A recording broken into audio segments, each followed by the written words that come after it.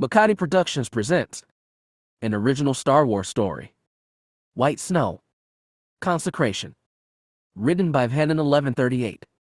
When a well-known Mandalorian bounty huntress goes missing, Cin Vhetin and Jay sign up as part of a search team mounted to find her. But there are dark and deadly enemies waiting in the shadows, watching the hunter's every move. Enemies who harness the dark side of the Force and will allow no one, least of all bounty hunters, to stand in the way of their plans. Joined by the missing huntress allies, a Wookiee warrior with a lift debt to pay, and a Mandalorian mechanic with the taste for the good things in life, they set out into the galaxy, determined to fulfill their contract. Working together, they will come back with Kestra Hett, or they won't come back at all. Chapter 1. Draco's Captive.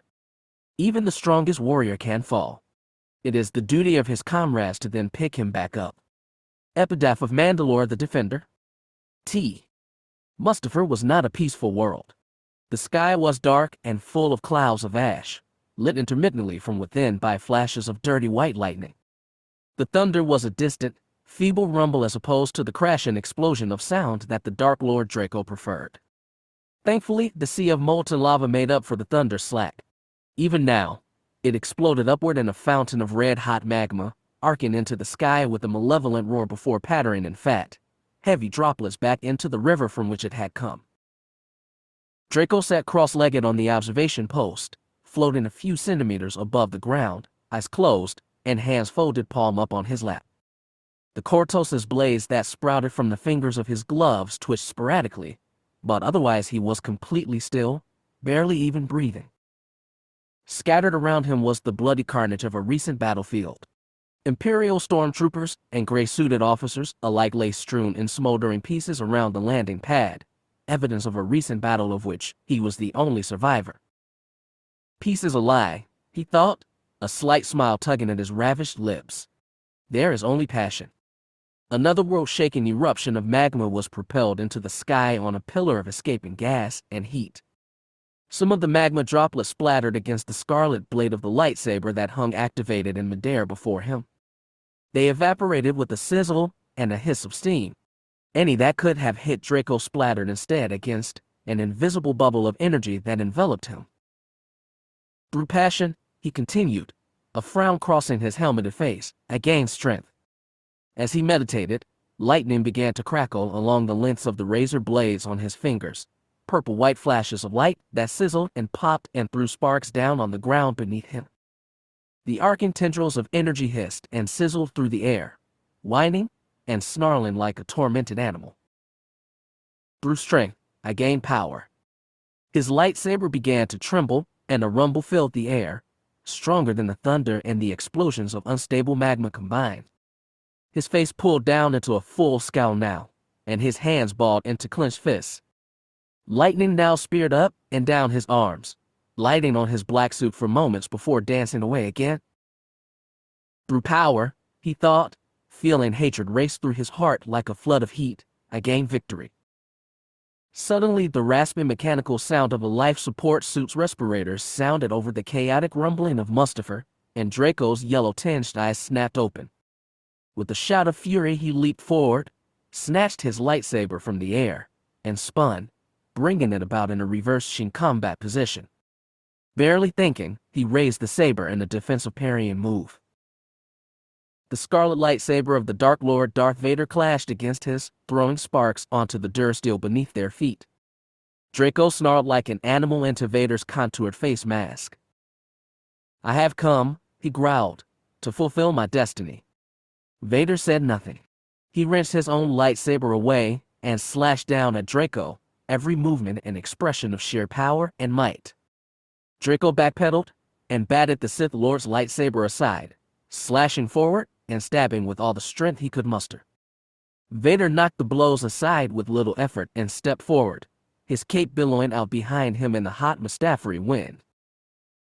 The echoing wheeze of his respirator reflected the dirty rasp of Draco's own breathing as the smaller combatant stepped back and unleashed a barrage of purple lightning at the Sith Lord. The lightning caught Vader in the chest, dancing over his multicolored chest plate and popping the status lights there like tiny firecrackers. Vader staggered back and fell to his knees. Draco took 2 steps forward and lashed out with his boot, hitting Vader in the wrist. Vader's lightsaber skittered away across the landing pad and deactivated with a hiss.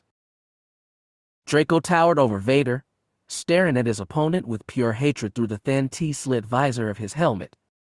He raised his own scarlet saber over his head, readying himself for a killing stroke. Through victory, he thought, my chains are broken. You are an insult to the Sith, he whispered, his voice quivering with rage. The dark side of the Force flowed through him, making lightning pour from his fingertips and wrap around the blade of his saber in dancing arcs of light. A pale reflection of the glory we once possessed. And as such, you must be destroyed. He was about to plunge the saber down through his hated enemy's helmet, but the sound of an approaching ship's engines caught his attention. He hesitated, then looked up into the ashy sky. In an instant, the image of a kneeling, subdued Vader vanished from his view, evaporating into black ash and drifting away on the muggy breeze. The mirage wasted away in the blink of an eye, forgotten almost as soon as it passed from Draco's view. The man who remained quickly deactivated his saber and hooked it against one of the belts wrapped around his hips, adding it to the 6 other trophy sabers stored there.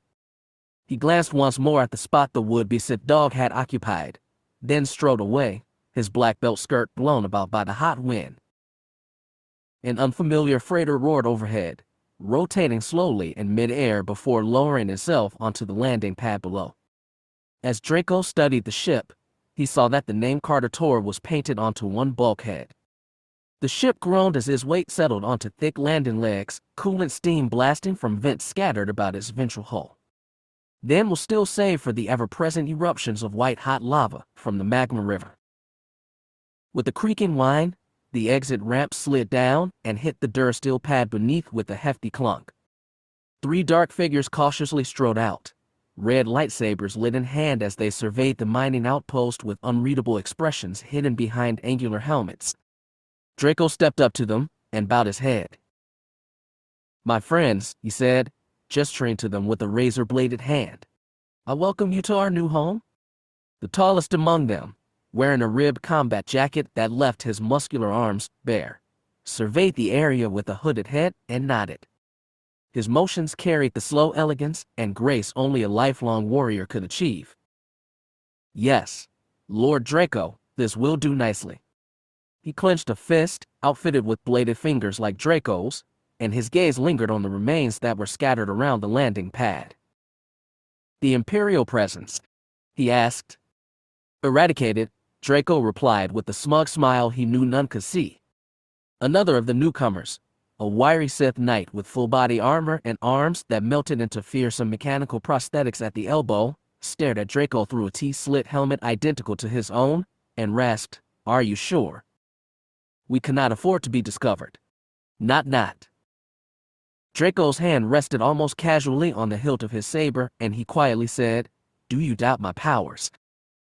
Another fully armored figure, this one a tall female, stepped in front of the knight and said, My apprentice meant nothing by it, Darth Draco. Calm yourself, he meant no harm. Draco narrowed his eyes, but removed his hand from his saber. Lady Tilipy, tell me of your mission. One of our guests, captured and restrained with little effort. She struggled, but was eventually subdued. Our mission gave pride to the stalkers. Tilipy gestured to someone still within the ship and spat orders in the ancient tongue of the lords of the Sith. At her orders, 2 more armor-clad stalkers brought their guest down the ramp, bound by anchored stun cuffs to a heavy slab of durasteel. It was a humanoid girl, no older than 14 or 15. Draco sneered behind his helmet and thought, the perfect age for conversion. Good. The girl struggled against her bonds, defiant to the end. Even now she shouted, Get your disgusting hands off me, you Shabla Darjatees. Let me go. Draco stepped forward and made a fist with his hand. The dark side surged through him, and the girl suddenly gasped and choked, struggling to draw full breath. He was sure she would have clutched and clawed at her throat had her hands not been bound. Cease your struggle, Draco murmured, leaning in close to the girl and running a single mounted blade down the side of her face. The razor-sharp blade cut the skin lightly, and a thin tendril of blood snaked down the girl's cheek. You will understand all soon enough. The girl coughed, then spat at Draco's faceplate. The Sith Lord recoiled and wiped spittle from his helmet with a clawed hand. Though amusement swelled within him at her continued defiance, he considered striking her to assert his authority in the eyes of his captive and his fellows.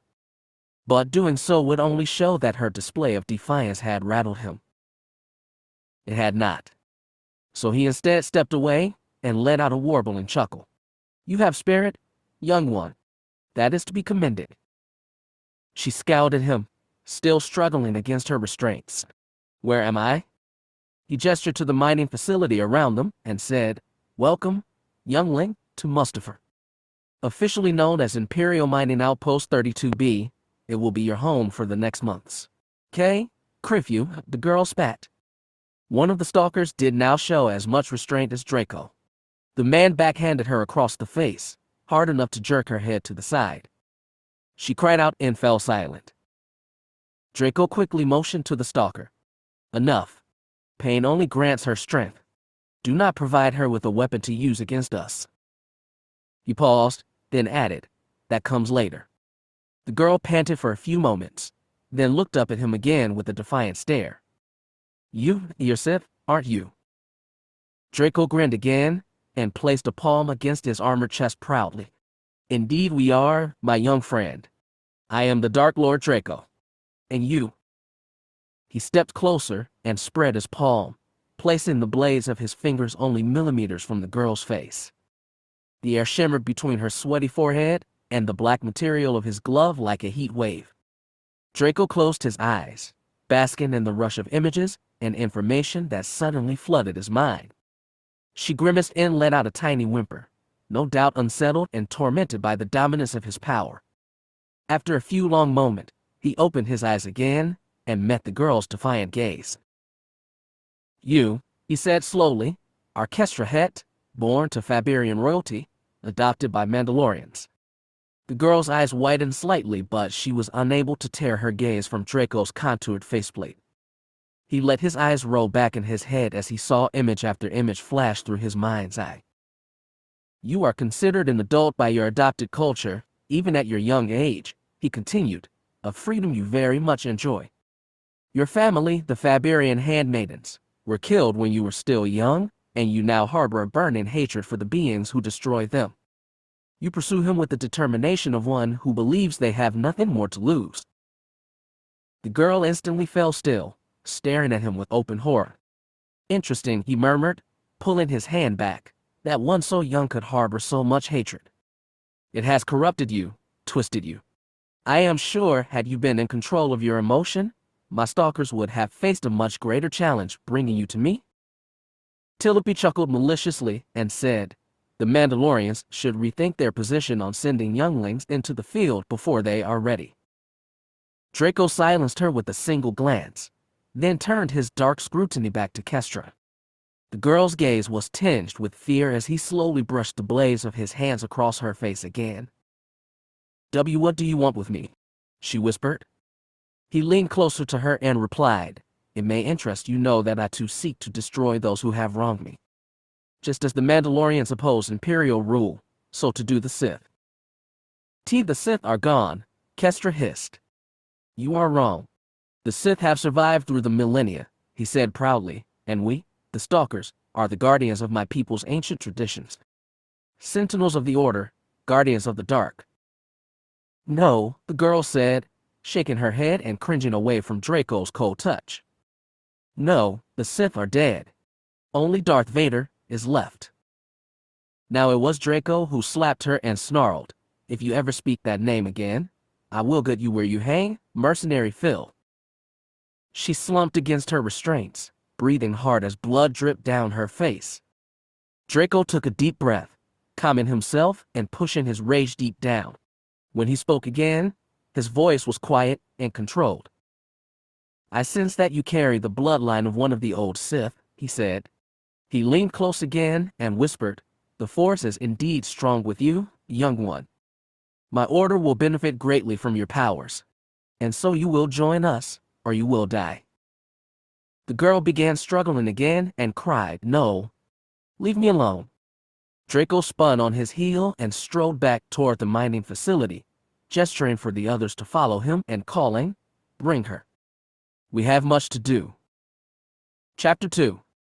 Strange Assailants. Sector AACH Spaceport, NAR Shadow. Vhetin surveyed the empty starport docking area with his thumbs hooked into his belt, waiting for his helmet's HUD systems to finish their diagnostic of the area. While he waited, he turned to the Mandalorian in red armor standing near the door. "You're sure this is where she was last seen?" he asked. The Mando nodded emphatically, glancing at the towering Wookiee standing next to him. "Yeah, we both saw her here before we left." "When?" "5 days ago," he answered, fidgeting with the hilt of his besked saber as the Wookiee lowed mournfully. "Since then, nothing." Venku Scarada stepped up next to Vhetin with a sigh. He looked around the area with a weary look on his face, then turned to the black-armored bounty hunter. "So what do you think?" "Well," Vhetin said, consulting his HUD. The diagnostic finished his search of the area, signaling him with a synthetic buzz over his helmet speakers. He quickly read through the report it gave him. There's only a few signs of foul play, so if there was a struggle, it was pretty short. The door leading into the spaceport suddenly slid open with a hiss, and Jay jogged into the dock, breathing hard. "I came as soon as I got your message," she panted as she stepped past the towering Wookiee. "Although I don't know why we had to come here all the way from Mandalore. You sounded like someone had died. What's wrong?" "We have a new assignment," Vhetin said, still looking around the spaceport, but a little different than usual. "What's the job?" she asked, glancing at the Mandalorian and his Wookiee companion. "And who are you two?" "This is Jedel Gratua," Venku introduced, gesturing to the red-armored Mandalorian. "And his furry companion is Shukorak. Guys, this is Jay Cole." He was cut off as Jay cleared her throat loudly. Venku glanced at her, then said, I mean, Jamie Mokina. She's Vhetin's new partner." Shukorak grunted and thumped his chest with a massive paw while Jedel nodded and said, "Nice to meet you." "You too," Jay said, frowning slightly at them. "But what exactly is going on?" "Sometime during the last week," Vhetin explained, still continuing his survey of the area, the crew of the freelance transport Carter Tor were sent out for a night here on NAR Shadow. They had just completed a contract and were released for some R&R. They showed up the next day for work, and their captain was nowhere to be seen. Ominous. They thought she'd slipped away for some side job, but it's now 5 days later, and they've had no word from her. So they came to us for help. "Who's the captain?" Jay inquired. "A friend of mine," Vhetin said. "Kestra Hett." "Wait a minute, Kestra," Jay said disbelievingly. "She's gone missing." Vhetin paused and half turned to her. "You know each other?" She nodded. "We've had a few drinks at the Audiobook, hung out a bit around town. We met just after the Battle Circle tournament a couple weeks ago. She's missing." Venku nodded and she bit her lower lip, staring at the ground. "Well, was she kidnapped?" "We don't know," Venku said as Vhetin silently traced his fingers over what looked like a cooled half-meter lightsaber burn in the wall. Turning away, he stepped closer to the center of the docking bay, kneeling next to a set of small blood stains on the ground. He traced his fingers along the stains before saying, "There's evidence here that someone was dragged toward the ship when it was docked here. The bloodstains are faint enough to have been made by someone in armor." "How can you tell?" Jedel asked. Jay glanced at him and said, "I thought you guys were bounty hunters too. Shouldn't you know this?" "Piss off at Rudy, the Mando snapped.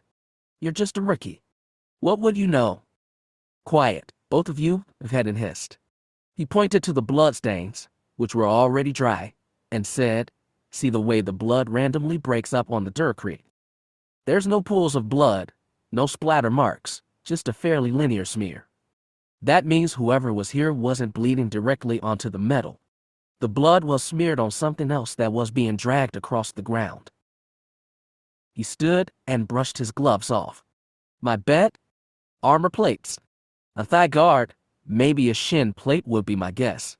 The blood was smeared across the plate, which was in turn scraped across the ground as Kestra was dragged away. So she was kidnapped, Venku sighed. Great. Who in the hell would have the balls to knock out and kidnap a Mando bounty huntress? Vhetin shook his head. Kestra is young, and in many cultures beings aren't considered mature until they are older. Most usually don't see people her age as adults. Or your age, for that matter, Venku. Venku rolled his eyes. Tell me something I don't know. My guess, Vhetin murmured, walking slowly around the circular dock, is that someone mistook Kestra for a helpless child and thought she would be an easy ransom. I hope she was at least able to show them she wasn't so helpless, Jedel muttered, folding his gauntleted arms across his chest. I don't mean to dash your hopes, Vhetin said, still looking around the docking bay, but there's no indications here that she's still alive. Shukorak let out a howl, and Jedel glanced at the Wookiee before saying, I agree. There's no way some spaceport pervert could kill Kestra. She's tougher than that. I don't deny it, Vhetin said. But we have evidence that she was forcibly taken from the scene, that she was probably wounded at the time. We have no idea who took her, where they took her, or even why. There's no reason she would have been taken as part of a revenge plot or that she was kidnapped for a ransom.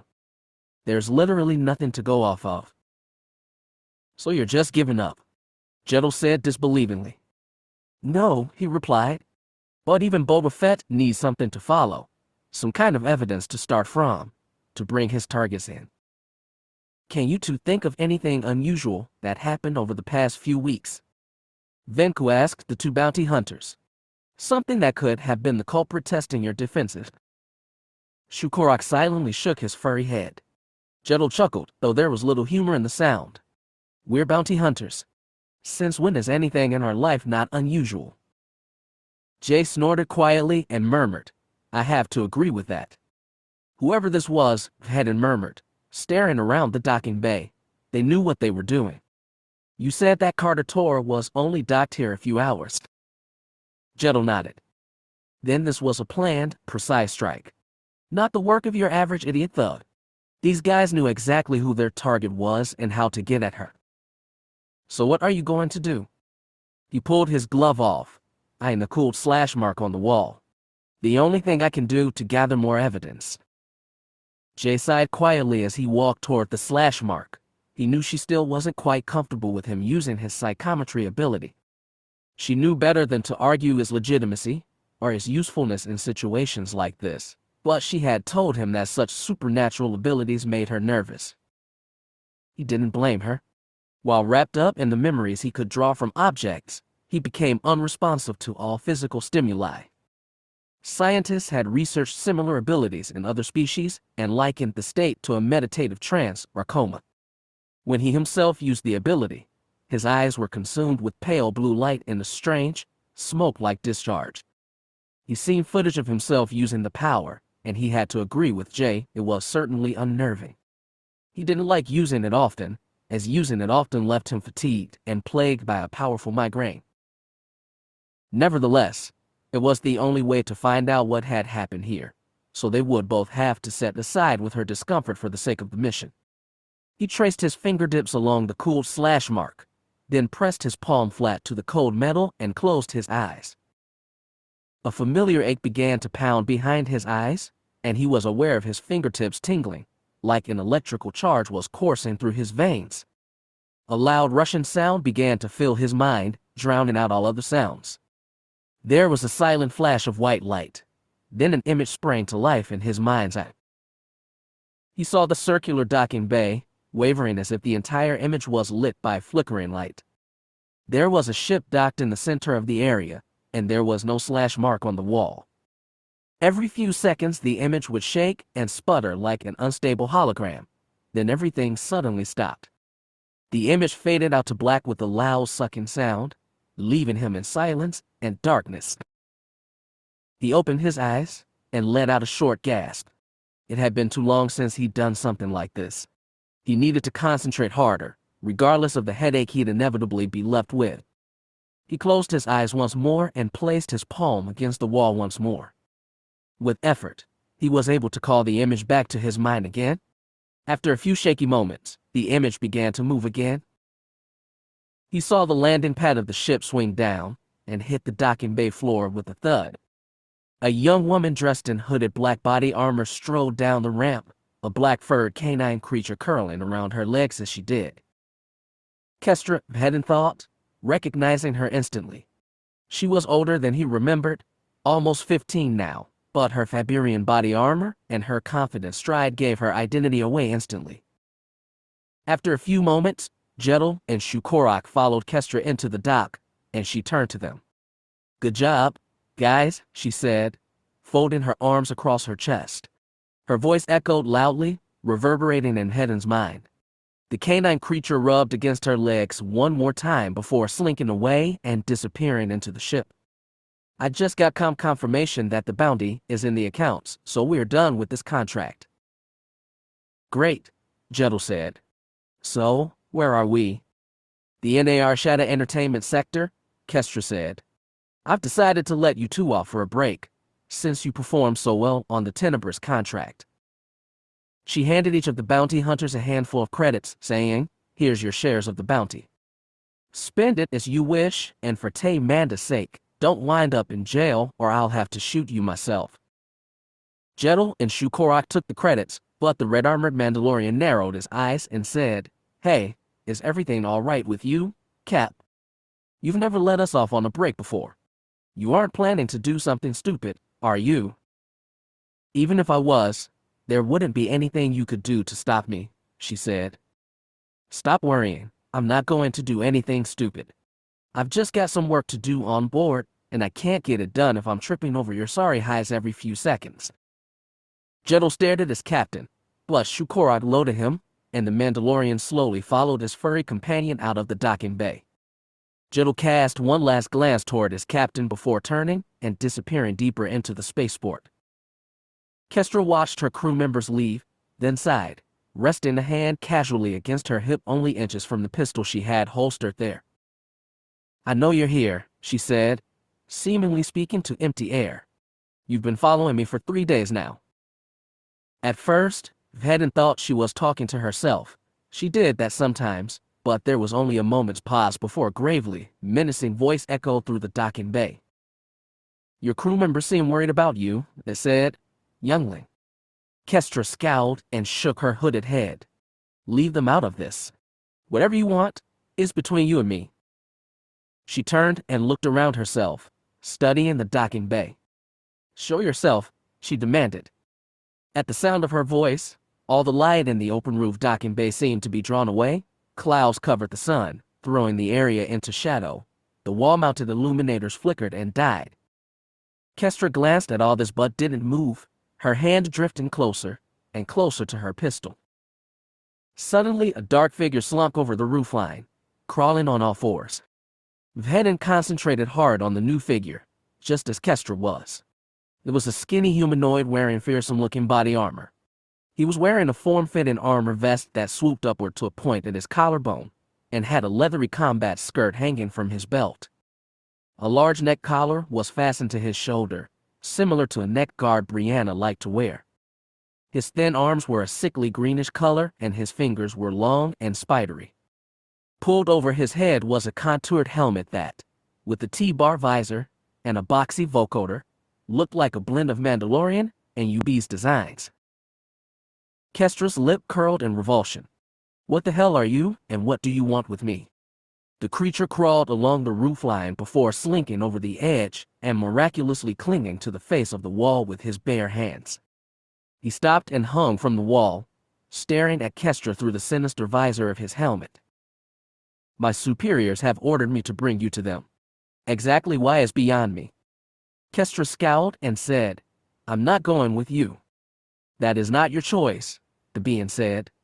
It crept further down the wall and flipped up, hanging by a single hand from the flat wall like a demented ape lizard.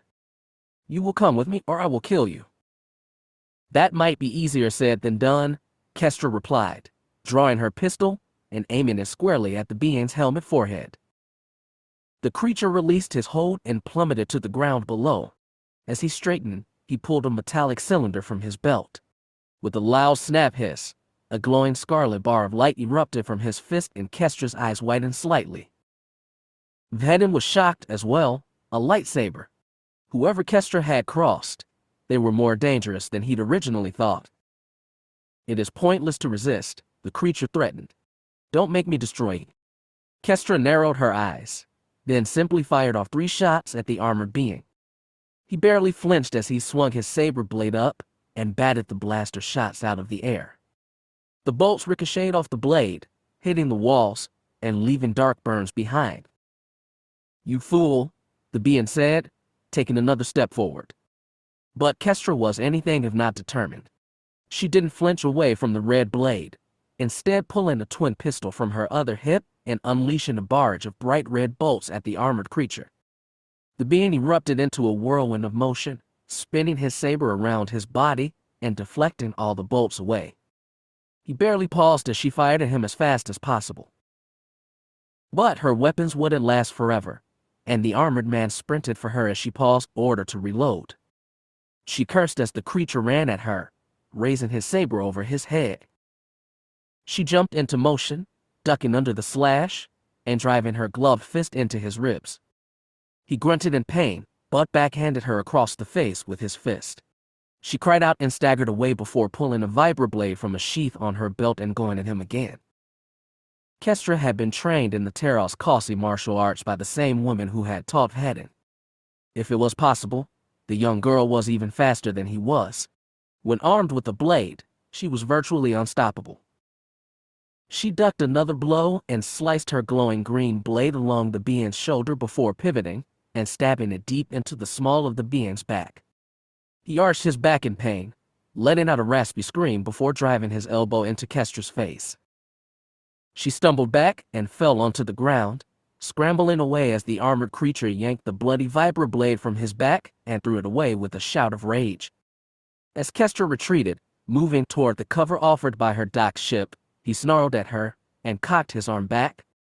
With a shout of effort, he hurled his saber at her. It spun like a boomerang, arcing across the docking bay toward her. As it flew, it gouged a familiar-looking meter-long strip from the wall.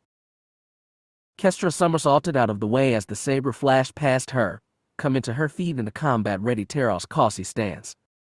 The weapon clattered away, the blade deactivating with a hiss as it did. She tensed and jumped for her opponent once more. But the armored being had other plans. He leveled his arms at her and shouted, "Enough." Blue-white lightning erupted from his fingertips, enveloping Kestra in a sparking, crackling pin of energy. She screamed and fell to her knees, writhing in agony as the lightning curled over her body. The creature snarled behind his face mask, continuing the storm of lightning until Kestra pleaded, "Stop. Please, stop." Only then did he ease off, breathing hard and clenching his fists. Dark red blood dripped down his armor, but he stepped forward calmly until he towered over Kestra. "As I said," he growled, "it is pointless to resist. Now you will come with me." Kestra shook her head, panting as the last remnants of force lightning crackled over her arms and shoulders. She staggered to her feet, holding one hand to her ribs as she retreated back toward the safety of her ship. "No," she managed to choke out. "No, I'm not going anywhere with you." "You have no choice," the armored being said. Kestra fell silent, panting. The being relaxed, obviously thinking himself victorious. But the young bounty huntress had one last trick up her sleeve. With a shout of effort, she launched herself at the armored being. Another loud snap hiss sounded through the docking bay, and a glowing blue bar of light erupted from the cylinder clenched tight in her hand. The being shouted in surprise and backpedaled frantically, throwing out an arm in a frenzied attempt to summon his lightsaber back to his palm. He was already too late. Kestra thrust her blue saber forward, impaling the being through the chest.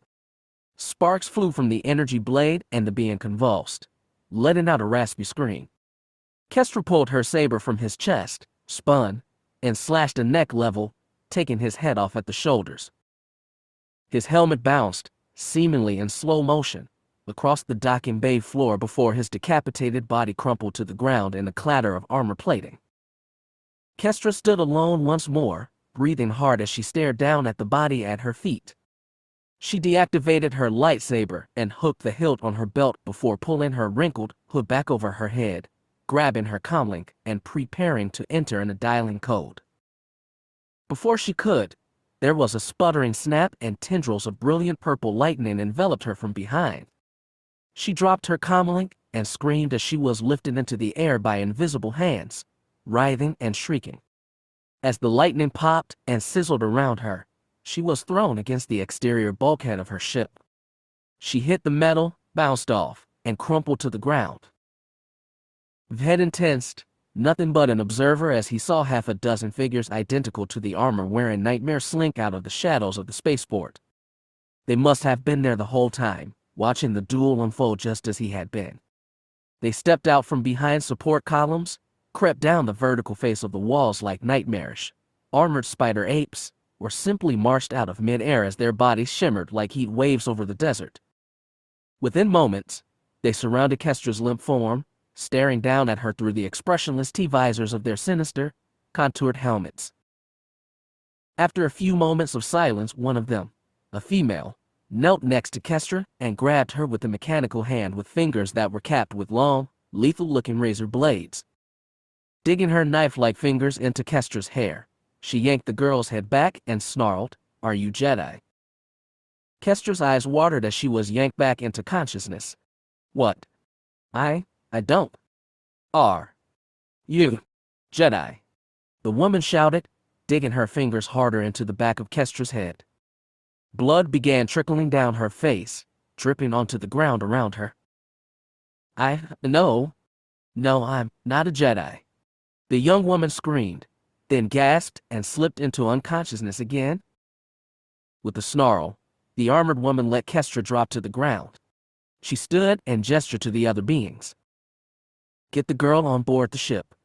Lord Draco wants her delivered to the rendezvous point as quickly as possible. Tara and Xenophon, gather up Jiren's body and get him on the ship as well. We will not leave any evidence." As the other beings jumped to their tasks, the woman surveyed the empty dock.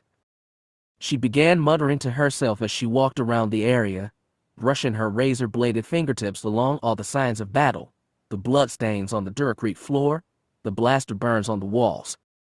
Vhetin tensed as she approached the burn mark in the wall, where he could still feel himself standing. She brushed her metallic fingers over the surface of the burn, looking as if she were standing only inches from Vhetin's face. "I'm just glad this is a memory," he thought as she turned back to the ship. He watched her step on the ship. Then the landing pad retracted back into the ship's housing, and the ship lifted into the sky with a deep rumble. With a blast of light from a quad set of ion engines, the ship blasted away into the busy and AR-shadowed sky. Nothing more could be gathered from this memory. Vhetin grimaced and imagined himself ripping his hand away from the wall, knowing that in the real world he was mirroring the action. He felt everything in the memory draining away, and the familiar rushing sound and throbbing headache came flooding back. He staggered back, ripping his hand away from the wall. He felt someone catch his arm, and heard a familiar female voice say, "Whoa there, big guy. Careful, or you'll... Hey, what's wrong?" Venku's voice was there too. "You're finally awake. We thought you were in a coma or something." What? He choked out. His head was throbbing with an agonizing dull ache, and his breath was coming in short, sharp gasps. "You were standing by that wall for almost an hour," Jay's voice said. She hesitated, then added, "We were worried about you?" He slowly regained his balance, his breath coming in pained gulps as his vision slowly began to return to him. He saw Venku and Jay standing in front of him, wearing identical expressions of concern and confusion. "Vhetin," Jay said, "what the hell happened to you?" He shook his head and leaned against the wall, careful to place his hand as far as possible from the burn mark dug into the Duracrete. "I'm fine. I was just in there a little longer than usual. Probably longer than what's safe. But I couldn't leave early. Had to see." "Do you need a moment?" He shook his head and repeated, "I'm fine. Just a headache." "Were you able to find out what happened to Kestra?" Venku asked. He nodded, rubbing his helmet forehead. He didn't care that there was a thick barrier of Beskar separating his fingertips from his actual skin. He needed to do something to ease the pain lurking just behind his forehead. She was attacked and kidnapped. Before you ask, Jettel, she's alive. I saw it. Jettel backed down, but Jay frowned and said, "Who attacked her?" "I don't know. Some kind of assault trooper, but I've never seen armor like they used. It was almost like a mix of Mandalorian and UB's designs. And they used lightsabers." "Lightsabers?" Venku asked, nodding to the twin hilts on Hedden's belt. "As in illegal Jedi shiny sticks." Vhetin nodded, but was unable to talk more, turning away and putting his helmeted head between his hands. Jay stared at him for a moment, then turned to the others and said, "Okay, can we give him some room? He's obviously told us all he can." Jettel stared at Vhetin, then said, "What about Kestra? Will you two help us?" Jay glanced at Vhetin again, who was leaning against the wall and breathing hard. "Yeah. I think that's pretty obvious now." As Venku, Jettel, and Shukorak moved off to talk among themselves, Jay stepped back toward him and said, "Hey, you sure you're okay?" He nodded. "Like I said, it's just a headache. I'm not supposed to spend that long in memories. It can be dangerous." "Obviously," she said, regarding him with concern. "Do you have any idea who these assault trooper guys were?" He hesitated, unsure about whether he should give in to his suspicions so early in the hunt. He didn't have much evidence, but what clues there were pointed to a convincing and terrifying conclusion. "I have a theory," he said, "but don't tell the others until we have more information." "You got it. Who did this?" He swallowed, then said, "Sith." She blinked, then glanced over her shoulder and stepped closer, lowering her voice to a whisper. "Sith. But I know how it sounds, but that's the only thing I can think of. They use red lightsabers and shot lightning from their fingers. Who does that remind you of?" She didn't reply, only glanced at the others, then murmured, "So what's the plan?" "We can't back out," he sighed. "Not now. Those two have no idea what they're getting themselves into. They need support." "Okay. I'll tell Jettel and Shukorak that we'll help them track down Kestra. Venku's going to head back to Mandalore and see if he and Jan can dig up any information on Kestra's recent activities. Maybe there's a clue there." He nodded as she walked away to the small group. He slowly stood again, his hands shaking. As she walked away, he chanced removing his helmet, turning his back to the other so he could take a deep breath of Anar Shetta air in privacy. He rubbed his forehead again, pressing the back of his hand against his mouth as a twist of nausea made his stomach squirm. He noticed something dripping down the back of his hand and looked down to see a stream of blood staining his black glove. He frowned at his hand for a moment before pressing his fingertips against his nose. When he pulled away, they were wet with blood. "Nosebleed." He sighed and clenched his fist. That was dangerous, lingering in that memory so long. Much longer and he could have risked an aneurysm or internal hemorrhage. His mind couldn't stray from the images of those black armored warriors. The way they had melted from the shadows, the way they had somehow crawled along the walls with their bare hands, the way they had lifted Kestra into the air and slammed her against the bulkheads of her own ship. He stared at the blood on his hands, then shook his head and thought, "I have a really, really bad feeling about this." Chapter 3. Kestra's Allies. Later. Jettel surveyed Void's interior with a skeptical gaze. He put his hands on his hips and said, "It's kind of cramped, and it reeks of Imperial design, but it looks okay." Vhetin didn't look at him as he headed for the ship's armory. "I didn't have much input on the design. It was given to me as part of a Black Ops mission, and I was expected to use it. After that it grew on me." Shukorak growled, to which Jettel chuckled. Jay glanced at them and said, "What? What did he say?" He shrugged and replied, "He thinks that all these little rooms and compartments remind him of the entrails of a Kashyyyk pond leaper." "Thanks," Vhetin replied sourly, still rubbing his helmeted forehead.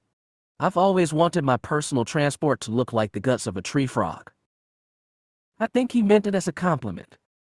Jay glanced over at the Mandalorian as they walked, studying him. He was interesting to say the least. Vhetin had told her that just as his own name translated as White Snow, Jettle's name translated to Red Vengeance. She had thought names couldn't get more mysterious or ominous than Vhetin's, but this man had proved her wrong. At first glance, he wasn't anything out of the ordinary.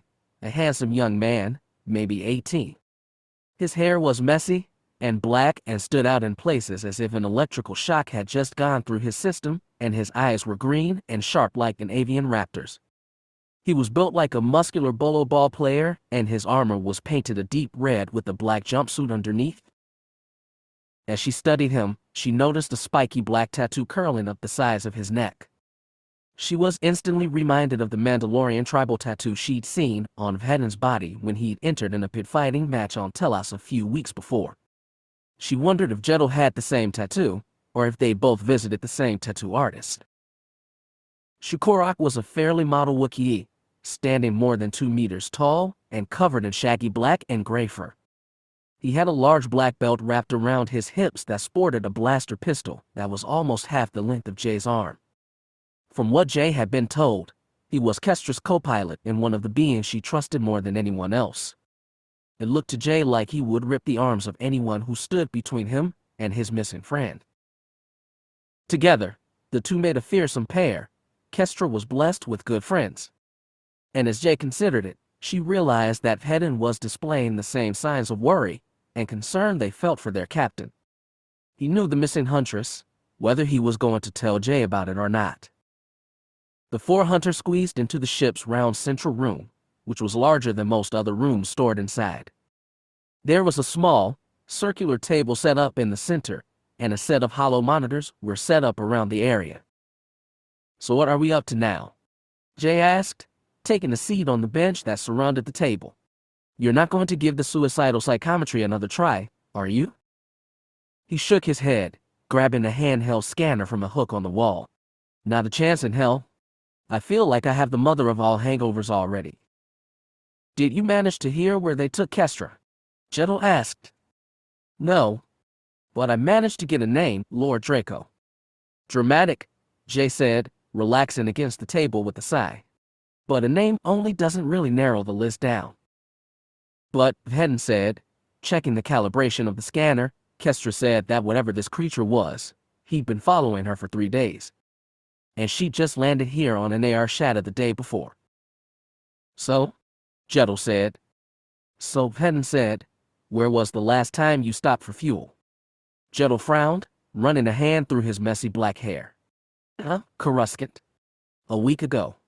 We were just heading out." "That would be 2 days before Kestra disappeared. Any idea where you refueled?" I don't remember. Somewhere in the Bostony gang sector." "What does it matter?" Vhetin twisted a knob on the side of the handheld scanner, and the device emitted a high-pitched beep that made Jay's ears ring for a moment. "If I can pick up fuel traces from when your ship set down, I can track the fuel supply back to where you guys refueled." Shukorak howled, shaking his head. Jay glanced at him and asked, "What did he say?" "He asked what that would accomplish," Jettle translated. Vhetin turned and began walking back the way he'd come, back outside. Kestra said that the armored being had been following her for 3 days. "It's a good bet he passed through the fueling station shortly after you did." "And if he did," Jettle said, nodding as he followed, "the station's security cams would have picked him up." "It's our best bet," Vhetin said, striding down the landing pad and heading out into the docking bay once more. He pulled the scanner's trigger, and a steady beeping came from the device.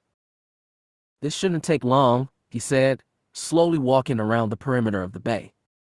The scanner began to beep slower, and he headed the other way. It slowly began to beep faster and faster, and blue lights lit up on his readout. As the scanner began to let out a long, constant buzz, Vhetin knelt and passed the device over the ground. Jay walked over and knelt next to him. "What did you find?" "Traces of fuel burn from when Carter Tor set down," he explained. "If I'm lucky, the scanner will recognize which brand of fuel it is. Then I can track it to the fuel station where Kestra stopped."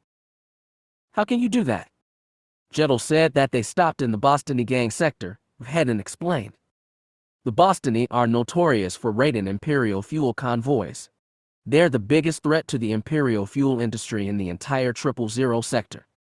As a result, the Senate passed a law a few years back that ordered all refueling stations in the sector to add a unique tracer chemical to their deposits. They figured that if Imp law enforcement ever busted one of the Bostony gangs, they'd be able to identify all the stations they'd stolen from. I get it, Jay said, nodding to the scanner. So that thing scans for any remnants of the tracer chem, then tells you where it came from. Exactly. And it should be a pretty narrow list, considering that we already know they refueled on Coruscant. The scanner's light suddenly turned red and writing flashed across the small readout. Hedden stood and stared at the display. He let out a sigh and shook his head. Well, great. What is it? Jettel said as he and Shukorak stepped closer. The black-armored Mando lowered the scanner with a sigh, handing it to Jay before turning away and silently stalking back to his ship. Jay quickly read the feedback report. It showed that there were trace remnants of a fuel type called Sarion 5, which was sold out of a refueling outpost in the industrial district of Coruscant. The outpost itself was owned by a company called Envirotech, a subsidiary of the larger company. Oh no, Jay sighed. Would someone please tell me what the hell is going on? Jettel snapped. He folded his arms across his chest and shifted his weight impatiently. Shukorak only growled, staring at Jay with his dark eyes. Jay glanced at the two and said, the fuel you bought ultimately belongs to a company called the Reenactment Cooperative. Great, Jettel said. So we know who to ask for permission to look at their security footage. It's not that simple, Jay said. The Reenactment Cooperative is little more than an extremely large, extremely complex front business. Shukorak grumbled and Jettel frowned and said, for what? A very dangerous criminal organization, Jay sighed, called Bloody Dawn. T. Imperial Mining Outpost 32B, Mustafar. The dark, dank room was completely silent save for the sporadic pops and snaps of Kestra's holding cage and the labored, unhealthy-sounding breathing coming from the armored colossus standing guard at the door. The thing's back was turned to her, which was a slight blessing. Kestra thought that if she saw the creature's nightmarish faceplate one more time, she might just be forced to throw up from revulsion. She was hanging in mid-air in the middle of the force cage, held with her hands above her head by crackling beams of energy that sent the hairs on the back of her neck tingling. Blue lightning snapped and popped from the fixtures set into the floor and ceiling that maintained her formless prison. She sagged against her invisible bonds, her eyelids drooping from exhaustion. How long had she been trapped here? 2 days? 3? 4, maybe? The hours and days had begun to blend together. Her sense of time had vanished, along with any hope of rescue.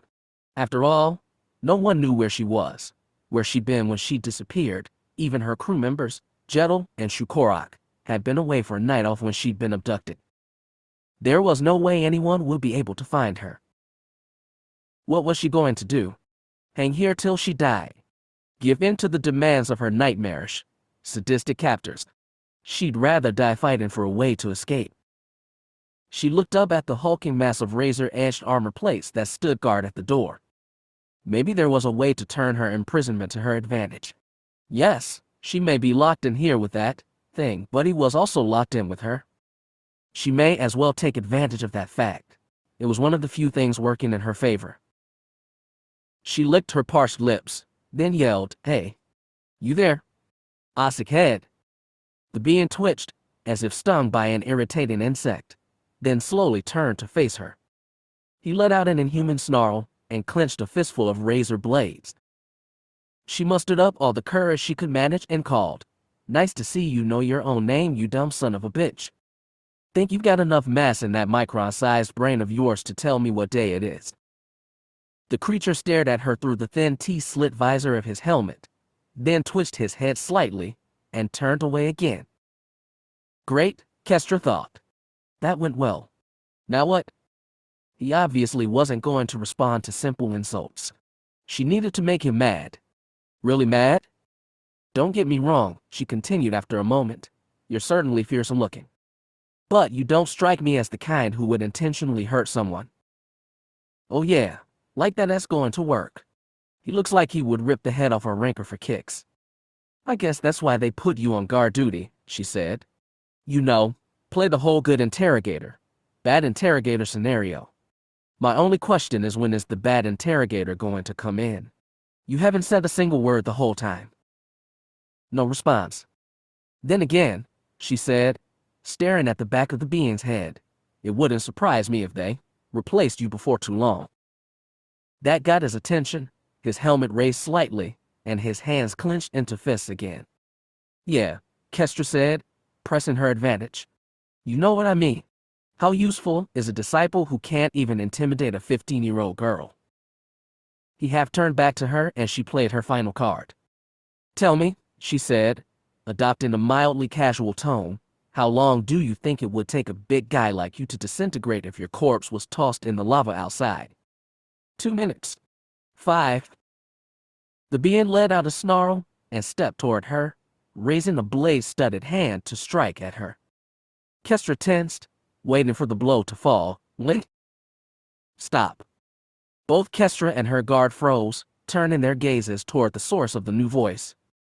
With a raspy, dirty-sounding breath of his own, the black-clad Sith Lord she had spoken to before stepped from the shadows. He gestured with the bladed hand, and the armor guard took a reluctant step back. Be careful, Kestra thought to herself. This guy is obviously high up on the food chain. He may even be the boss.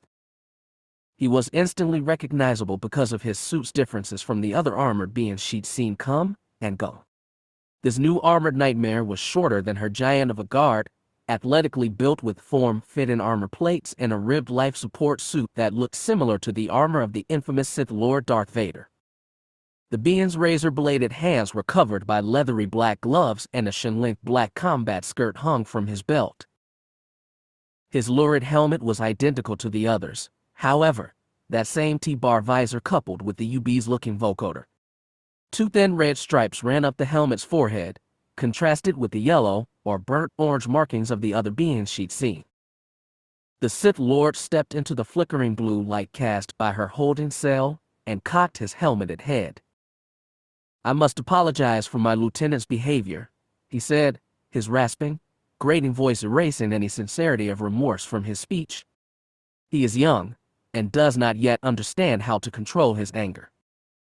Kestra said nothing, just narrowed her eyes at him. He stared back at her, then said, You don't remember me. Then perhaps a reintroduction is in order. He placed a razor-fingered hand against his armored chest and bowed his head slightly, rasping, I am Darth Draco, Dark Lord of the Sith, and leader of the Sith Stalkers.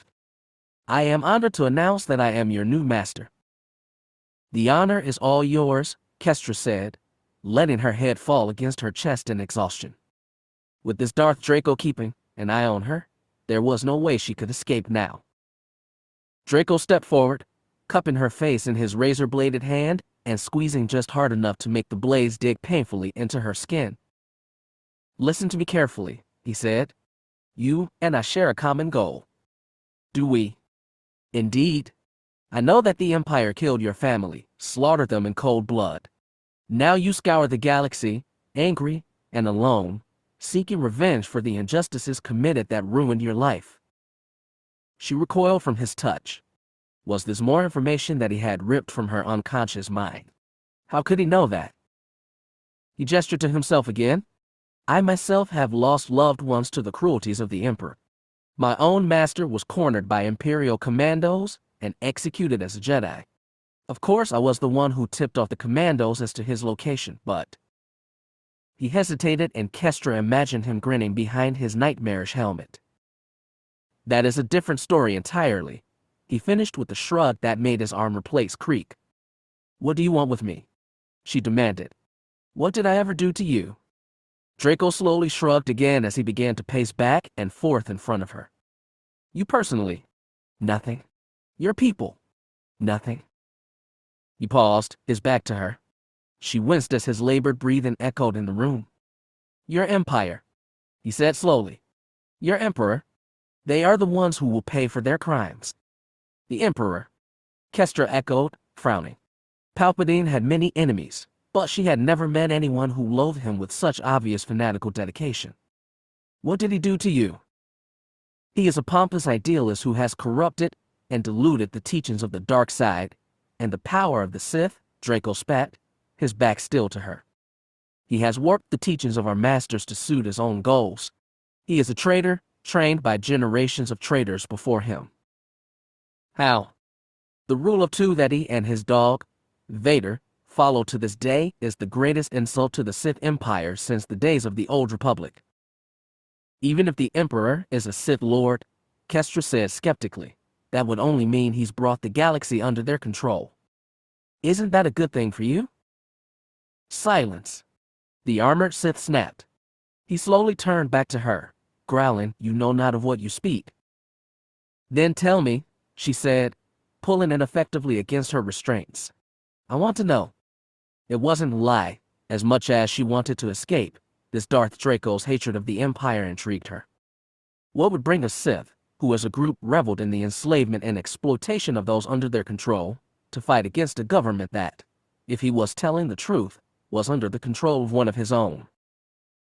Draco shook his helmeted head and said, "Then let us take a step into the past, you and I." He turned to her and began pacing again. "Think back to your earliest studies in galactic history. What was last recorded conflict between the Sith and the Jedi?" "Easy," Kestra replied, following him by turning her head slightly. It was one of the few movements she could accomplish while hanging in midair. "The Battle of Ruminations during the Great Sith War." "Exactly," he rasped, nodding. "The largest single conflict between my brothers and the hated Jedi, in which Jedi Master Hoth led his forces against the Sith Lord Khan and his army, the Brotherhood of Darkness." He cocked his head and stared at her, asking, "What do you know of this battle?" "Not much," Kestra slowly admitted, flexing her sore hands in their restraints. She narrowed her eyes as she continued, cautious of any tricks the Sith Lord might have up his sleeve. "Lord Hoth beat the opposing side back, and the Sith all committed suicide rather than be arrested." "The so-called thought bomb," Draco said, nodding as he began pacing again.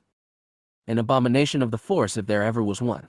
In a single moment, all life on the planet Ruminations was eliminated by its power. Both the Jedi and Sith orders were severely weakened." He turned to her. "Weakened," he repeated. "Not destroyed." "What do you mean?" "A Sith Lord remained," Draco explained.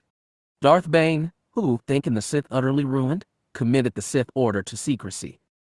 He crafted what is known as the Rule of Two, dictating that from that moment on there should be only two Sith Lords at a time, a master and an apprentice. One to wield power, the other to crave it," came the rumbling voice of Kestra's hulking guard. He spoke the words slowly, his voice dripping with venom. It was the first time Kestra had heard him speak. "Indeed," Draco said, nodding to him. Turning back to his prisoner, he continued, "But unbeknownst to Bane, another Sith Lord emerged from the ruins of Ruminations. This was the Sith Lord known as Darth Xoro." "The Resurrector," murmured the guard. Draco stared deeply into Kestra's eyes and rasped. Instead of fleeing like a whipped Jizga as Bane did, Xoro stayed on Ruminations to search for survivors. Evading Republic and Jedi patrols, he found other Sith Lords who, fleeing from the mass suicide led by Lord Khan, had escaped relatively unharmed from the thought bomb's detonation. These 7 Sith Lords escaped Ruminations, seeking the perfect place to rebuild the Sith. Draco's voice had taken on a reverent tone, making Kestra think his explanation was in truth a local legend. These 7 Lords wandered for 2 years, evading pirates, bounty hunters, and Jedi as they searched for a new home. Traveling beyond the Outer Rim, they found it, the planet Xoro, named after the Sith Lord who led our people on their exodus from Ruminations. "These founding lords rebuilt our order on Xoro," Draco said, "surviving for generations, thriving in secret." "Okay," Kestra said, "so where do you come into all this?" Draco chuckled and flexed his bladed fingers. One of the founding lords was named Darth Tacitus. He was one of the greatest stalkers in galactic history, and it was he who kept our ways alive, passing the stalker teachings from student to student. He turned to her and finished, until modern times. Until me? He stepped closer, until his contoured faceplate almost touched her nose. His rasping, coughing breath was deafening in her ears, and she unsuccessfully tried to lean away from him. I have been charged to weed out the traitors to our pure Sith way, he snarled. And I will destroy the Emperor and his pawn, Darth Vader. And where do I figure into all of this? Kestra asked hesitantly, feeling fear creep into her mind again. Draco leaned back and chuckled. You will be my tyro, my apprentice. You will stand by my side as I crush the Emperor's skull beneath my boot heel. But why me? He stared at her, then said, I sense you are very powerful in physical and mental terms. With discipline, with training, you have, great potential. To do what? Murder without cause. Devote myself to an order whose principles go against everything I was taught as a child. He stared at her, then let out a full laugh. It was a rasping, grating sound that made Kestra grimace and want to cover her ears. I can see that you will take some persuasion to turn, he said. I was once rebellious as you were. But you will soon learn to embrace the darkness. You will soon learn to embrace the truth. He turned away, heading back to the door. As he went, he gestured to the hulking stalker standing guard and murmured, You may begin the conversion. The being nodded and stepped toward Kestra. Purple-white lightning sparked and popped around his bladed fingers. He leveled his hands at Kestra and the lightning arced through the air toward her. Her screams echoed through the facility before being drowned out by thunderous eruptions of white-hot magma. Chapter 4. Ruminations. Imperial Mining Outpost 32B, Mustafar. Draco surveyed the molten surface of Mustafar from an observation platform on the roof of the mining outpost. His razor blade hands were hooked behind his back, and his helmeted head slowly turned back and forth as he looked across the chaotic, burning landscape.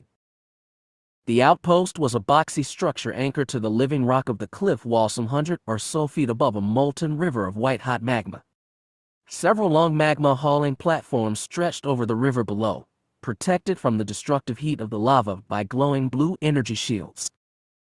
As for the surrounding landscape, it was very similar to the surface of his home planet Zexaron. A volcanic mountain range stretched across the horizon, spewing lava and huge pillars of smoke so high that they blotted out the light from the planet's fiery orange sun. A gigantic river of molten magma slogged its way through the scorched terrain far below the outpost, which was built into the side of a jutting cliff. A colony of local Mustafarians had made their home a half-mile further along the river, but they were far enough away to be of little concern. In all, the atmosphere was chaotic, unsightly, and dangerous. Draco rather liked it. But it wasn't the side of the planet that drew his attention. He closed his eyes, visualizing dark tendrils of smoke stretching out from his body as he reached out with the dark side. Yes, right there, lurking behind the violence of the planet, flowing through every element of the area, coursing through the rock and metal and magma like a dark cloud, a colossal disturbance in the force. As if at this spot, not long ago, the very fibers that held the galaxy together had been twisted, stretched, and frayed until. He slowly opened his eyes, which were once more tinged with yellow and red as the dark side surged through him. Here on the banks of the molten river, a great battle between the forces of light and dark had taken place. Two brothers turned mortal enemies. One allied with the surrealistic glow of the light side, the other cloaked and manipulated by the power of the dark side. As the Sith Lord reached deeper, probed further, he began to piece together the details. At first, the two combatants had been evenly matched, step for step, blow for blow. As the battle continued, however, the tide began to shift toward the follower of the dark side, and the disciple of the light had been pushed into the defensive. Then, in a stunning turn of events, the balance of power suddenly shifted toward the light side. Draco felt the warm feeling of the light's victory pass through him, making a wave of nausea settle into the pit of his stomach. Yes, the light had won this battle. But like all triumphs of good, it was short-lived. For the dark side practitioner had survived, his pain and humiliation fueling his will to survive. And with the retreat and disappearance of the light disciple, the dark had grown and spread until it reigned supreme. Yes, the light had won this battle, but the dark had won the war. "My lord," came a voice behind him. "I must speak to you." He opened his eyes again and turned to the speaker. Seeing a familiar female figure with dark orange stripes over the forehead of her helmet, he gestured with a hand and said, "Tilopi, speak." She bowed her head and stepped forward, standing at his shoulder. She stood in silence for a moment, surveying the seared Mustafarian landscape, as well before saying, "My lord, you charged me to inform you if I sensed any intruders returning to the site where we took the girl." The Sith Lord turned to the woman, cocking his head. "Someone returned." She hesitated, then nodded. "Yes." He was silent for a time, staring at her through the faceplate of his helmet. He turned away, then murmured, "That is unexpected." "I came to you as soon as I found out," Tilopi said.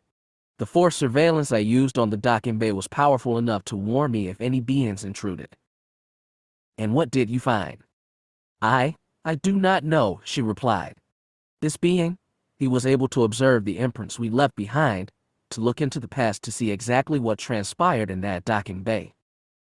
His gaze was instantly upon her again, his interest caught. "Psychometry. Was this being force sensitive?" Tilopi shook her head. "Not that I could tell." Draco sighed. "A pity. If the girl's capture would have led other potentials to our doorstep, she would have proven her value 100 times over." "But this man," Tilopi pressed, "is Mandalorian. As she is? Is he now? Interesting. He knows her, and I sense that he would stop at nothing to find her." Draco narrowed his eyes and let out a long breath. "That is disappointing. But even if he can utilize psychometry, he is of little concern. If he is merely a bounty hunter, he will fall like the weakling he is." Tilopi bowed and backed away cautiously before turning and striding away. Draco stared out at the Mustafarian landscape for a moment more. Then he called disciples. At his command, 6 Sith stalkers seemed to melt out of thin air, stepping up behind him and bowing their helmeted heads. In truth, they had been standing there the whole time, guarding him, and had utilized a force cloaking technique to make them invisible to the naked eye. It was one of the specialized techniques drilled into the stalker lifestyle. Since their primary duty was to be either unstoppable assassins or unseen bodyguards, the ability proved most useful. "What is thy bidding, my master?" one of the stalkers murmured with a deep voice. Draco didn't move his gaze from the view of the Mustafarian landscape as he said, "Xenophon, you heard Tilopi's report." "We did, my lord," the same stalker boomed. "Then find this man," Draco said. "Track him down, find out what he knows. If he is a bumbling idiot, leave him to his wanderings. If he is a threat—" He paused, then said, "Eliminate him." As one, they bowed, then turned and vanished into the muggy air once more. Draco was certain that his disciples would find this man and that they would not fail to destroy him. If they did, then he was a slight threat to begin with. Still, it would be best to make sure there were no loose ends left hanging. He could not permit even the slightest risk to his mission. It was too important. Then he turned away as well and marched toward the room they had converted into a holding cell. It was high time he had a talk with his young apprentice. Freelance transport void, exact coordinates unknown, hyperspace tunnel en route to Imperial City. "Motion 1, Jettel said, raising a heavily padded fist. Jay lashed out with a fist, hitting the pad in the middle, following up with a 1-2-3 punch to his padded chest plate. "Good," the red-armored Mando said, taking a step back. "But you need to attack faster and focus less on how hard you punch. Teros Kalsi focuses on speed and strength in equal measure. An imbalance in either will just make you look sloppy." Jay nodded, brushing a strand of sweaty hair out of her eyes as Jettel snapped, "Number 10. And she followed up with the subsequent attack. Vhetin watched the two spar from his seat on an overturned crate along the wall of Void's circular central room. His hands were clenched into loose fists, and he tried to concentrate on the fight, to take his mind off the fact that one of his few friends had been kidnapped. That she might be dead already. The room had been turned into a makeshift sparring ring by simply retracting the central table into the floor, leaving a flat, open space that was perfect for use as a fighting ring. Cin and Jay were currently drilling level 1 Terra's Causey moves, helping her to strengthen her melee combat skills. Vhetin's partner was moving steadily along in her training, but her hand-to-hand fighting still left much to be desired. Normally, he would be the one leading Jay's Terra's Causey lesson, but as they'd taken off, Cin had revealed that he had a padded sparring suit designed specifically for hand-to-hand training. The suit, cut to fit Cin's muscular build, was too big for Vhetin's lankier frame, so he'd handed the reins over to the other Mando. Jay grunted as she unleashed a swift flurry of attacks that bounced off Cin's suit. The Mando blocked some of the attacks, but let most of them penetrate as defenses, letting Jay get a feel for how hard she should be trying to attack him.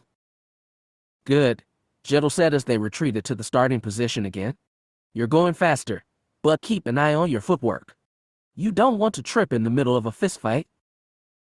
Half unconsciously, Vhetin reached into one of his belt pouches. After fumbling around for a moment, he pulled out a large gold coin, turning it over and over between his fingers absently. Tearing his gaze away from the fight, he looked down at the coin, passing it through his fingers, flipping it over and over. One side was embossed with the royal flag of a warrior culture known as the Fabarians, of which Kestra was a member. The other side was printed with raised Fabarian runes, and Vhetin brushed his gloved fingertips over them as his mind wandered back to his own Terra's Causey teacher. Those had been painful days. His teacher had been an ice-cold Fabarian woman known as Rannick.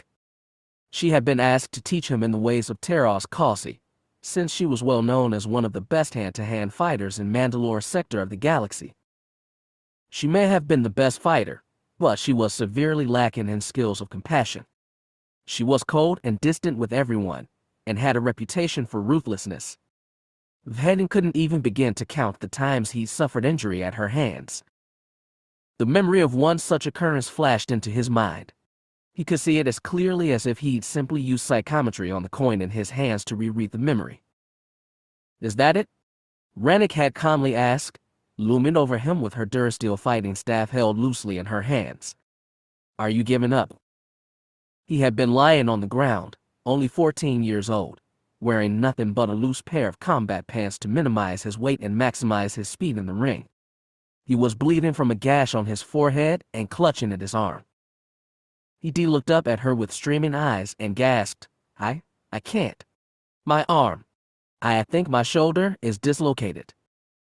That's no excuse, she had said coldly, her black robe billowing out around her in the cold autumn wind.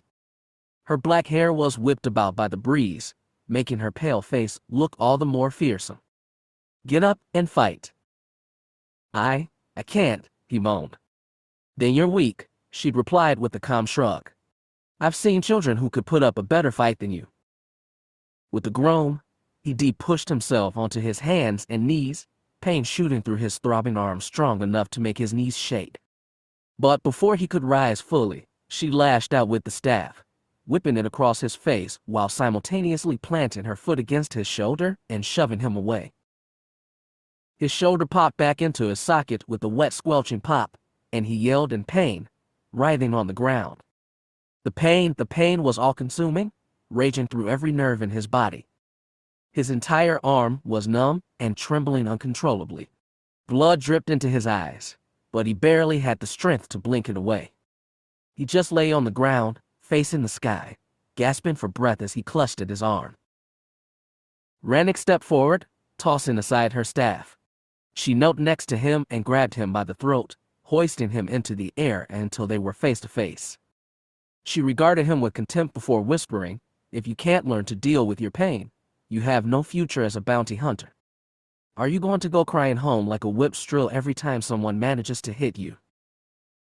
"You didn't just hit me," he shouted as she let him drop to the ground. He staggered to his feet, leaning heavily against the fence of the sparring ring behind Rame's farm. "You dislocated my carking shoulder." A bruised arm, a dislocated arm, Rennick said scornfully. They're the same. The pain only affects you if you let it. But before he could say more, she spun and lashed out with a roundhouse kick, hitting him in the side of the head with her boot. He went crashing to the ground again, ears ringing. Pathetic, she said, shaking her head and putting her foot on his chest. You are completely useless, aren't you? This isn't training, he dejected, holding his head. You're just using it as an excuse to beat me up. Another woman had entered the ring at that moment, stepping up to Rennick's shoulder and whispering in her ear. Rennick had listened intently, then looked at Vhetin and snarled, "This session is over. Come back to me when you can at least present a challenge." She kicked him hard in the face again before calmly turning away and heading for the edge of the ring. He staggered to his feet, fury racing through his heart. He limped toward her back, then jumped at her with a shout of rage. His mind was a swirling cloud of rage. He would beat her now if he had to bash her head against the dirt-creek ground until her skull cracked open. But she barely flinched. She just whirled and slammed her open palm across his face. The stinging blow disoriented him, throwing him off balance. She moved fast, almost too fast to see. In a single fluid motion, she grabbed him by the throat and drove her fist into his solar plexus, knocking the breath out of him, then hooked her foot around his ankles and tripped him. He slammed hard into the ground again, and she grabbed his wrist as she put her boot against his shoulder and wrenched it to the side. It dislocated again with a loud pop, and he screamed in pain. She let him fall to the ground, shaking her head and repeating, "Pathetic." Then she turned and ducked out of the combat ring, leaving him to roll on the ground screaming as pain ripped through his shoulder. Those days had been torturous, and he used to beg Rain not to send him out to spar with Rennick. The older Mando wasn't any happier about the woman's cruel teaching methods than Vhetin was, but there was no other choice. She was the best teacher on Mandalore, and if he backed out now, her accusations that he was weak and pathetic would be true. So he'd fought with her and been beaten time and again, every day for a year and a half. He'd been on the verge of breaking down physically and mentally when he'd met Kestra. One day, seemingly out of the blue, Rennick had ordered him to begin instructing the 10-year-old Kestra in the ways of Terral's causey combat. He'd been confused at first, and more than a little irritated at having to deal with the little girl as well as Rennick. But as he got to know her better, Kestra became his defense against his ice cold teacher.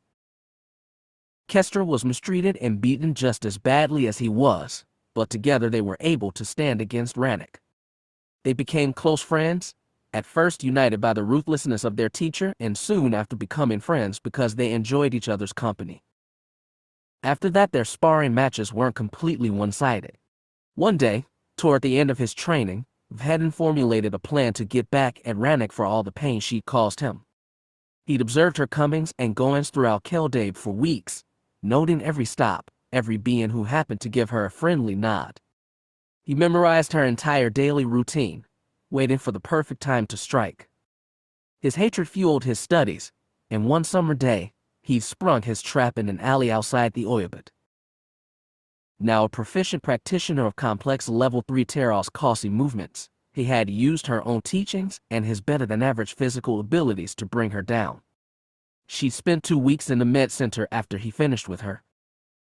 He'd broken both her legs, cracked 4 of her ribs, and, just as a special touch, like an artist's signature on a painting, dislocated her shoulder. He'd taken great pains to make sure he didn't reveal his identity, but, of course, she knew. When he'd been forced to visit her in the med center, she'd finally looked at him with respect. She had casts over 3/4 of her body, but she nodded to him as he entered and simply congratulated him for a job well done. "Everyone keeps saying you're a psychopath," she said. "You finally proved it." He didn't know whether to take that as an insult or a compliment, so he remained silent.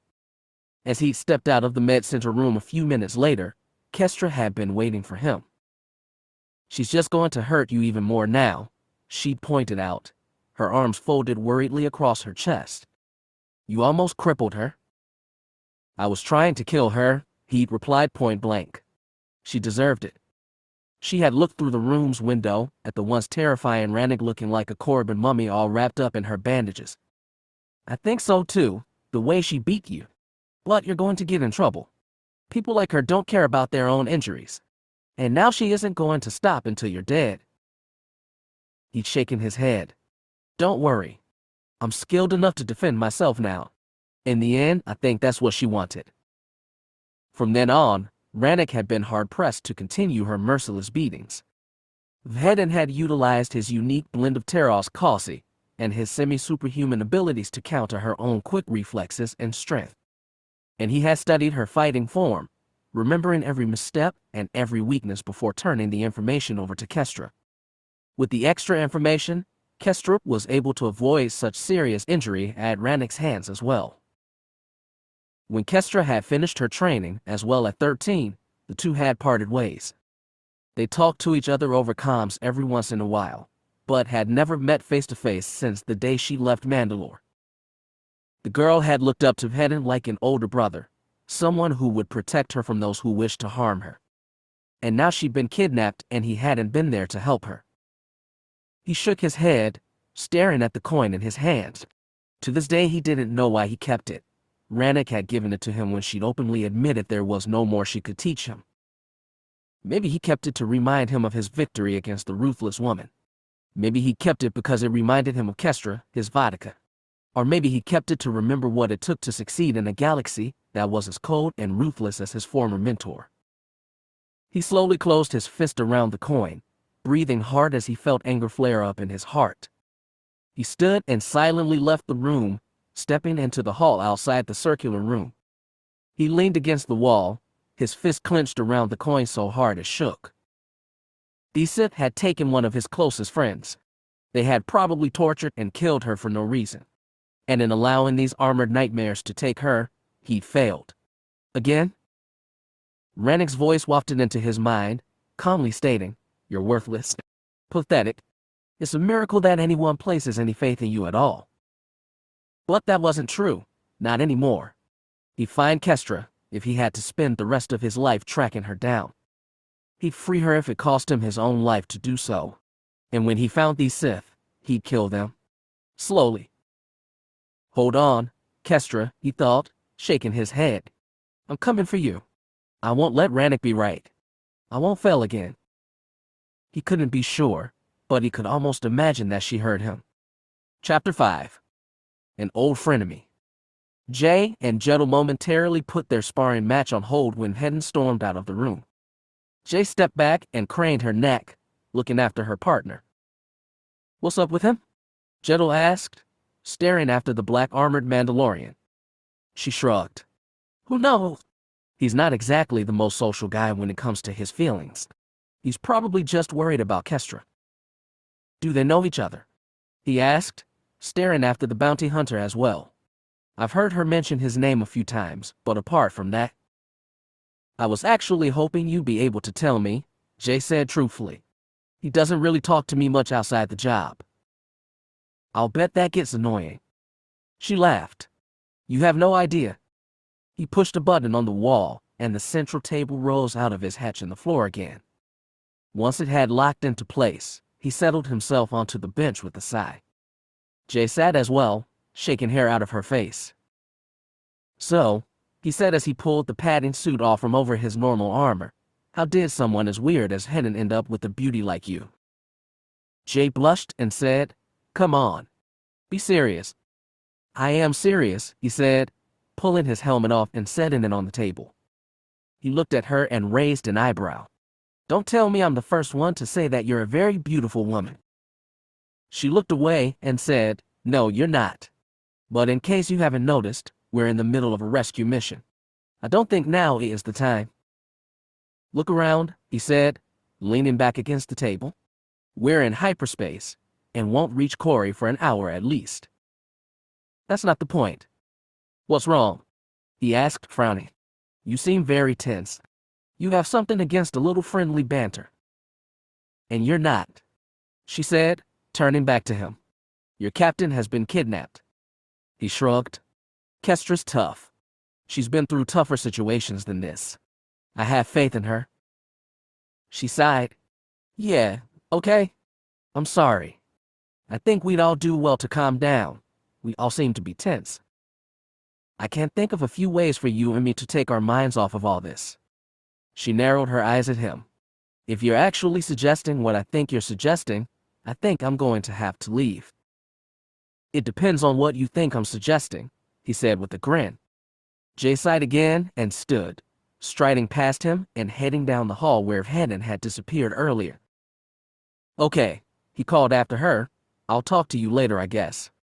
She didn't reply, pointedly not turning back to him. She couldn't say that she wasn't surprised at his behavior. During her time serving in the Navy, she'd been dropped into more sticky situations than she cared to count. She quickly learned that people dealt with the stress of these situations in different ways.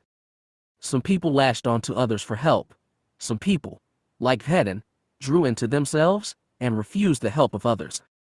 And some people, like Jettel, had only one thing on their minds.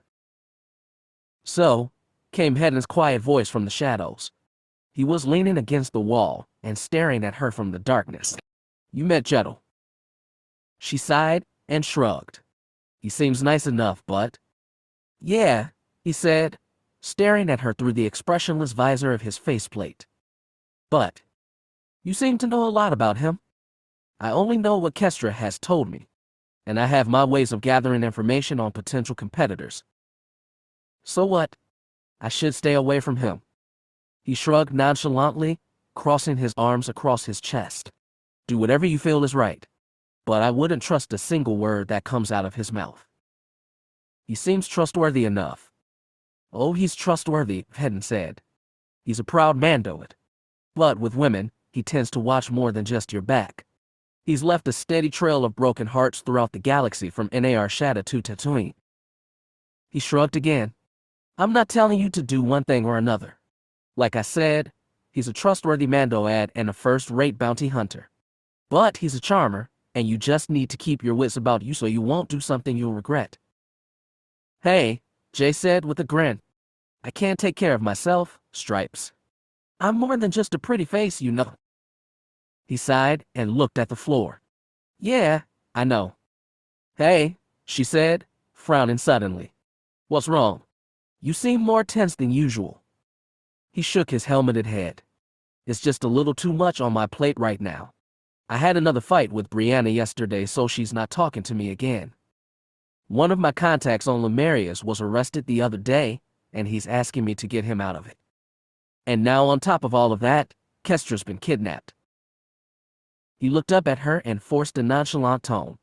It was pretty convincing, but Jay could hear the weariness behind his voice.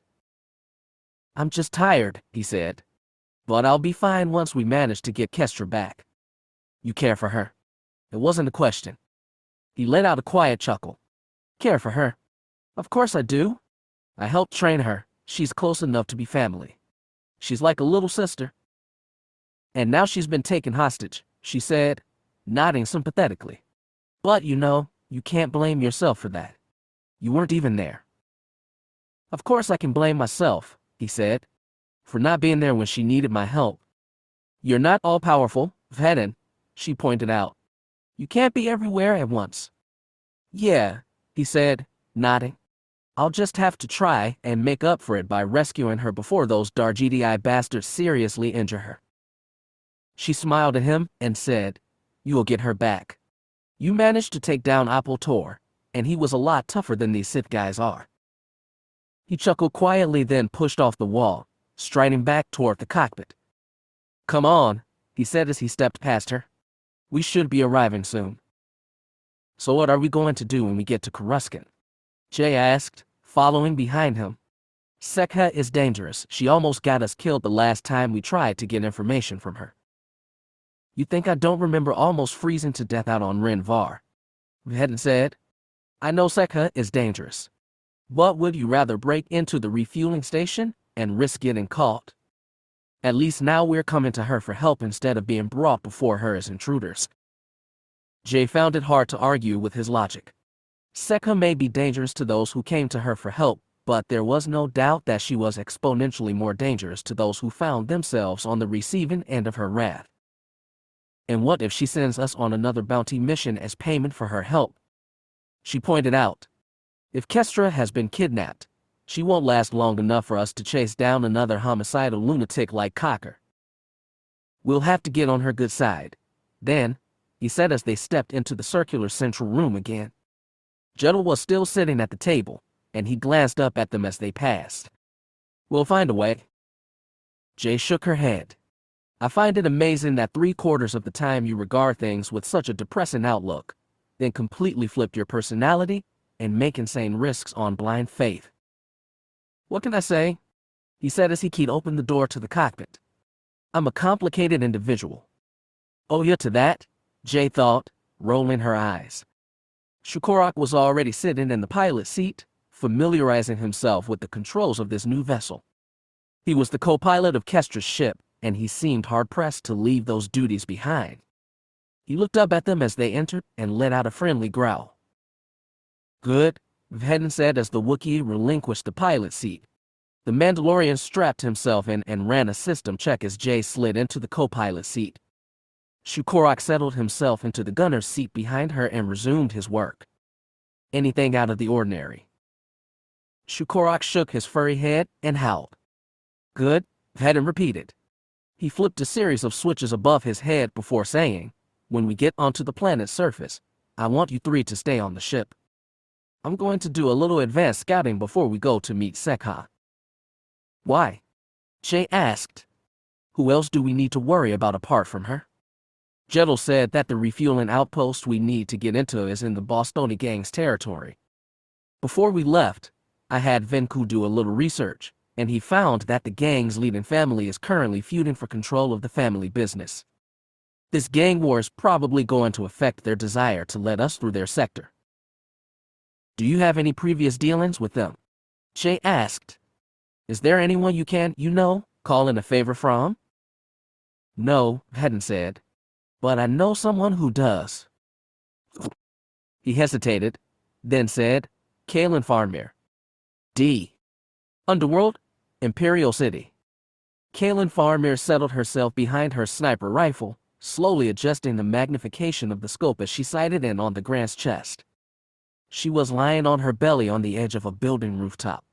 Her perch offered her a perfect view of the street below while keeping her hidden from any prying eyes below. A slight rain fell from the cloudy sky above her, making the rifle sight sputter slightly. She disregarded the rain, however, and brushed a strand of wet hair out of her eyes as she squinted into the scope. She'd been hired to take down the Grant a few weeks before, having been asked for specifically. While on the outside, the 3-eyed alien looked like little more than a simple businessman in his expensive clothes and shiny jewelry, her employers knew that he was in fact a powerful warlord from the terrorist system. He was single-handedly responsible for the massacre of hundreds of Teresians who defaulted on their loans from his business. The Imperials had chased him away from the city planet and he'd hidden on Coruscant, eluding all who tried to bring him in. All but Kalen. She had tracked him from Terrace to Nartosha Prime, all the way here to Kori. Now, nothing could stop her from taking him down. The Grant stepped fully out of the restaurant he'd been staying in for the past 3 hours, surrounded by no fewer than 6 armed bodyguards. They surveyed the street for a moment before motioning their boss on, clumsily concealing blasters under their coats. Okay, scumbag, Kalen thought, her finger tightening on the rifle's firing stud. Time for you to take a little electroshock nap. The targeting reticule on her sniper rifle blinked red as she passed it over the Grant's chest, and she slowly switched the rifle settings to stun. She didn't want to go this far to collect a lower assassination bounty, so she'd take him alive. His guards would not be so lucky. She fell into a familiar pattern, letting her breath out and letting her body relax. She slowly tightened her grip on the firing stud, pressing it ever so slowly as she waited for the tiny shake of her arc of movement to center the sights on the alien's chest. Suddenly, the view from her scope was blocked as a heavy combat boot stomped down on the rifle barrel. She cursed as the rifle kicked in her hands, and a blue-white ring erupted from the barrel, hitting one of the bodyguards in the head. He was blasted off his feet, landing hard on his back, and not moving again. She scrambled away from the rifle as the remaining guards pulled their weapons and fired at her hiding place. Dirkreet chips exploded into the air as the blaster bolts impacted into the roof line. She looked up at the being who'd interrupted her and saw a Mandalorian with black and gray armor standing over her, gauntleted arms folded across his chest plates. "Cin Farmir," he said. "It's been a while." "Vhetin," Cin growled. "It hasn't been long enough." "Oh, come on," he said in a hurt tone with an annoying hint of insincerity. "Last time we spoke, Jay and I helped you score a 20,000 cred bounty. I think that should put us in your good books." He stared at her, not even flinching as bright red blaster bolts flashed only inches past his helmet. As one of the bolts missed him by little more than a centimeter, he cursed quietly and turned his gaze to the street below. "Hold on, fellas," he shouted, waving at them. "She'll be right with you. I just need to talk to her for a bit." He turned back to her as the guards ignored his request and continued to fire at him. Cin crawled to her feet, brushing her body armor off. "I think I have more reason to be pissed," he said as she glared at him. "Last time we worked together, you downloaded my entire bounty database. I don't know what culture you come from, but in most of the civilized galaxy that's called stealing." She glared at him and said, "Are you going to kill me?" He snorted. "Are you kidding? Of course not. I'm here to ask for a favor." "You have a funny way of asking for it." "It's better than my original plan. Stun you in the back, strap you to a chair, and force you to help me." He shrugged and said, "I decided against that one. After all, everyone keeps saying I have to be more sociable to my fellow being." "How thoughtful of you. So how about it?" he said, cocking his helmet to one side. "You up for it?" She stared at him, then sighed and asked, "What's the job?"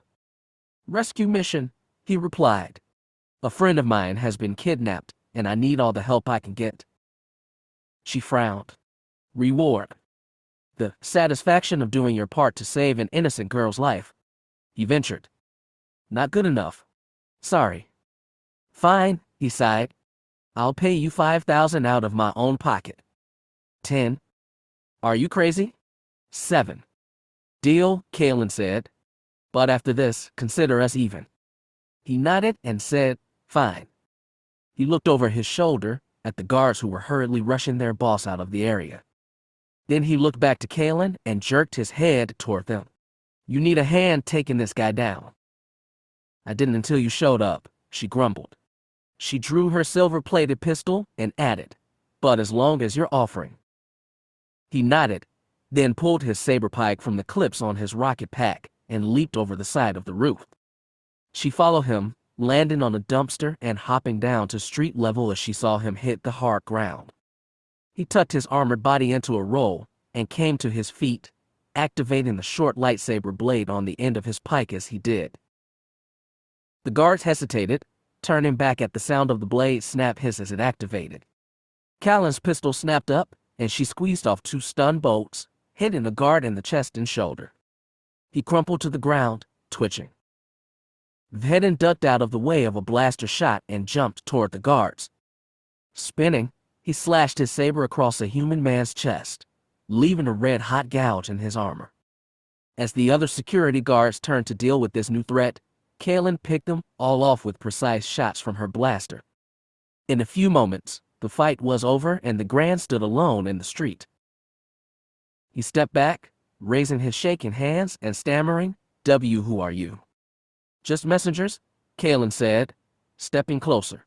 "From someone who really hates you." Then she raised her pistol and shot him in the chest. Blue-white stun rounds enveloped the alien, sending him sprawling to the ground. He moaned and twitched, his eyes rolling back in his head. Vhetin stared at his body, then sheathed his saber and hooked it to his jetpack again. He knelt next to the guard he'd wounded, pulling a hypo spray from his belt and injecting it into the man's neck. The man twitched, then sighed and relaxed. Cin knew back to when she saw it. The man would wake up later with a hell of a headache, but his chest wound would be healed. "Don't waste your time," she told the Mandalorian as she cuffed the Grand's arms behind his back and hauled the groggy alien to his feet. "When this guy's friends learn that the guards were unable to keep him safe, you know what they'll do." It's a kind gesture, Vhetin said, straightening. The least I can do is give him a fighting chance to make it out alive. Nice to see you still have a sense of morality, Farmer said. In truth, she was a little disappointed. To get ahead in life, one needed to discard sentimentality like that, especially when dealing with the enemy. Vhetin's biggest shortcoming, for all the rumors that he was a sociopath, was his compassion toward his fellow beings. And one day, someone would exploit that weakness to the detriment of the hunter and everyone close to him. She knew it. But she didn't point it out, and he probably wouldn't listen to her if she did. She just gestured to him and said, "Come on, tough luck is docked a few blocks away." Vhetin surveyed the mess of unconscious men that littered the street for a moment, then turned and followed her. As they walked, the slight drizzle of rain became a torrent, soaking Callan's shoulder-length blonde hair, which she'd grown out in the past few months. "So," he said as they walked, "been keeping busy with the contracts you stole from me." "Busy enough," she replied evenly, shoving the grand in front of her. "But I don't think that's any of your business. What about this rescue mission? Who was kidnapped?" "A friend of mine named Kestra Hett. She went missing almost 5 days ago." Callan frowned as her ship, the Tough Luck, came into view around the corner. Its winged saber shape was resting on a nearby landing pad, little more than a dark silhouette against the rain. A loud thunderclap exploded overhead as she pulled her comm from her belt. "Computer," she shouted over the noise of the thunder, squinting against the driving rain. "Open the docking ramp. Clearance code Bantha 56. "Of course, mistress," replied the smooth mechanical voice of her ship's onboard computer. With the whir of hydraulics, a hatch opened up on the back of the ship, just below the rectangular green stripe of its propulsion engines. A landing ramp slid out of the ship's housing, beckoning them inside. Callan gladly strode up the ramp and out of the rain, shoving the grand inside in front of her. Vhetin followed at a more sedate pace. He may have worked with her before, but he knew that she was still dangerous. That was good. She didn't know what he'd do to pay her back for stealing from him, but as long as he knew she wasn't worth messing with, he wouldn't try any funny business. "If this girl went missing almost a week ago," she grunted, hauling her prisoner toward the ship's cages, "then whoever you're hunting has a hell of a head start." "I realize that. And with cases like this, where the kidnappers don't ask for a ransom, the chances are slim she's still alive." "Yes, I know. But even if she's dead, I won't stop until I find a body." She glanced at him as she shoved the grand, who was beginning to shake off the effects of the stun bolt, into one of the cages, then locked and ray-shielded the bars. "Okay," she said. "But let's get something straight. I'm not gonna go gallivanting across the galaxy on a wild bantha chase for this girl. 7,000 credits is the going price for a week's service as a bodyguard. You have 7 days, then I'm on my way." He nodded slowly, staring at her through the expressionless faceplate of his battle helmet. "Fine. If that's the case, then there's no time to waste. Let's get moving." "Where are you going to head first?" she inquired. "We need to review security footage from the refueling outpost in the Bostoni gang sector. We need you as a guide, and for permission to get in we need." "Sekha," Callan sighed. "Great. This contract is getting better and better already." Chapter 6. Sekha's Domain. 1 hour later. Vhetin and Farmir strode together up the ramp leading into Void. Vhetin slammed his fist twice against the bulkhead and called, "Stand down, guys. I'm back." At the sound of his voice, Shukorok's furry head poked out from the doorway of one room.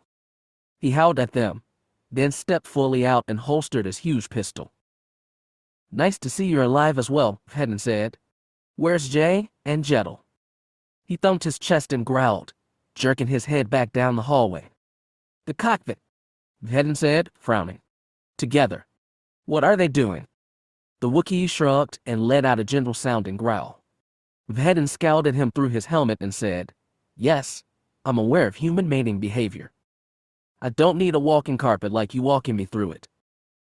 He let out a howl and thumped his black-furred chest before stalking off into the ship, grumbling and growling to himself. Faramir watched him go with an inquisitive eyebrow raised. She glanced at Hedin and said, "What's with the Wookiee?" Kestra's co-pilot, Hedin explained as he strode toward the cockpit with a scowl. "I'll explain later once I've got everyone assembled." Kaelin nodded and leaned back against the bulkhead, folding her arms across her chest. "Fine by me. I'll be waiting here." Hedin barely paid attention to the huntress. His full attention was focused on what Jay and Jedel were doing alone together in the cockpit. He didn't care if his partner had decided to hook up with the bounty hunter, and it wasn't his business if she had. He didn't have a problem as long as they saved this little romance until after Kestra was safe. But as he approached the cockpit, he heard muffled talking and laughter. Frowning slightly, he keyed open the door and stepped in. Jedel was standing behind Jay, his hand on hers as he guided her through the motions of spinning her pistol around her finger and holstering it. "Okay," Jedel said quietly. "Now that we've taken the ammo cartridge out, we shouldn't have any more accidents. Now remember, smooth motion. If you jerk your finger, you'll just drop it again." Jay's face was a mask of concentration as she tried spinning the pistol around her trigger finger. After a few rotations, the weapon slipped off and clattered across the deck, coming to a rest at Hedin's feet. She laughed and went to retrieve it before seeing Hedin standing in the doorway. "Oh," she said, her smile slowly fading as Hedin knelt and picked up the weapon. "You're back." Hedin stepped into the cockpit and looked around. The air was thick with the metallic tinge of a recent discharge. He traced his fingers over a recent burn mark on the bulkhead and said, "What's this?" "The pistol slipped," Jay said, frowning at his cold tone. "It fired accidentally, but it didn't damage anything. We were going to clean up the carbon scoring before you got back. Are you okay?" "No, I'm not okay," he said, slamming his fist against the bulkhead. Both Jay and Jedel jumped, surprised by his suddenly vicious tone. He spun to them and snapped, "What are you two? A pair of giggling teenagers? My friend has been kidnapped, possibly killed. I'm running my ass off trying to track her down. Then I come back here and find you two screwing around like this." Vhed and Jedel began, but the black-armored Mandalorian interrupted him. "You think this is all a game? You think it's a criffing joke?" They said nothing. Jedel stared at Hedin, looking guilty and uneasy, and Jay stared at the floor, shifting her feet uncomfortable. Hedin stared at them for a moment more before shaking his head and spitting, "How dare you?" Then he turned and stormed out of the cockpit. He called over his shoulder, "When you two are ready to act like responsible adults who actually give a shab about the gravity of this situation, Faramir and I will be waiting to head out." His HUD's wraparound vision showed Jay and Jedel start in surprise and head after him. "What?" Jay said, falling into step next to him. "You found her?" "Yes." "And she agreed to help us?" Jedel asked. "Yes," he repeated curtly. "As long as I pay her myself. It's nice to know that at least one of us is taking this situation seriously." Shukorak stuck his furry head out of the engine room door and howled in indignation, but Hedin ignored him. Jay bit her lower lip, then said, "Look, Stripes, we're really sorry. We were just trying to relieve some of the tension. We're worried about Kestra too." "Hell yeah," Jedel piped in, sounding eager to get on Hedin's good side again. "She's my captain. If anyone should be worried about her, it should be me." "Then start acting like it," he snapped as they stepped into the circular central room. Faramir was waiting for them, surveying the holographic readouts on one wall with her thumbs hooked into her belt. "Don't get any funny ideas," he said as he stepped closer.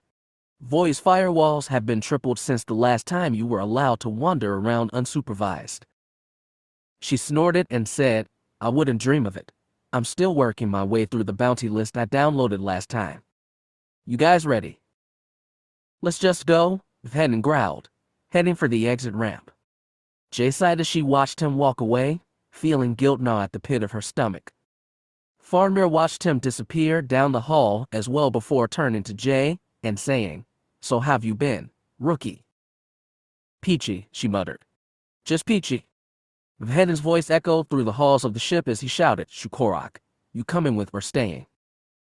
The black-furred Wookiee came bounding through the halls, letting out a rumble as he went. He grabbed his huge pistol from the table and holstered it before disappearing as well. Farmer grinned. "I'm not sure I understand what's going on here," she said, looking to Jay, "but I think you just got replaced." Jay sighed again and set off after her partner. "Let's just go. The sooner we find Sekha, the better." Cin Vhetin didn't speak to her the entire repulsor bus ride, instead busying himself with the battle plan on how they track down Kestra, a conversation that was shared only with Shukorak and Kalen, pointedly excluding Jedel and Jay. He wouldn't even tell her where they were going. So she sat alone in relative silence the entire trip, trying to ignore the curious stares thrown her way by other patrons. After all, it wasn't every being who traveled in the company of Mandalorians. Jedel tried to come and sit next to her, but she didn't want to talk to him either. She was too busy tearing herself up for her idiocy. Vhetin was right. It was immature and insulting that she had been screwing around when there was work to be done. Instead of messing around with Jedel, she should have been researching more about the Bonstoni gang or trying to track down this mysterious Lord Draco that her partner had heard about.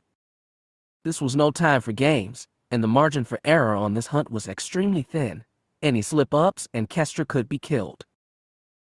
"Look," Jedel said quietly, "I'm sorry. This whole thing is my fault. I distracted you from your job, and, well, I'm sorry." "It's not your fault," she said, equally quietly. "I should have been more focused on the job. I'm just so tense about this whole thing, and I thought." "I know," he said. "I'm the same way. I've flown with Kestra for years, and I'm just as worried about her as Hedden is. It's just that when I get really worked up like this, I reach out to other people to help me let off steam." It was a stark contrast to Hedden, who retreated inward in times of stress, refusing all external assistance. She glanced at her partner, who was still engaged in conversation with Farmir and Shukorak. His movements were quick and tense, and when he wasn't moving, his hands were balled into fists. He was obviously just as anxious as the rest of them were. She tore her gaze away from him and looked back to Jedel. She nodded and said, "I'm the same way. It's something I picked up while serving with the Navy. We could always come to each other about our problems because we were all one big family." He smiled and nodded. "Yeah, that's exactly it. Voting." He glanced at Hedden and added, "Not that he gives a damn about family." She sighed and shook her head. The last thing she wanted now was more fighting. She stared at the floor and quietly said, "I just want this all to be over. I want to find Kestra and have everything go back to the way it was." Jedel murmured, "I heard once that a good way to deal with life when things take a turn for the worse." He placed his hand on hers. "Is to throw in a change that's good."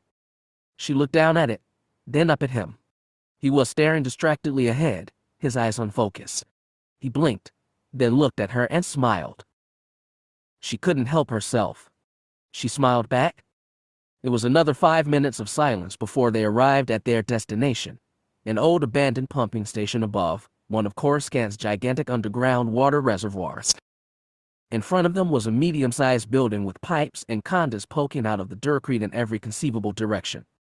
A slight hum of motors sounded within, showing that the place wasn't completely abandoned. What they were doing here, or more precisely, what Sekha would be doing here, was beyond Jay. She glanced to Hedden for explanation, but he coldly stayed silent. She opened her mouth to ask out loud, what jumped as a deafening clap of thunder exploded across the sky. Jedel put a calming hand on her shoulder as it began to pour down rain again. Still, Hedden refused to explain the situation, instead walking straight up to the building and silently disappearing inside. Fortunately, Farmir was on top of the situation. She gestured to the old building in front of them and said, "Doesn't look like much, does it?" "Is it supposed to be something?" Jedel asked, frowning as he pulled his red helmet over his head to shield his face from the rain. "You're looking at the entrance to Sekha's new illegal nightclub, the Asylum." Shukorak howled, looking over the area uneasily. Jedel glanced at him and said, "We'll get inside if you don't like the rain, you big oaf." "So how do we get in?" Jay asked as they followed Hett inside. The reservoirs are hundreds of feet underground, and I don't think. She fell silent as she and the others stepped inside to see no less than 6 UB's mercenaries, standing in front of what looked like an old elevator shaft. Their face masks were so similar to the way Hett had described Kestra's Sith attackers that for a moment she thought these dark assassins had found them. But the mercs just stared out from their contoured helmets, hands resting on their wicked-looking electroshock staffs. Vhetin was currently engaged in heated conversation with one. The merc's collection of scalp trophies and bow necklaces obviously denoted him as the leader. "Listen to me, you Shabla Ordinii," he snarled. "I'm telling you, Sekha knows me." The merc leader responded with the gravely reply of Ichodo. "Ek Jodo." "No, listen to me," Vhetin snapped, grabbing the front of the being's flak vest. "Call her. It'll take 5 seconds at." The merc slapped his hand away and clenched a fist around the Mando's throat, snapping, "Ek Yodo." Vhetin moved before anyone could say anything. In the blink of an eye, he pulled a lightsaber from his belt and brought it up, severing the merc's arm at the elbow. The being let out a warbling scream and staggered back, clutching at the stump of his arm. Jay's hand moved toward her pistol, but Hett was already in motion. He pulled a pistol from his belt and shot 2 more UBs in the chest while he slashed at the 3 others with his lit saber. In moments, all 6 mercenaries were dead or unconscious, their bodies scattered around the interior of the building. Vhetin stared at his handiwork for a moment, then turned to Jay and the others and murmured, "Well, are you coming?" Jedel leaned over to Jay and murmured, "Is he always this reckless?" "Pretty much," she whispered back. "What's his problem?" Vhetin's voice replied, saying everyone has a different theory. They both looked at the Mandalorian, who turned and stared at them. They both fell silent as he pointed toward the lift shaft and said, "Elevator. Now." Kalen chuckled quietly and stepped into the lift. When Shukorak and Jedel squeezed in after her, there was little room left for anyone else. "We'll head down into the antechamber," Kalen said. "Secure the area. You 2 can't take the next lift down." Then the elevator car slid down with a whir of motors and the 3 vanished from sight. Jay found herself alone with Hett for the first time since he'd yelled at her and Jedel in the cockpit. She bounced on the balls of her feet uncomfortably and cleared her throat. "Look," she said hesitantly. She bit her lip and continued, "You were right about what you said earlier. And I'm sorry for my behavior." "An apology isn't what I need to forgive you," he said, almost too quiet for her to hear.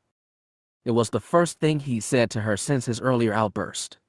He turned his head slightly toward her and murmured, "Action allows for forgiveness. Not words." "Then what do I have to do?" she asked. "What can I do to prove that I'm taking this seriously?" She couldn't understand why, but she didn't want him to stay mad at her. The thought of her partner thinking of her as an immature fool was mortifying. She wanted him to think of her as a worthy partner again, and she was willing to do just about anything for it. "Time will tell," was all he would say.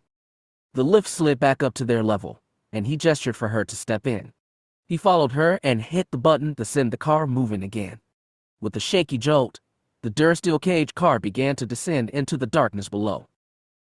The cage rattled and shook as they fell deeper into the facility, and Jay had to constantly shift her balance to avoid toppling over. "So," she said as she put a hand against the side of the cage to brace herself, "what's the plan? You just killed all of Sekha's guards. That's not exactly going to put her in a good mood." "They were a threat," he said. "I eliminated the threat. A cold-blooded killer like Sekha will appreciate that." "And if she doesn't?" Jay posed. "Then she becomes the threat." She sighed and let the matter drop. She waited another few seconds, the wind rushing past the car as they sank lower and lower. Then, with the screech of gears, the car slammed into the bottom floor. The impact made Jay stagger against her partner, who put a hand on her shoulder to steady her. Farmir, Jedel, and Shukorak were waiting for them in the small maintenance chamber for the reservoir pool. Jedel and Kalen were sweeping the area for explosives, while Shukorak was restlessly shaking water from his furry pelt. Jay took a step out of the car, looking around the area. Like the building far above, the antechamber was full of conduits and pumps designed to carry the water from the underground pools to the storage pods on the surface. The entire area hummed, and Jay could feel the dirt vibrating beneath her feet, sending ripples along the puddles of water that covered the ground. Jay cautiously took another step inward, careful to avoid the deeper puddles. Vhetin stepped into the room, his helmeted gaze roaming slowly over the area. He was probably scanning the antechamber for booby traps as well. Farmer knelt near one corner, rubbing her fingertips over the damp dirt beneath their feet. Lot of water passing through this area, she observed. Leaking pipes maybe? In a reservoir, Jedel said, hooking his thumbs into his belt. No way.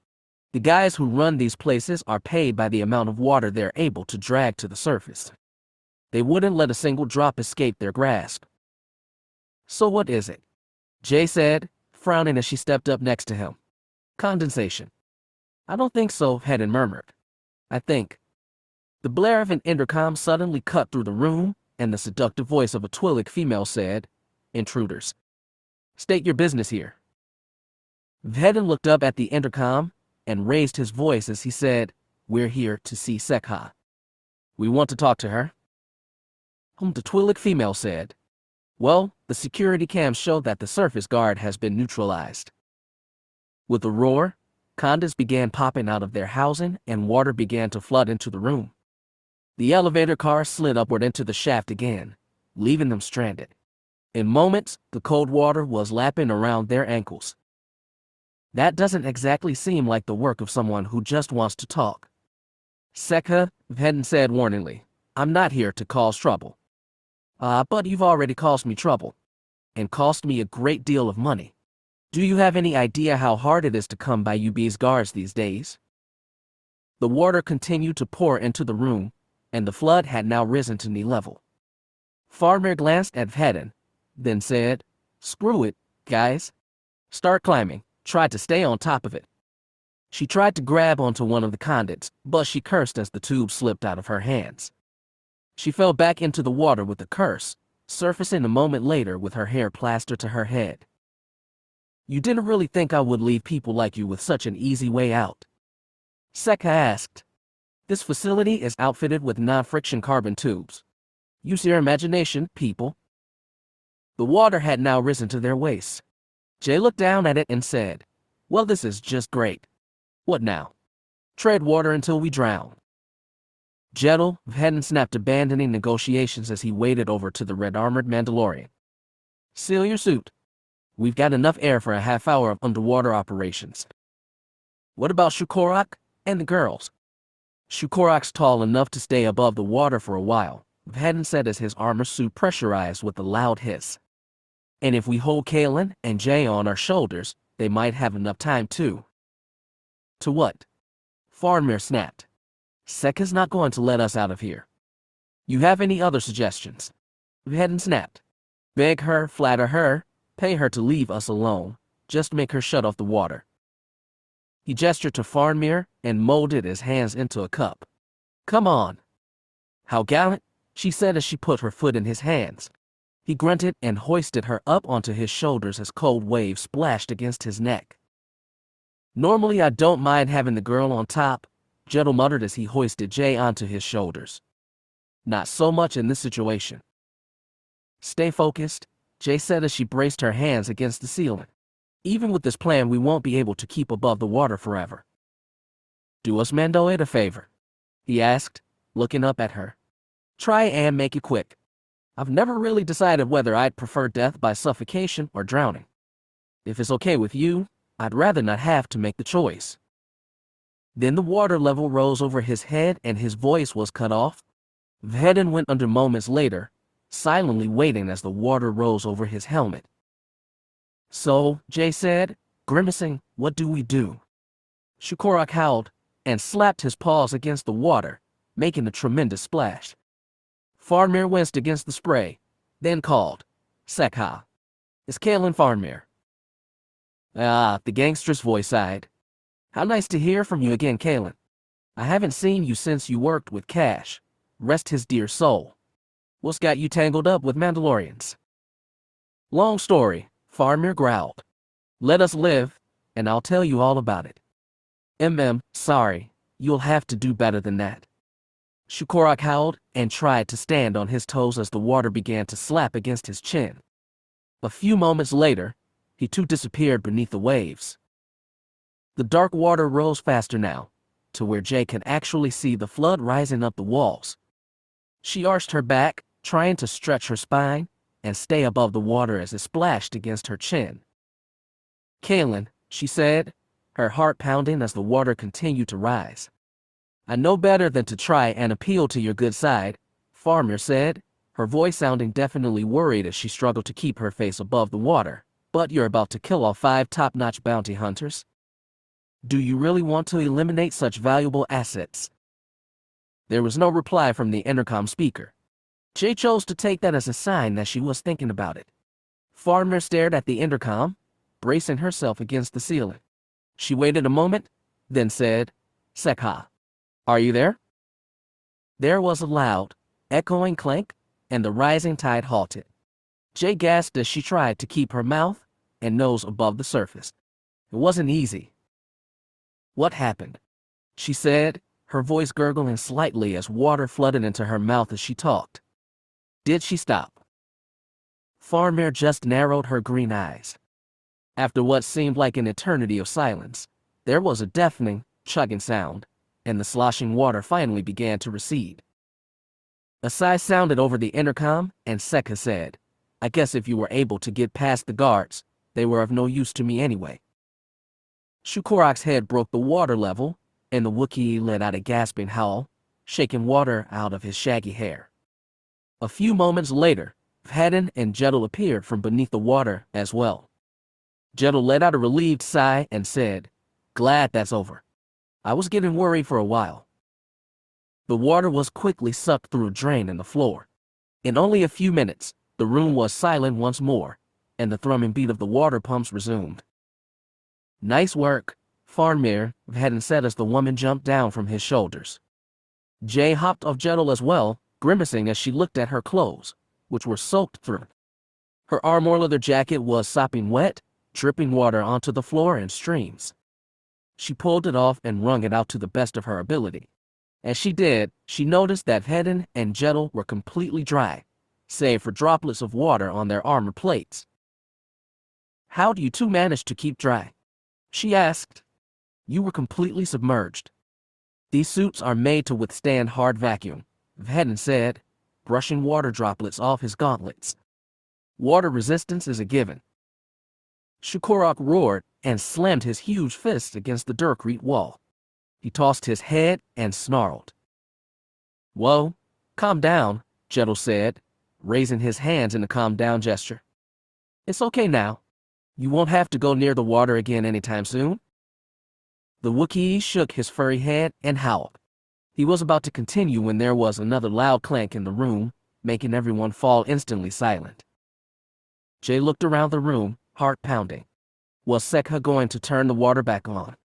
But after a series of metallic clanks, a Durkrete section of the wall slid into the floor, revealing a reinforced durasteel door behind it.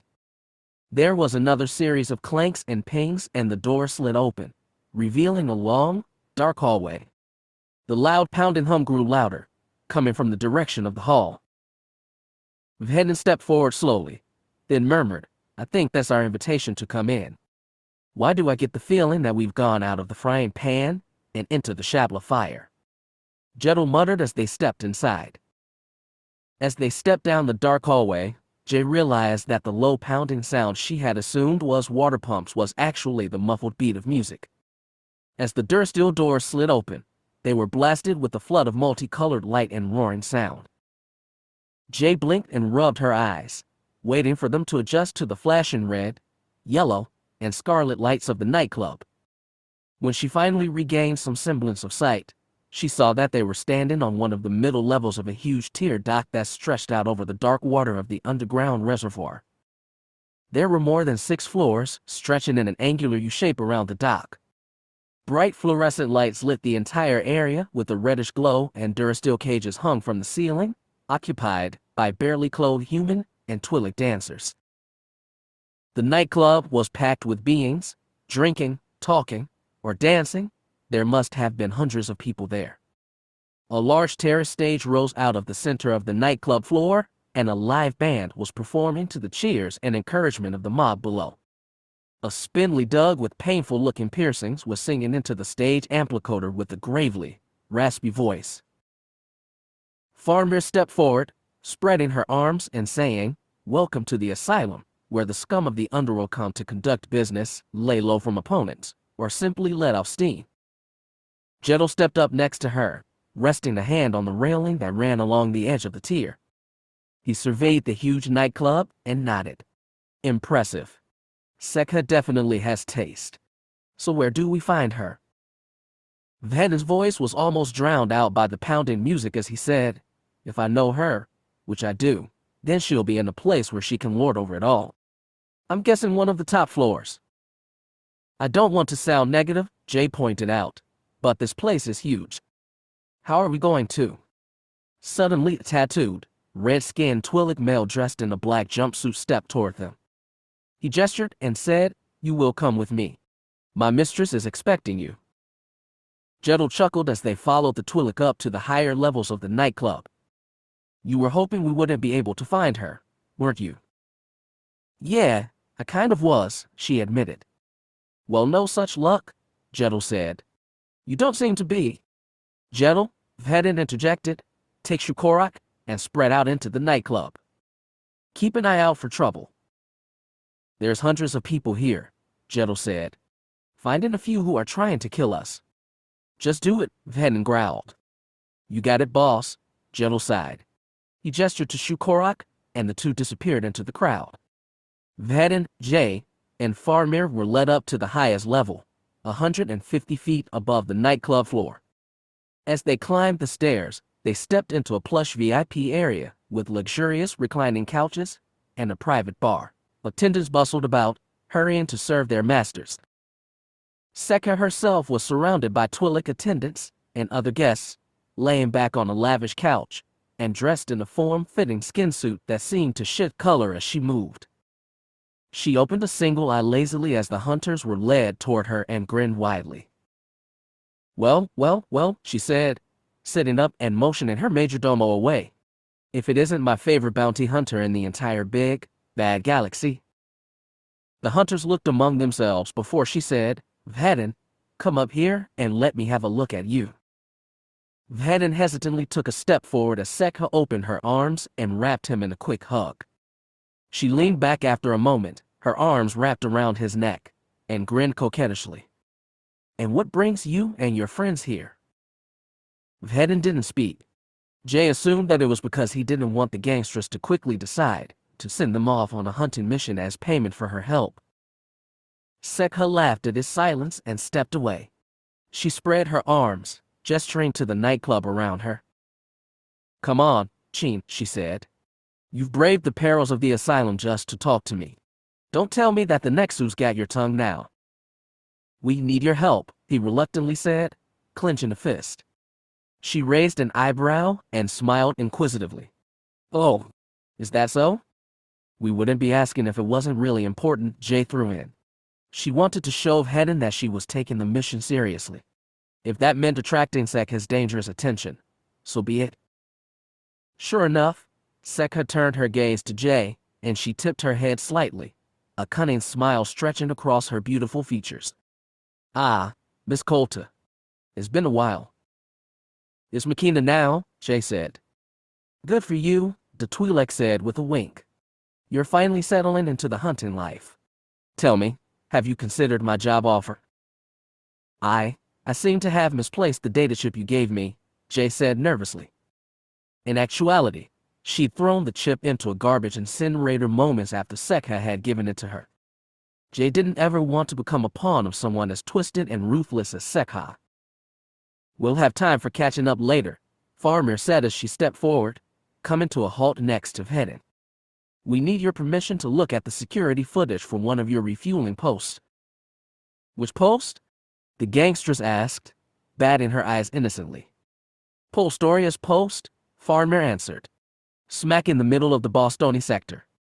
Sekha narrowed her dark eyes and frowned. She tapped her chin thoughtfully and turned back to her couch. With smooth, light movements, she slid onto her couch and folded her legs casually.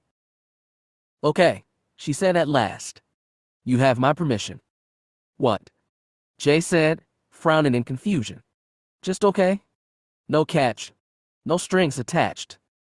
"Nope," Sekha said. "No strings at all." "Why?"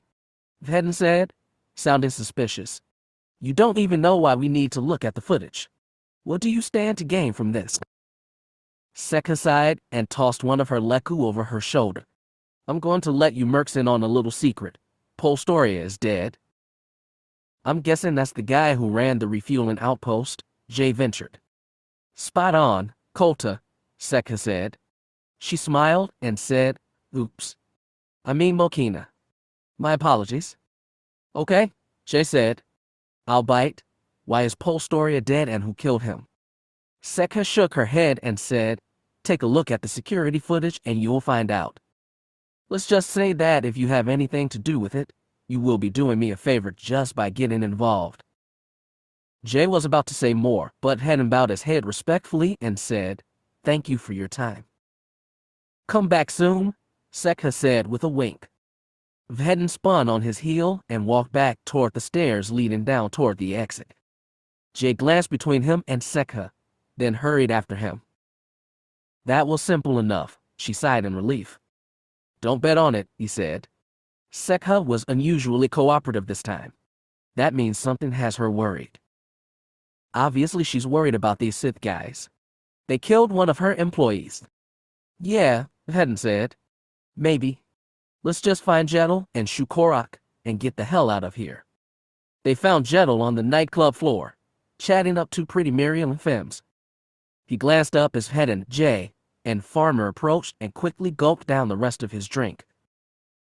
"It was nice talking to you girls," he said as Vhetin grabbed his arm and forcibly led him away. "Maybe I'll see you around." Vhetin shoved the red-armored Mando in front of him and said, "Stay focused, Jedel. We've got work to do." They found Shukorak standing in one corner of the first level of the nightclub, searching the crowd with his dark eyes narrowed in suspicion. "Come on, fuzzball," Jedel said. "We are heading out." Shukorak let out a sniffling rumble, and Jedel said, "I don't care. Let's go." Jay noticed Vhetin's helmeted gaze shift slightly to Shukorak, and she frowned at her partner's interest. She stepped closer out of the stream of beings making their way up the stairs to the second floor, and said, "What? What did he say?" "He said he smelled someone who meant us harm," Jedel said, shrugging. "He's just being paranoid." "Wookiees can sense things that humans can't," Jay pointed out. "Maybe he's telling the truth."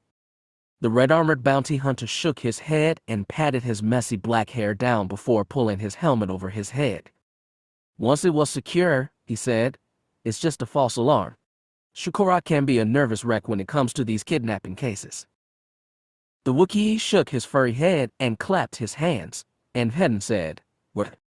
Shukorak howled and pointed up, to which Vhetin said, "The top floor." "Interesting." "What?" Jay asked, looking between the Wookiee and her partner. The top floor was where they'd spoken to Sekha. Was there someone up there who'd been watching them? One of Kestra's Sith kidnappers, perhaps. But Vhetin just brushed past her and said, "Come on. We need to move out."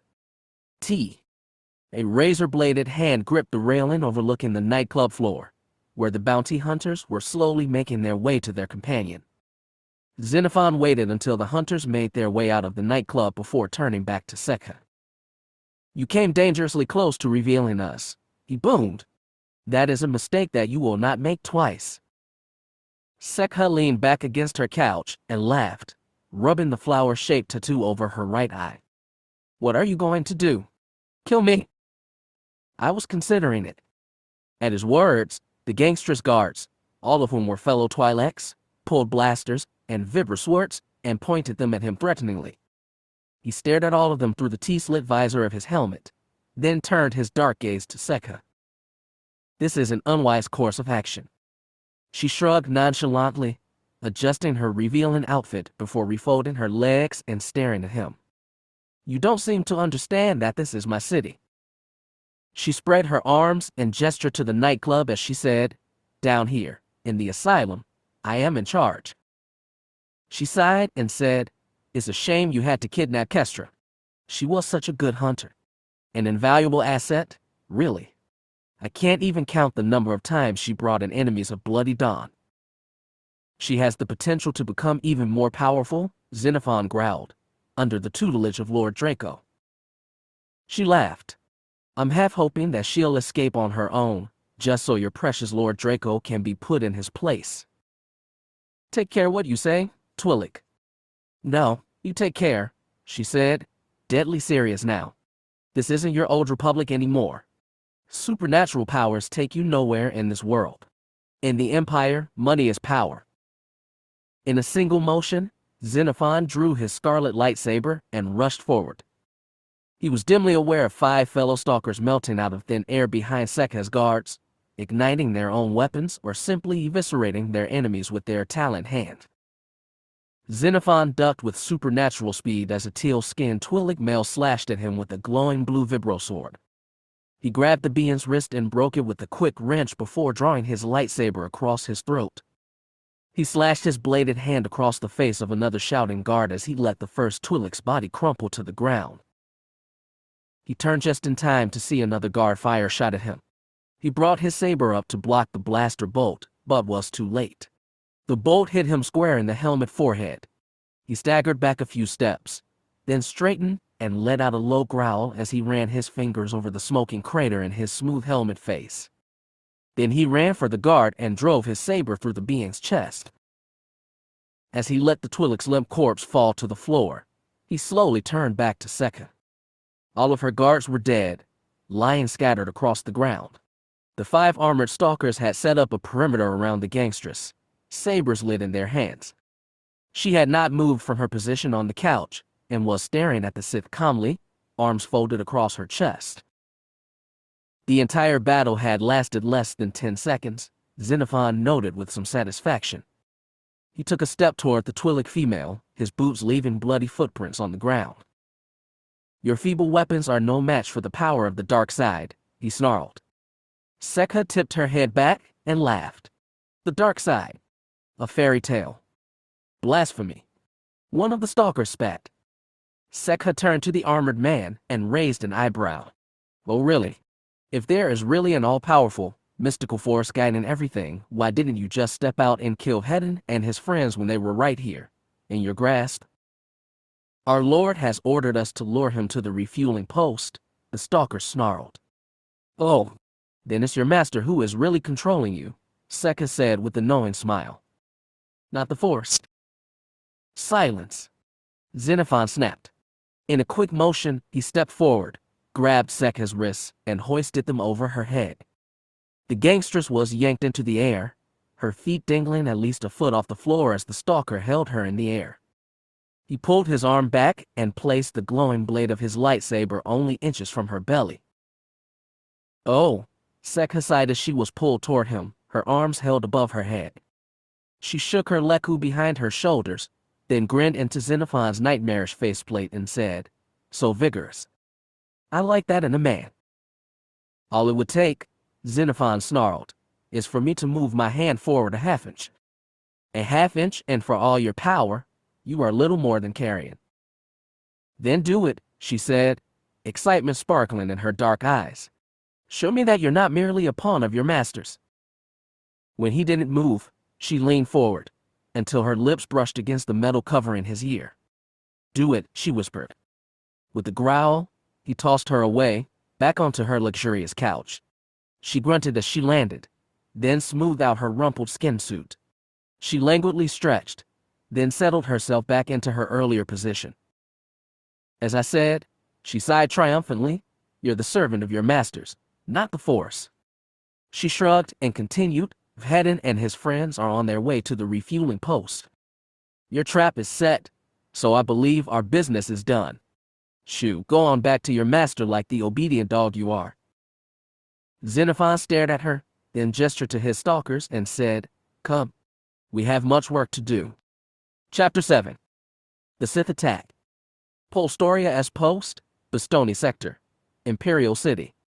When the hunters made their way to Polstoria's refueling post, they found that they weren't the only ones interested in the post owner's death.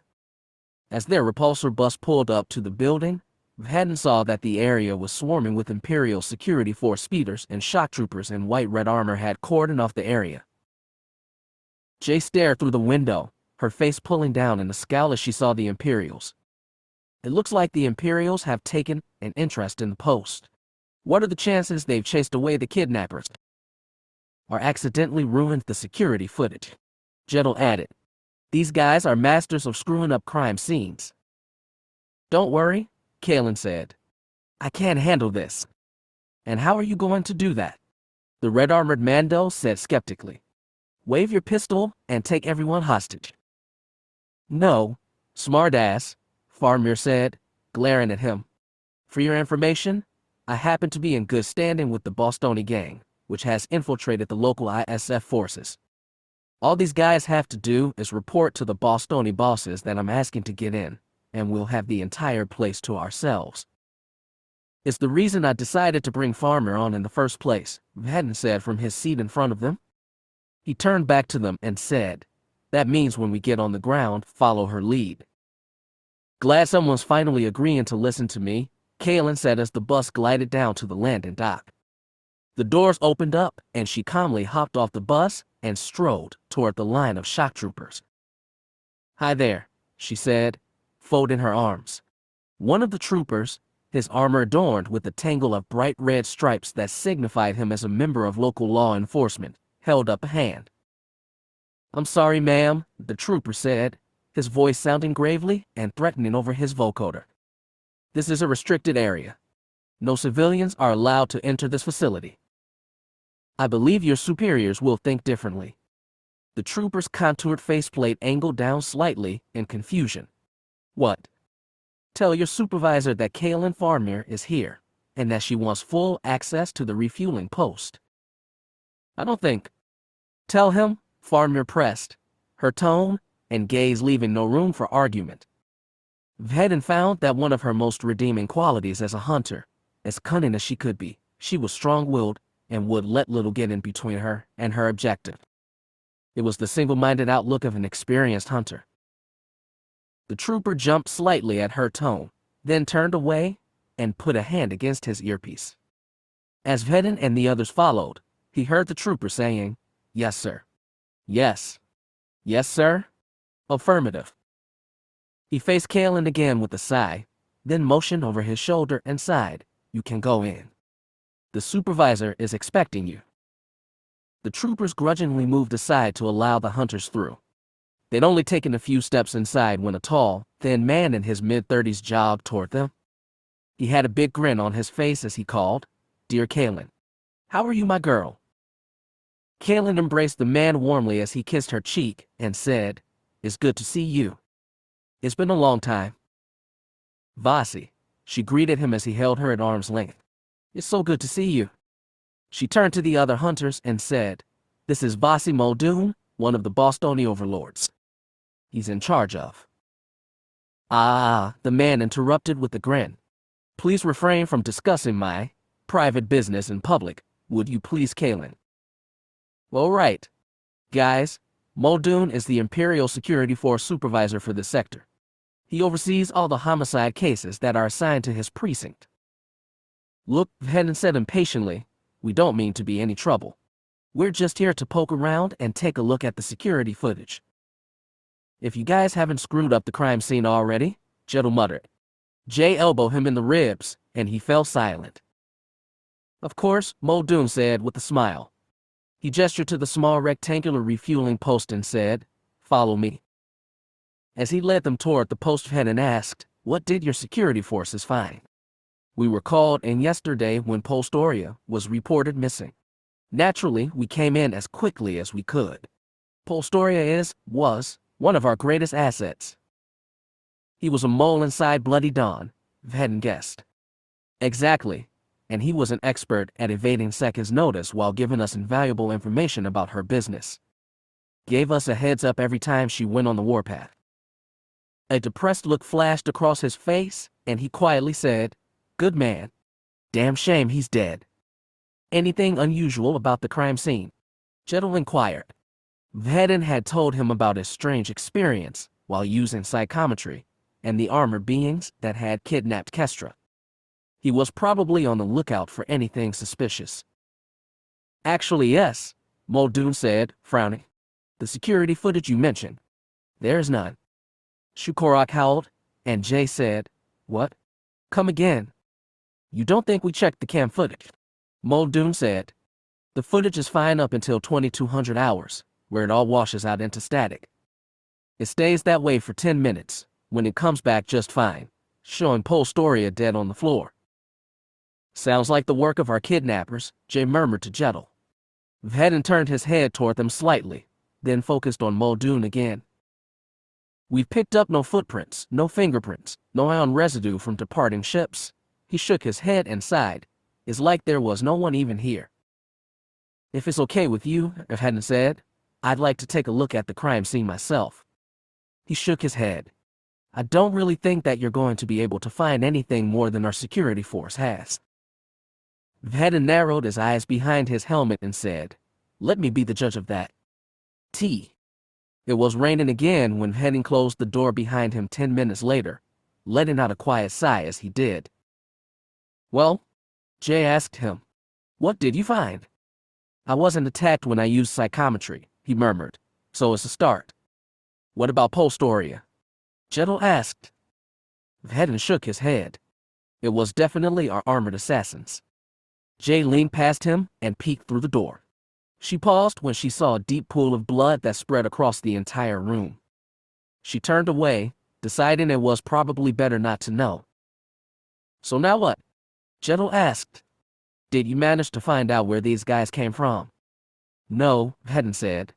"The armored man didn't talk much. All I was able to find out is that he referred to himself as a stalker." "Doesn't sound good," Jettel said as they headed back to Kalen and Muldoon. "What do you think it means?" "I think it means we have to be extra careful," he said. "Based on what we know already, I'm guessing these guys are specialist assassins." Jay noticed that most of the ISF speeders and shock trooper guards had disappeared, and Muldoon was talking into his comlink as they approached. "No, I don't care about the paperwork," he was saying. "I want this case closed. I don't care if you have to pull every detective in the precinct." "He seems strangely invested in his job," Jay observed quietly. "For a crime lord, I mean." "Don't let your stereotypes give you the wrong impression about Muldoon," Kalen said. "He loves his job as a supervisor. He just used his position in the Bostoni crime family to get him the job in the first place." "Does the ISF have any clue who these assassins are?" Vhetin asked. "They have to have some guess." "Their best guess is Black Ops mercenaries based out of U-4, Kalen said. That would correspond with Vhetin's claim that their armor looked like a mix of UB's designs. "That makes sense, I guess." Jay frowned and nodded, staring distractedly at a point behind Kalen's shoulder. She couldn't be sure, but she thought she saw. Jettel noticed her gaze and put a hand on her shoulder, shaking it gently. "Hey," he said. "You all right? You looked like you were about to fall asleep on us." "Huh?" She shook her head, then rubbed her eyes and said, "Oh, nothing. I just thought I saw something." "What?" Vhetin said, turning his gaze slowly toward her. "Nothing," she said. "Just a heat wave." He stared at her for a moment, then turned back to Muldoon. The supervisor deactivated the comlink and turned to them. "I'm afraid that I'm going to have to escort you off the premises," he said. "The local commissioner thinks that if there's any chance of the culprits returning to the scene of the crime, it would be best if there's a surveillance team waiting. He doesn't want civilians getting hurt." "This crime scene is cold," Vhetin said. "The murder happened more than a week ago." "Nevertheless," the supervisor sighed, "even I have my orders. If you follow me, I'll escort you to your—" He was suddenly cut off as a glowing bar of scarlet light erupted from his chest. He stared at it with eyes wide in horror, then slumped to the ground as a dark figure melted out of thin air behind him. "Vasi!" Kaelin cried, moving to catch the man as he fell. Another figure appeared in front of her and slashed his scarlet blade across her chest. She leaned back just in time, and the blade just barely glanced against her chest plate. "Stalkers! Down!" Vhetin shouted, pulling his saber pike from his backpack and igniting the blade. Jedel put a hand on Jay's shoulder and shoved her to the ground, pulling his rifle from his sling over his shoulder. Jay got to her knees and pulled her pistol, firing rapidly at the assassin towering over Kaelin. The stalker brought his saber up and batted the yellow bolts out of the air, sending them ricocheting off into the rain. She let out a shout of frustration and said, "I can't hit him. He's too fast." Kaelin scrambled to her feet and pulled her own silver-plated pistol. She snapped her arms up and fired at the stalker as well. He moved to block the shots, but in doing so lowered his guard. Jay's blaster shots hit him in the back, tearing through his armor and sending him sprawling face first onto the dirt. Vhetin cursed loudly as he brought his saber pike up to block a vicious downstroke from another stalker, driven onto his back by the force of the attack. He shoved the armored man away and planted his combat boot in his opponent's armored gut. Jay quickly picked him off with a well-placed shot to the chest. There were now only 4 assassins left.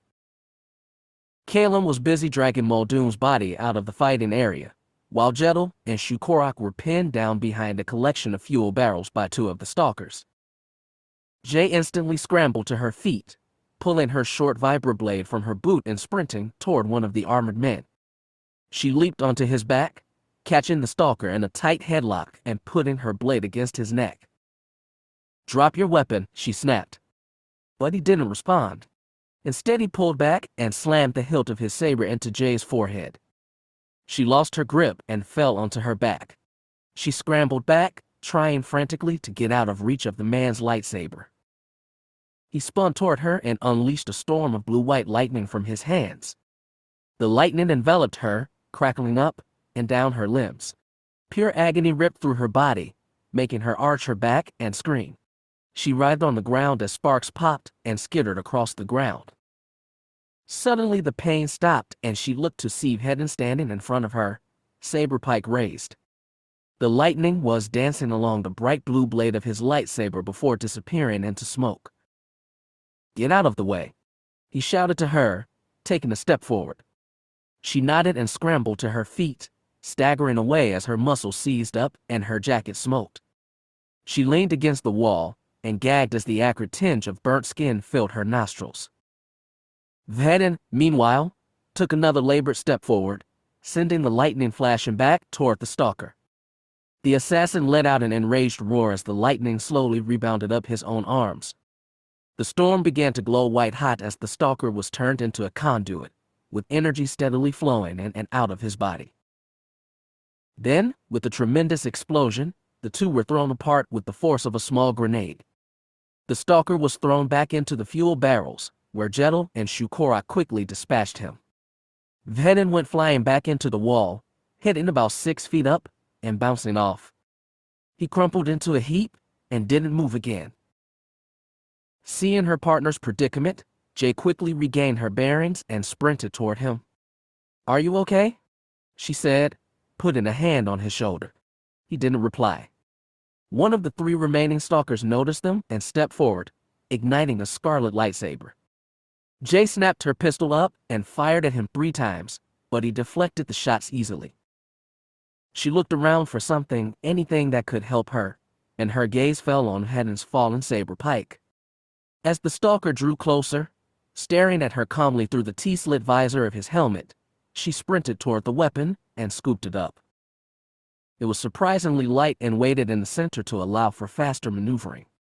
She wrapped her fingers tightly around the black shaft and searched for the button to activate the lightsaber blade. Too late, the stalker broke into a run, raising his saber over his helmeted head and letting out a nightmarish war cry. Instinctively, Jay brought the pike up, placing the shaft horizontally between herself and the glowing red blade. The blade hit the pike shaft with a shower of sparks, and the stalker pushed down with all his strength, trying to overpower her with sheer strength. She slowly began to relent under the assassin's superior strength. Come on, she thought in panic, her eyes raking over the saber pike for some kind of activation stud. Come on. He turns this damn thing on somehow. She finally found it. A small red button near her left hand. She hit it with her thumb, and the blue blade sprang to life with a snap hiss. The stalker seemed surprised by the suddenly active blade, but pushed down against the staff even harder. Someone? She shouted, straining as the red blade slowly descended toward her head. I need help. She heard a muffled whump whump whump. Then the stalker was slammed bodily off his feet by 2 meters of angry Wookiee. The man screamed as Shukorak tackled him around the waist, driving them both to the ground. The black-furred Wookiee rose over the assassin's limp form and slammed his huge fists into his chest. He pulled back and roared, then slammed his fists down again, crushing the stalker's interlocking chest plates and most of his chest. Shukorak clambered to his feet and let out a roar. Then he lumbered over and helped Jay up as well. I'm fine, she said, leaning on the activated saber pike. Thanks for helping me out. He shook his head and barked, gesturing toward Jettel, who was single-handedly fending off the final 2 stalkers with his twin pistols. A flurry of blaster bolts ricocheted off the 2 scarlet sabers, impacting into the walls and ceiling. I'll help him out, Jay said, getting the gist of what the Wookiee was telling her. Just see if Hetten's okay. Then she sprinted toward the 2 stalkers, hefting Hetten's saber pike between her hands. Jettel had been pressed back against the wall, firing frantically as the 2 assassins slowly approached regardless. She snapped back her arm and brought the glowing blue blade across one stalker's back, leaving a bright orange-white burn mark in his armor. The assassin screamed and crumpled to his knees, letting out a weak wheeze before twitching and going still. The final stalker halted, slowly lowering his lightsaber.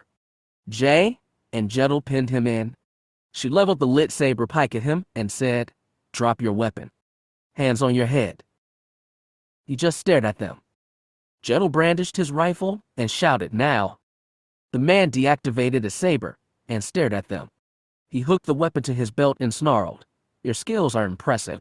No ordinary bounty hunters will be able to neutralize my stalker team with such skill and efficiency." Thanks." Jay glanced at Jettel, then said, "Where did you take Kestra?" "My team may have been decimated," the man said, his voice echoing slightly within the confines of his helmet, "but I am no fool. You did not seriously believe it would be so easy to extract information from a Sith." "A Sith?" Jettel said. "The Sith are extinct." "You're lying." In the blink of an eye, the stalker yanked his saber from his belt and ignited the blade. "Does this say I'm lying?" he shouted. "Does this say that the Sith are extinct?" "Don't," Jay said warningly, raising the blade of Hetten's saber pike. "Put it down. You think this is over? But you do not understand the gravity of this situation." His gaze roved between the 2 hunters. Then he said, "Young Kestra will fall. The dark side is too powerful for a young girl to withstand. Far too powerful." Then he simply disappeared. Jay blinked and stared at the spot where he'd stood. 1 minute he'd been standing there in all his nightmarish splendor, then he'd simply melted away into thin air. She looked over to Jettel and said, "Did you just see that?" He stared at the empty air in front of him through his helmet's T-visor, then leaned back and said, I'm not sure what just happened. Maybe a cloaking device. For organics. Doesn't the radiation thrown off by those things make them too dangerous?" "That guy didn't really look like he cared," Jettel sighed, slowly lowering his rifle. "It looked like he had a trace of that radiation poisoning already." From behind them, Shukorak howled, drawing their attention back to the present. Jay looked over her shoulder to see Hetten slowly raising himself onto his hands and knees. Kalen was kneeling next to Muldoon's body, slowly closing his eyes. Jay knelt next to her partner, putting a hand on his shoulder. "You okay?" He nodded and coughed, holding a hand to his side. "Yeah. I was unconscious there for a bit, but I don't think there was any lasting damage. Is everyone else okay?" "Muldoon is dead," Kaelin said, sniffing quietly as she drew closer.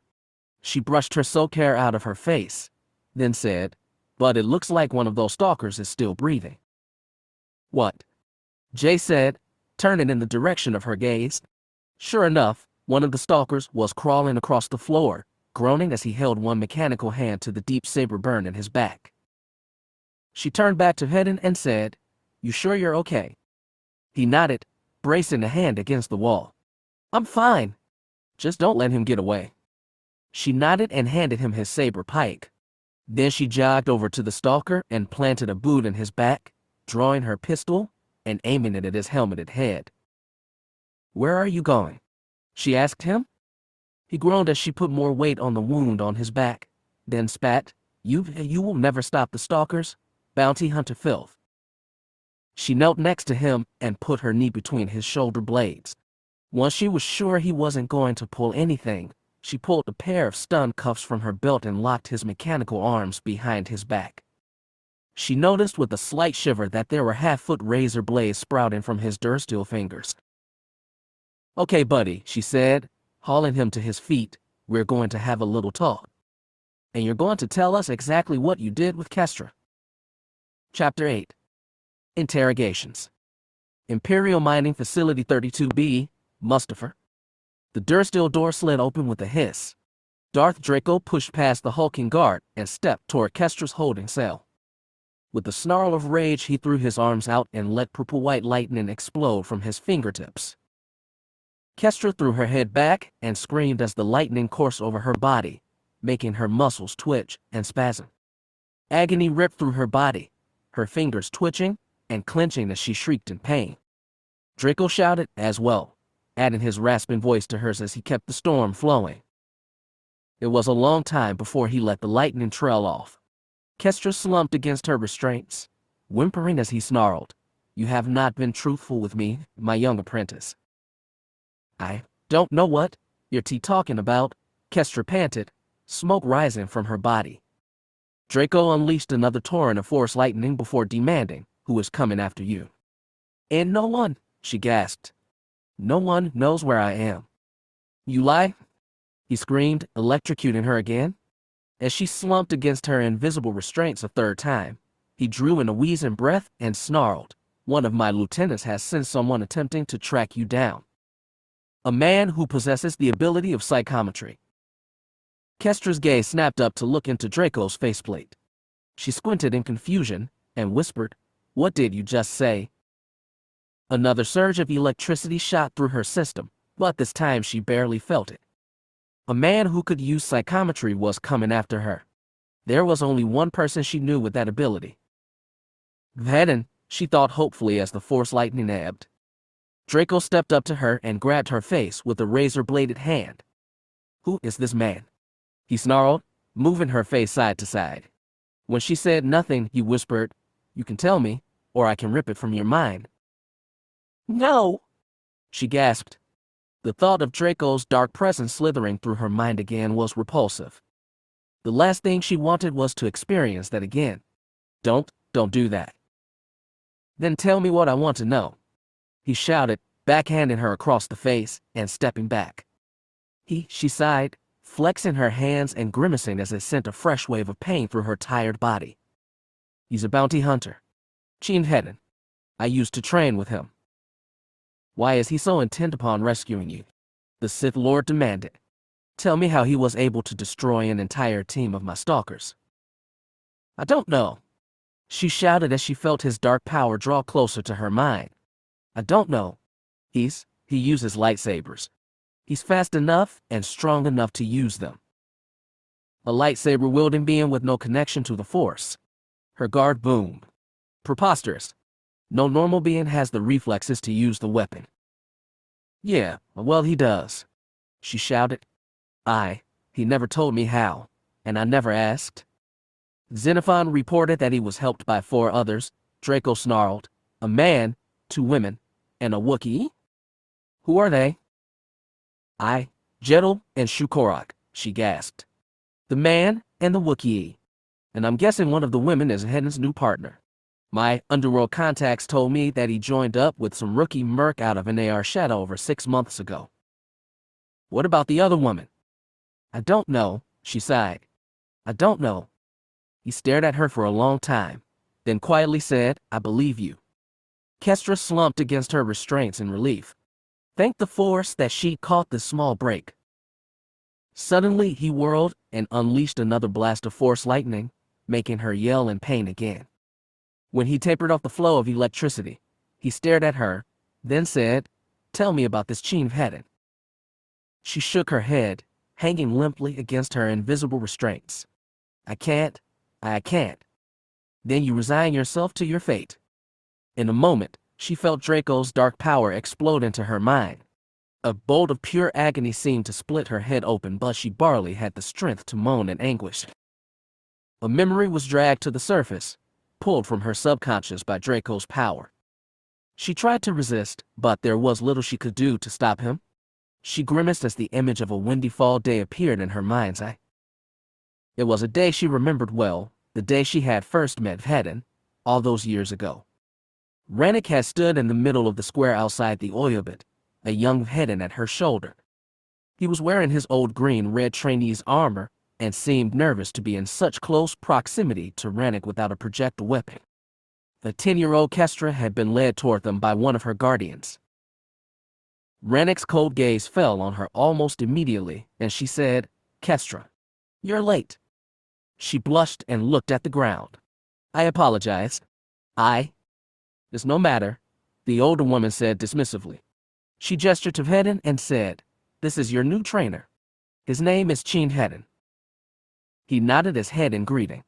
She shyly smiled and said, Hi. My name is Kestra. Rannick had glanced between them, then said, I have other business to attend to. Vhetin will teach you until I return. From then on, you will have an hour-long training session with him every day before I teach you. Kestra stared fearfully at the young Mandalorian, unsure of what to think about the older boy.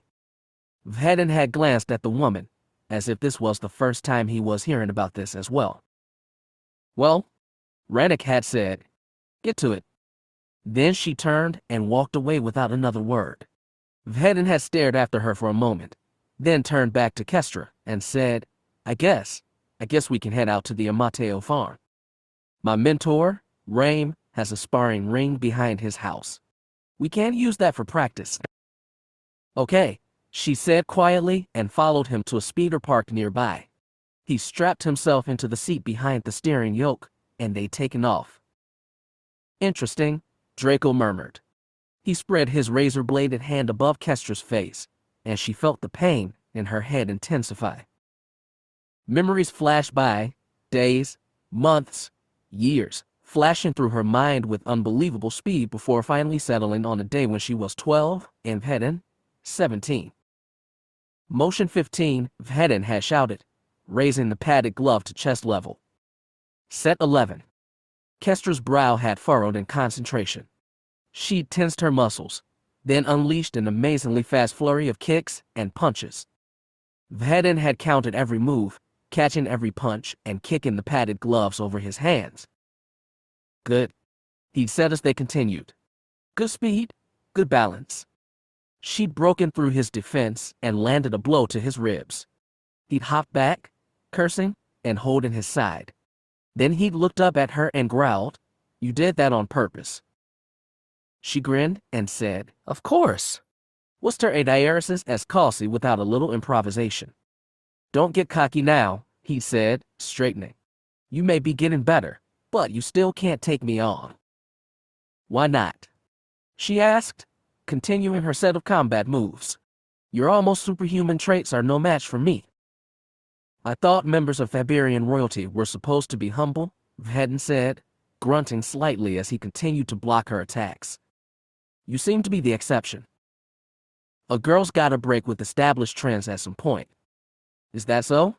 Vhetin suddenly erupted into a blur of motion, lashing out with both his gloved hands, and clapped them across Kestra's ears.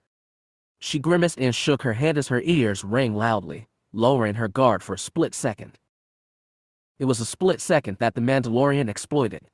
He whirled and kicked at her legs, but she hopped over his boot and punched at his helmet. He dodged the blow easily and followed up with a brutal punch to her gut. She doubled over as he grabbed her by the throat and slammed her onto her back on the ground of the sparring ring.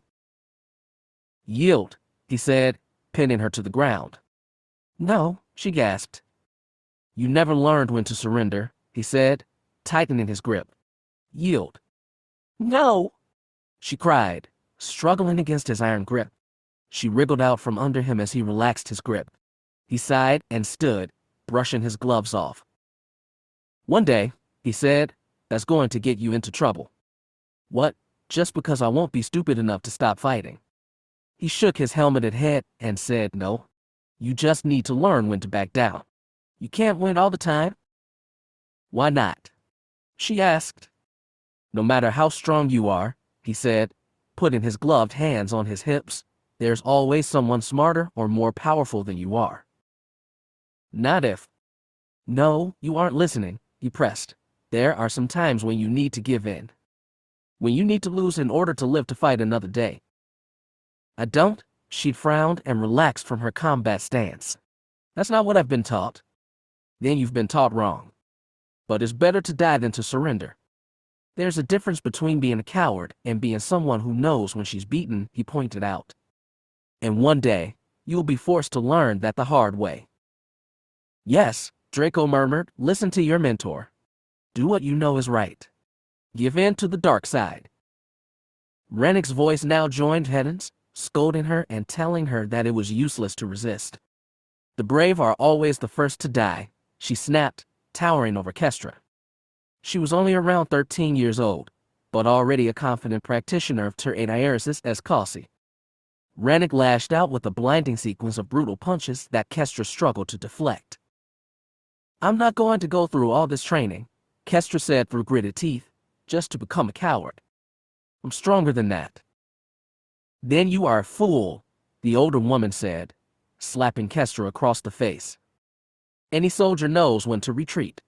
Surrender is preferable to death." "Surrender is preferable to death," Draco echoed quietly. "Don't," Kestra gasped, feeling ice course through her veins. It felt as if she'd been plunged into a pool of Arctic water, frozen to the core.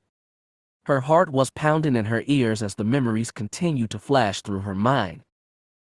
"Don't fool yourself into believing you are invincible," Rennick growled, snapping her fists out toward Kestra's chest. "Anyone can be defeated." "You can't convince me to." Suddenly Rennick exploded into motion, leaping into a whirling double kick that caught Kestra in the stomach and chest. The younger girl was thrown back against the wall of the sparring ring. She crumpled to the ground, wheezing as the wind was knocked out of her lungs. Rennick was right on top of her, punching and kicking her in the face and chest and snarling, "Give in." "Give in," Draco echoed. His voice was a strange amalgamation of his own gravely rasp and Rennick's cold murmur. "No," Kestra shouted, both in the memory and in real life. "Give in," repeated Rennick Draco. Kestra screamed as pain ripped through her mind. "You are defeated. Surrender or die." "No," Kestra screamed, jerking away from Draco and forcing his presence from her mind. "Leave me alone." A blue-white explosion erupted from her body, sending the two Sith stalkers flying back against the walls. She threw her head back and screamed as the force flowed through her, making her electro-shock restraint sputter and sending sparks skittering across the floor. As the storm subsided, Kestra slumped against her restraints, barely conscious. Draco groaned as he slowly clambered back to his feet, staring at Kestra with wonder. "What was that?" Her guard grumbled as he straightened, as well, putting a hand on the wall to steady himself.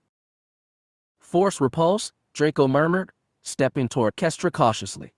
Amazing that an adept would be so powerful. He stared at Kestra, for once remaining a safe distance away from her. His dark gaze studied every minute detail of her face. Her eyelids fluttered open, and he chuckled at what he saw. "You and I are going to do great things," he murmured as he stared into her suddenly yellow-tinged eyes. "Together, we will shape the very course of the galaxy, my apprentice." He stared at her for a moment more, then turned to her guard and said, "This bounty hunter will find us soon. Send out the word, we're leaving." T. Postorius Post, Bostoni Sector, Imperial City, the next day. Vhetin stood in the center of the room, arms folded across his chest as the surviving Sith stalker raged and pulled at his stun cuffs. The assassin was bound with electroshock restraints and was chained to a post in the center of the floor. "Are you ready to talk yet?" he asked. The man let out a shout and threw himself at Vhetin, his restraint chain snapping taut as he did. The bounty hunter didn't even flinch as the stalker's helmet stopped only centimeters from his own.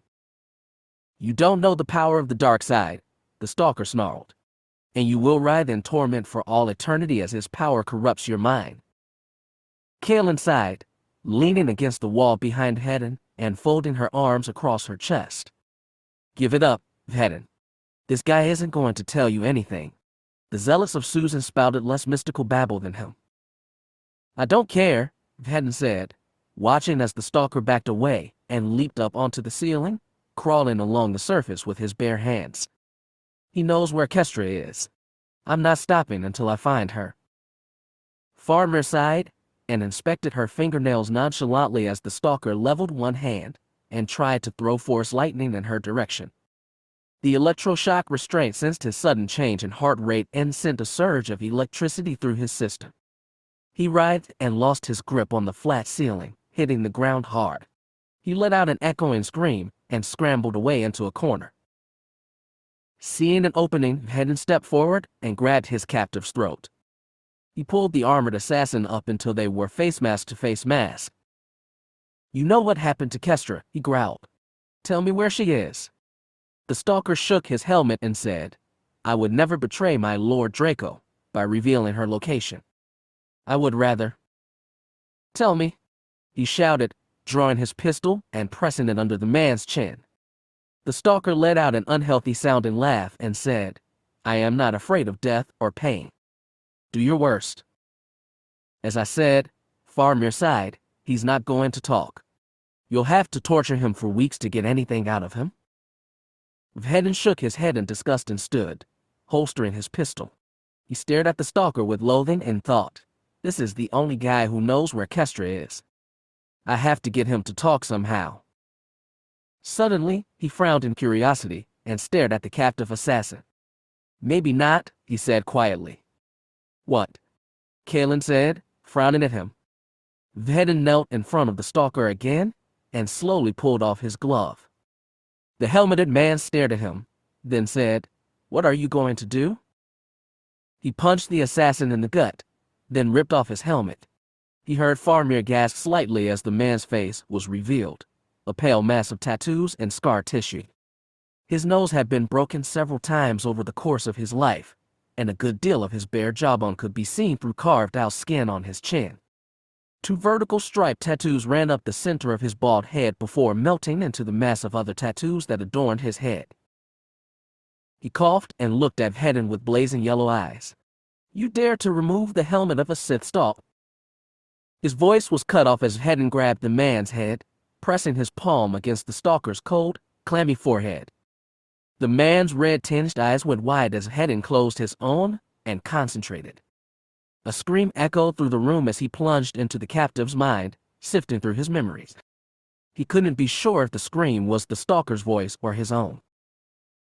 The flickering image of the interior of a starship flashed into his mind's eye. He saw 5 other stalker assassins, gathered with him around the ship's holoprojector. Another armored form was projected life-size into midair. He was of medium height and wore what looked like an up-armored variant of the typical stalker gear, with a ribbed black life suit, leather gloves, and armor flaps across the cheek plates of his helmet.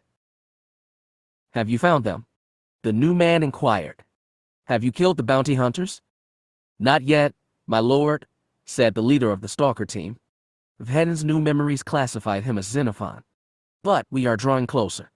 The female gangsters gave them the location of the refueling post where we discovered the location of the girl. They are en route." "Good," said the holographic stalker. "Deal with them, then return to us. Our forces are still incredibly weak. We need every stalker able to wield a saber." Xenophan bowed his head and said, "As is thy bidding, my lord Draco." "Draco," That was the name of the man who'd taken Kestra, the so-called leader of the stalkers. Interesting, but not enough to continue the hunt. He needed the name or coordinates of a planet. He grimaced and dug deeper. The next memory he was able to pull to the surface looked more promising. He saw Cin Vhetin standing behind Darth Draco. The air shimmered between them as heat waves rose from a dursteel floor. He heard distant explosions as red-hot magma erupted from a molten river that flowed below the facility. "What is thy bidding, my master?" Cin Vhetin asked. Draco stood with his back turned to them, surveying the scorched landscape beyond the facility. His helmeted head turned from side to side slightly, and his taloned hands were hooked behind his back. After several moments of silence, he half turned to the assembled assassins and said, "You heard Tilipy's report." "We did, my lord."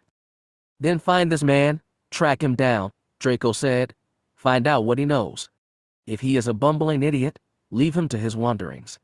If he is a threat—" He paused, then turned fully toward the landscape again and finished, "Eliminate him." Cin Vhetin bowed and said, "It will be done, my lord."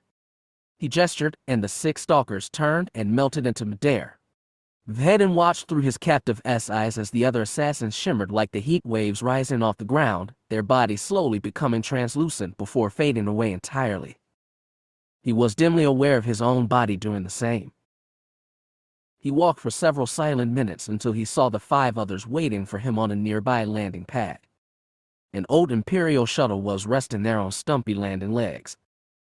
Interestingly, there were also several alien species present, scurrying about the landing pad and hauling cargo onto the shuttle. The tall ones wore heavy-duty fire skirts that shielded them from the falling ash and magma, while the shorter, squatter ones were outfitted with heat-resistant armor. They had dangling tube-like trunks and heavy helmets to protect themselves from the rain of fire. "Lord Draco commands us to leave," Cin Vhetin told the workers. "Load the cargo on the shuttle and prepare for our departure." One of the skinny creatures responded with a series of growling clicks and grunts, bobbing his head up and down in submission. It then gestured to the other aliens and barked orders in the same guttural tone. The aliens, they were the key? With effort, Vhetin pulled his mind away from the stalker's memories, struggling to pull his hand away from the captive man's forehead. He succeeded with effort and emerged back into the real world. It was a common sensation, as if coming up from underwater and taking a gasping, life-bringing breath. "Well?" Kalen asked, staring at him. Vhetin glanced at his HUD's chronometer and saw that almost 5 minutes had passed. He rose to his feet, wiping off his suddenly sweaty hands and pulling his glove back on. He stared at the stalker, who was cowering in the corner, hands over his head. "He didn't stop screaming the whole time you were," she hesitated, then said, "doing whatever it was you were doing." He nodded and turned his back to her. He pulled his helmet off and wiped his mouth with the back of his hand, taking a deep breath of the room's cool air. Psychometry was all he told Farnmere as he secured his helmet back over his head. "Oh," she said, not sounding surprised in the least. "Well, were you able to see anything?" He turned back to her and nodded. "I think so." Chapter 9. To Mustafar. Freelance Transport Void, Torrens Imperial City Spaceport Dock. Jay smiled as she held her datapad in her hands, watching a new interview between the HoloNews team and her 80-year-old little sister. She was sitting at the desk in her borrowed quarters, the overhead hall lamp shedding blue-green light over the area. The datapad had been given to her by Vhetin during a housewarming party a few weeks before. The tech pad was programmed to automatically scan the holonet and download any information regarding her family. Jay had never been overly close to her parents or her many brothers and sisters, but she and her little sister Arian had been almost inseparable. These interviews with her sister, who was an up-and-coming lawyer, were a great comfort, especially when involved in such a stressful contract. "So, Miss Colta," said the Torgruda interviewer, "you were recently involved in a case regarding the Senator Ntcima scandal. You almost single-handedly turned the case around and proved that the senator was indeed innocent of fraud." "I just want to interject here," her little sister said as she brushed a strand of dark hair out of her eyes, and say that I did not single-handedly prove him innocent. I had a great team of investigators working with me, not to mention my mentor, who was there to help me every step of the way. Jay paused the recording and sat back in the chair, smiling to herself. Arian was still the ever-modest one. She was very humble, and it was almost impossible for her to take responsibility for any of her successes without acknowledging someone else. "Cute," came a voice from the doorway. "Cousin." Jay turned her head and saw Jettel leaning against the doorframe. He had his helmet clipped to his belt and his black hair seemed even messier than ever. She turned back to the recording and said, "Little sister, actually. Where's Shukorak?" "Up in the cockpit, fiddling with the controls again," he said. He gestured to the threshold of the door. "Can I come in?" She shrugged. "Sure. Something up?" "Just waiting for Vhetin to get back," he said, shrugging. "I don't know why he had to go out there on his own. That Sith guy can't be that tough to crack, can he?" Jay let out a short laugh. The guy was crawling along the walls with his bare hands. "I think anything's possible with him. Besides, Vhetin won't be alone. Kalen is guarding the prisoner, whatever the hell he is. He's kind of odd, isn't he? His arms were made out of razor blades," she pointed out. "I meant Vhetin." She hesitated, then said, "Oh, yeah, I guess so. What's his problem?" he asked. "I mean, he's not exactly your typical Mandalorian. Hell, he isn't your typical human." I think he's just had a hard life," she said, shrugging, "and he finds it hard to trust people anymore." "He keeps you around," Jettel pointed out. "That's got to count for something." "Are you saying I'm untrustworthy?" "Shab, no.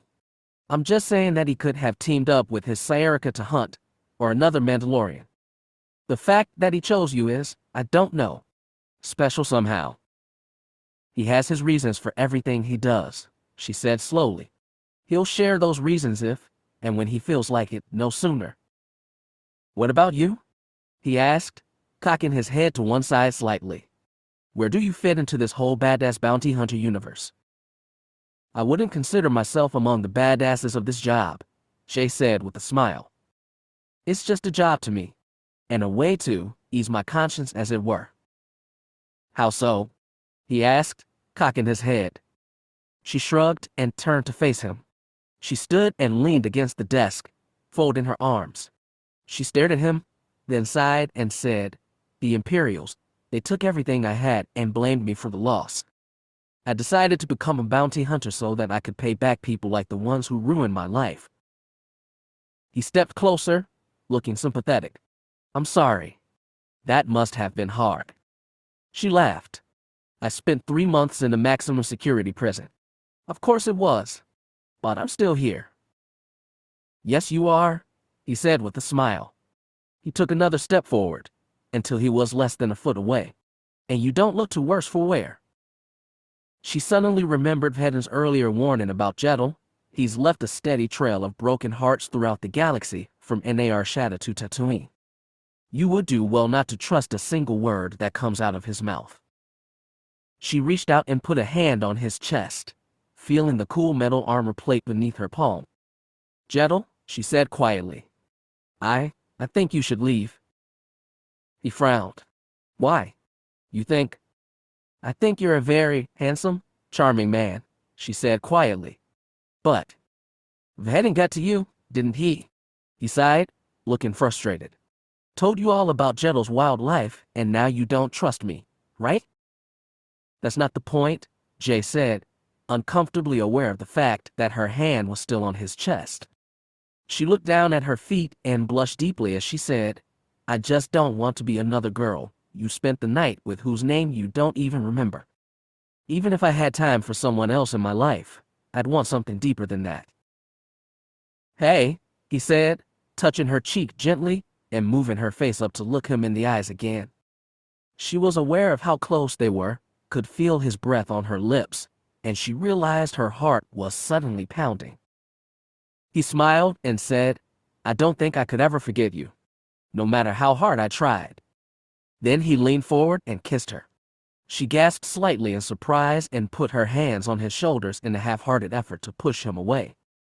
He wasn't discouraged and wrapped his arms around her waist, kissing her harder. Surprised, she found herself relaxing against him and kissing him back. She couldn't explain it, but a part of her needed him, needed his strength and self-confidence. This entire mission had her uneasy, tense, and scared, and she needed someone to reach out to. Cin Vhetin was a lost cause from the start. She couldn't understand Shukorak, and Kaelin wasn't exactly the type Jay could pour her heart out to. But gentle, he was charming and confident, and he always knew what to say to ease her worries. And that was exactly what she needed right now. So she wrapped her arms around his neck and kissed him harder, letting out a quiet sigh as she pressed herself close to him. It had been so long since she'd felt these feelings rushing through her heart. The heady emotions took her back to a happier time, before the Empire's betrayal, before her incarceration, before this new, dark world of bounty hunters and Sith lords and friends being kidnapped. Wait a minute, she suddenly thought. No. This isn't right. How does this help me? How does this help Kestra? She was just scared, and was reaching out to whoever was nearest. Jedel was doing the same thing, and she mistook that for some kind of connection between the two of them. She couldn't let this go on. They were both making a mistake. Jedel, she said when he pulled back for a moment. But he kissed her again and cut her off before she could continue. He slowly maneuvered them over to the cot in the corner, and they fell down on top of it, him on top of her. Jedel, she whispered as he propped himself up on his arms above her to avoid crushing her from the weight of his armor. I don't think. You're so beautiful, he whispered as he ran his hands up her sides and kissed her neck. She squirmed slightly in discomfort. When he didn't stop, only continued to kiss her and run his hands over her body, she thought, I have to stop this before it gets seriously out of hand. Moments later, Jedel froze as he felt the cold metal of her pistol barrel pressed under his chin. Jedel, she asked quietly. His eyes were wide as he looked down at her pistol, pressed up against his jaw. Yeah. Get off of me. He slowly did, raising his hands in surrender as he stepped back. Jay got off the bed and smoothed out her disheveled clothing. She glanced at him and sighed. Put your arms down, idiot. I'm not going to shoot you. He slowly did as she said, when Vhetin gets back, I'm going to pretend that this didn't happen. Okay? Good. Great, he said, nodding emphatically. But you try and get me into bed again, she added, patting her pistol, and I will shoot you. Preferably in a place that isn't fatal, but will hurt really, really bad. Jedel glanced down at his belt, paled slightly, then said, Sure. Okay? He slowly backed out of the room, his eyes never leaving the hand hovering near her gun holster. He hesitated at the door, then said, You know, I really do like you. She leaned against the doorframe and said, And I like you. But that's as far as it goes. Got it. He nodded and she smiled and stepped back. Goodbye then? But. Bye, she repeated, then hit the door controls. The mechanized door slid shut with a hiss, slamming an inch-thick barrier of dursteel between them. She sighed quietly to herself and turned back to her desk. Vhetin and Farmir strode up Void's landing ramp and headed immediately for the cockpit. I don't know the aliens off the top of my head, Vhetin said as they walked, but I'm sure I'd be able to identify them if I saw them again. Can you think of any species they looked similar to? He narrowed his eyes and slowly said, yeah. Kind of reminiscent of Cubas, I guess. Similar build, a kind of similar proboscis. Well, we can check through the ship database, she said, see if we can't track these aliens down. They stepped into the cockpit, nudged Shukorak out of the pilot seat, and Vhetin booted up Void's holonet database. Vhetin input the rough characteristics of the aliens he was looking for, then sat back as he waited for the search to complete itself. As he did, he activated the ship's autopilot, letting the ship lift off from the landing pad and streak off into space. After only a few minutes, they were in open space. Did you manage to see Kestra? Kaelin asked. You know, when you were doing your thing with the stalker. He shook his head. No. But the fact that they tried to kill us means she's still alive. How do you know? He stared at her. They're trying to cover their tracks. Keep us from getting too close to finding their captive. Don't get your hopes up, Stripes. She sighed, shook her hair out of her face, then put her hands behind her head and propped her feet up on the control console. Shukorak howled as her heels landed dangerously close to the ship's self-destruct activation pad. She just threw a glare his way, then settled deeper in the seat and closed her eyes. Tyrians, Sicaritans, Floristos, Vhetin shook his head. None of these are right. What about setting? He glanced at Farmir. What? Setting, she said, opening one eye. You know, the area where these aliens were running around. Were there trees, rocks, oceans, what? Oh, there was lava. Lots of magma and ash in the air. She nodded toward the monitor in front of him and said, then narrow your search parameters. See if that pulls up anything you recognize. He stared at her for a moment, then turned back and did as she suggested. The monitor displayed a message saying, please wait, searching. Then a much smaller list appeared, less than 15 matches. Okay, he said, settling himself more comfortably into the seat and rubbing his hands together. This is more like it. What does it say? We've got Cortations, Sporans, Carmenians, Mustafarians. He did a double take as the image of the alien species popped up on the monitor. Then he clapped his hands and said, there. Mustafarians. Kaelin swung her legs down from the control panel and looked over his shoulder. She squinted at the monitor, quickly scanning through the hollow net report. Operate out of a small planet called Mustafar in the Outer Rim. Heh. That sounds like where your creepy vision took place.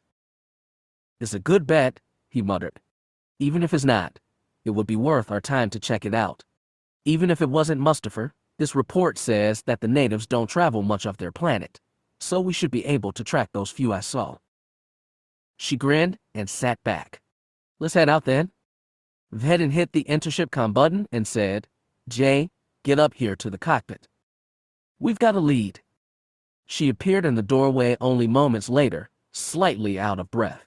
She took a hesitant step inside, probably unsure of whether Vhetin was still angry with her. He was, but there were more important things to focus on at the moment. What's going on? She said, straightening her jacket self-consciously. He glanced at her and frowned behind his helmet. Her movements were quick, erratic, and his HUD scanner systems showed that her heart was racing as if she had just run a marathon, or was extremely nervous about something. Something wrong? He asked, raising an eyebrow that he knew she couldn't see. Her gaze snapped to him as she shook her head quickly.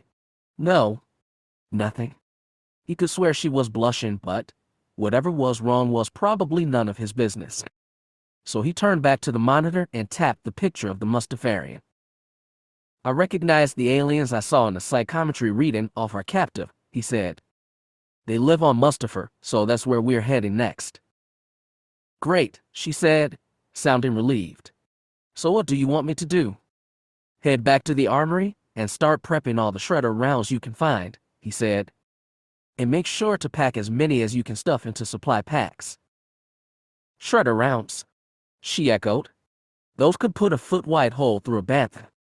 We barely survived attack by a small force of stalkers, he said. And wherever that strike team came from, there are more stalkers dug into a defensible position. We need all the firepower we can get. How many shredder rounds do you have? Quite a few, he said. You might get Jettle to help you. Oh, I'm sure I can take care of it myself, she said quickly, blushing deeper. I think he's resting. I wouldn't want to disturb him. If you think you can handle it, he said, shrugging. Just be cautious.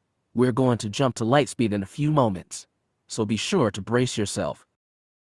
She nodded and quickly left the cockpit. Kaelin craned her neck to watch her, then chuckled quietly and settled herself into the co-pilot's seat once more. He glanced at her, hesitated, then said, What are you finding so funny? What? She said. You don't see it. Are you blind? See what? Your partner is very interested in your red-armored friend. She's trying to hide it, but, well, as you can see. That's none of my business, he said calmly. And it's none of your business either. Come on, she said, don't tell me you haven't noticed it too. You can't be that stupid. I have enough problems with my own relationships without worrying about those of my partner, he said. Yeah, she said, I know all about you and that Belling girl. Your relationship problems didn't seem to stop you from bringing Jolie Urk down. Things have gotten worse since then, he said. And I'm not sure. He suddenly snapped his head up toward her and narrowed his eyes. Wait a minute. I'm not talking to you about this. You're just fishing for info, like you were when you downloaded my bounty database. I'm good at milking info from my targets, she said, shrugging. It's a gift.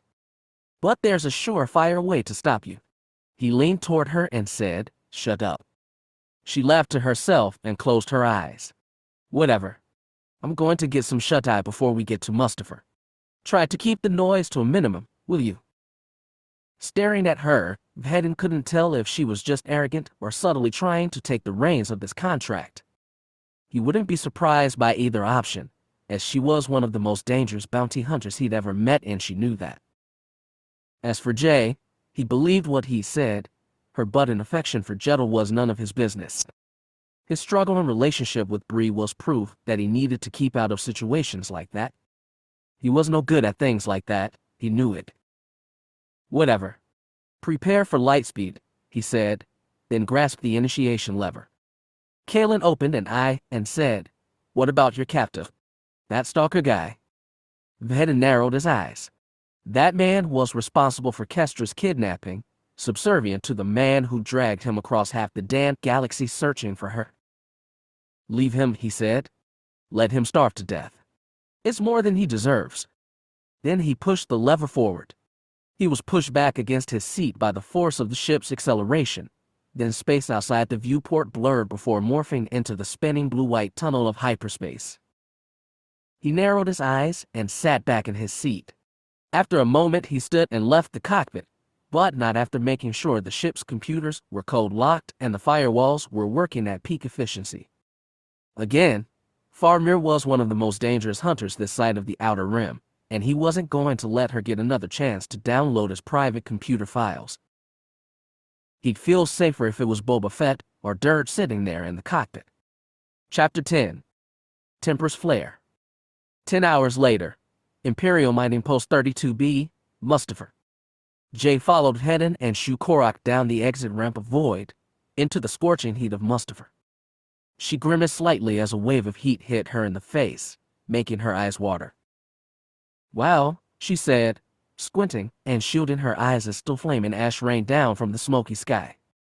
This is certainly a change from Rainy Coruscant.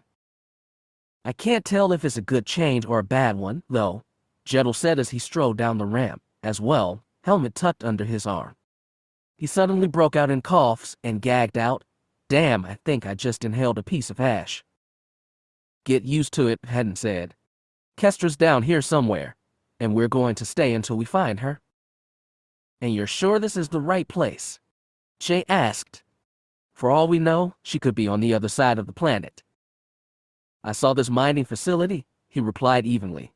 I know we're in the right place. Scanners are showing no life forms in the area, came Callan's voice over the comlink. Even if she was here, whoever took her cleared out a while ago. Probably never heard back from that assassin team we took on and got spooked. It's still worth looking around, he said, hooking his thumbs into his belt and looking around. His scanners confirmed what Kalen had reported. There were no life forms in the mining facility. He flexed his gloved hands into fists and cursed quietly.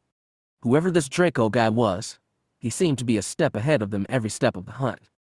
Then again, that tended to happen when a hunter went after Force sensitives. They were able to predict things before they happened, and that was enough to send a hunter into a death trap. Be careful, he said as they set off. Deserted or not, this is enemy territory. Keep in constant contact, don't wander off. These Sith guys are able to do things you can't even imagine. He gestured to the facility with an age-old military hand signal and said, Jay, you're with Jedel. Kalen, head out with Shukorak. What about you? Jay asked, drawing her pistol and checking the charge. You just said for no one to head off alone. Vhetin unclipped the lightsaber from his belt and activated the blue blade. I can't handle myself. Right, Jay said, sounding unconvinced. Look, he sighed, turning to her, I've worked around Force sensitives before. I know what I'm getting into. You guys just be careful. I'll calm you if I run into any trouble, I swear. Jay still didn't look convinced, but she slowly nodded and said, Fine. Just be careful. You've still got a lot to teach me, and you're no good to me dead. Don't worry about me, he said, then strode toward a decontamination room and stepped inside. He turned back to his small team at the door and said, Meet up here again in 15 minutes. Anyone falls out of contact, and I'm going to be very angry. Then he turned and hit the opening stud. The door slid open with a hiss and he disappeared inside the facility. The air was cool inside. He could feel it even through his armor's environment suit. He couldn't explain it, but the air was very close inside the facility, like the quiet before a thunderstorm. His heart was pumping and adrenaline flooded his system as the Deccan room let out a loud hiss and blasted his body with high-powered air streams. He deactivated his saber and hooked it back to his belt, pulling his Imperial issue DC-17. He clicked the rifle light on as the Deccan room's door slid open again, and he murmured into his comlink, Okay. I'm heading into the facility now. This is Farmir and Shukorak, came Callan's voice. The 3 rooms along the D6 hallway are clear. Same with the V9 hall, came Giddle's voice. We're heading on to what looks like the mechanic's workshop. There's a lot of dried oil on the floor, but no sign of anything bad. Vhetin crept down the hall in a crouch, cautious of any surprises. He clicked on the rifle's light and slowly opened the first door of the hall. It was full of mining equipment and environment suits similar to the kind Vhetin himself was wearing under his armor. The other 3 rooms down the hall were the same. Hall C12 is clear, he murmured. I'm moving on. He got a burst of static in response. He clicked the comm once and said, Guys, report back. Was that any of you? Not me, said Jay. Negative, Vhetin, Kalen reported. Radio silence on my end. Then who sent out the static burst? Don't know, came Callan's voice. Maybe interference from mining equipment. Maybe there was an electrical surge from the station's heat receptors.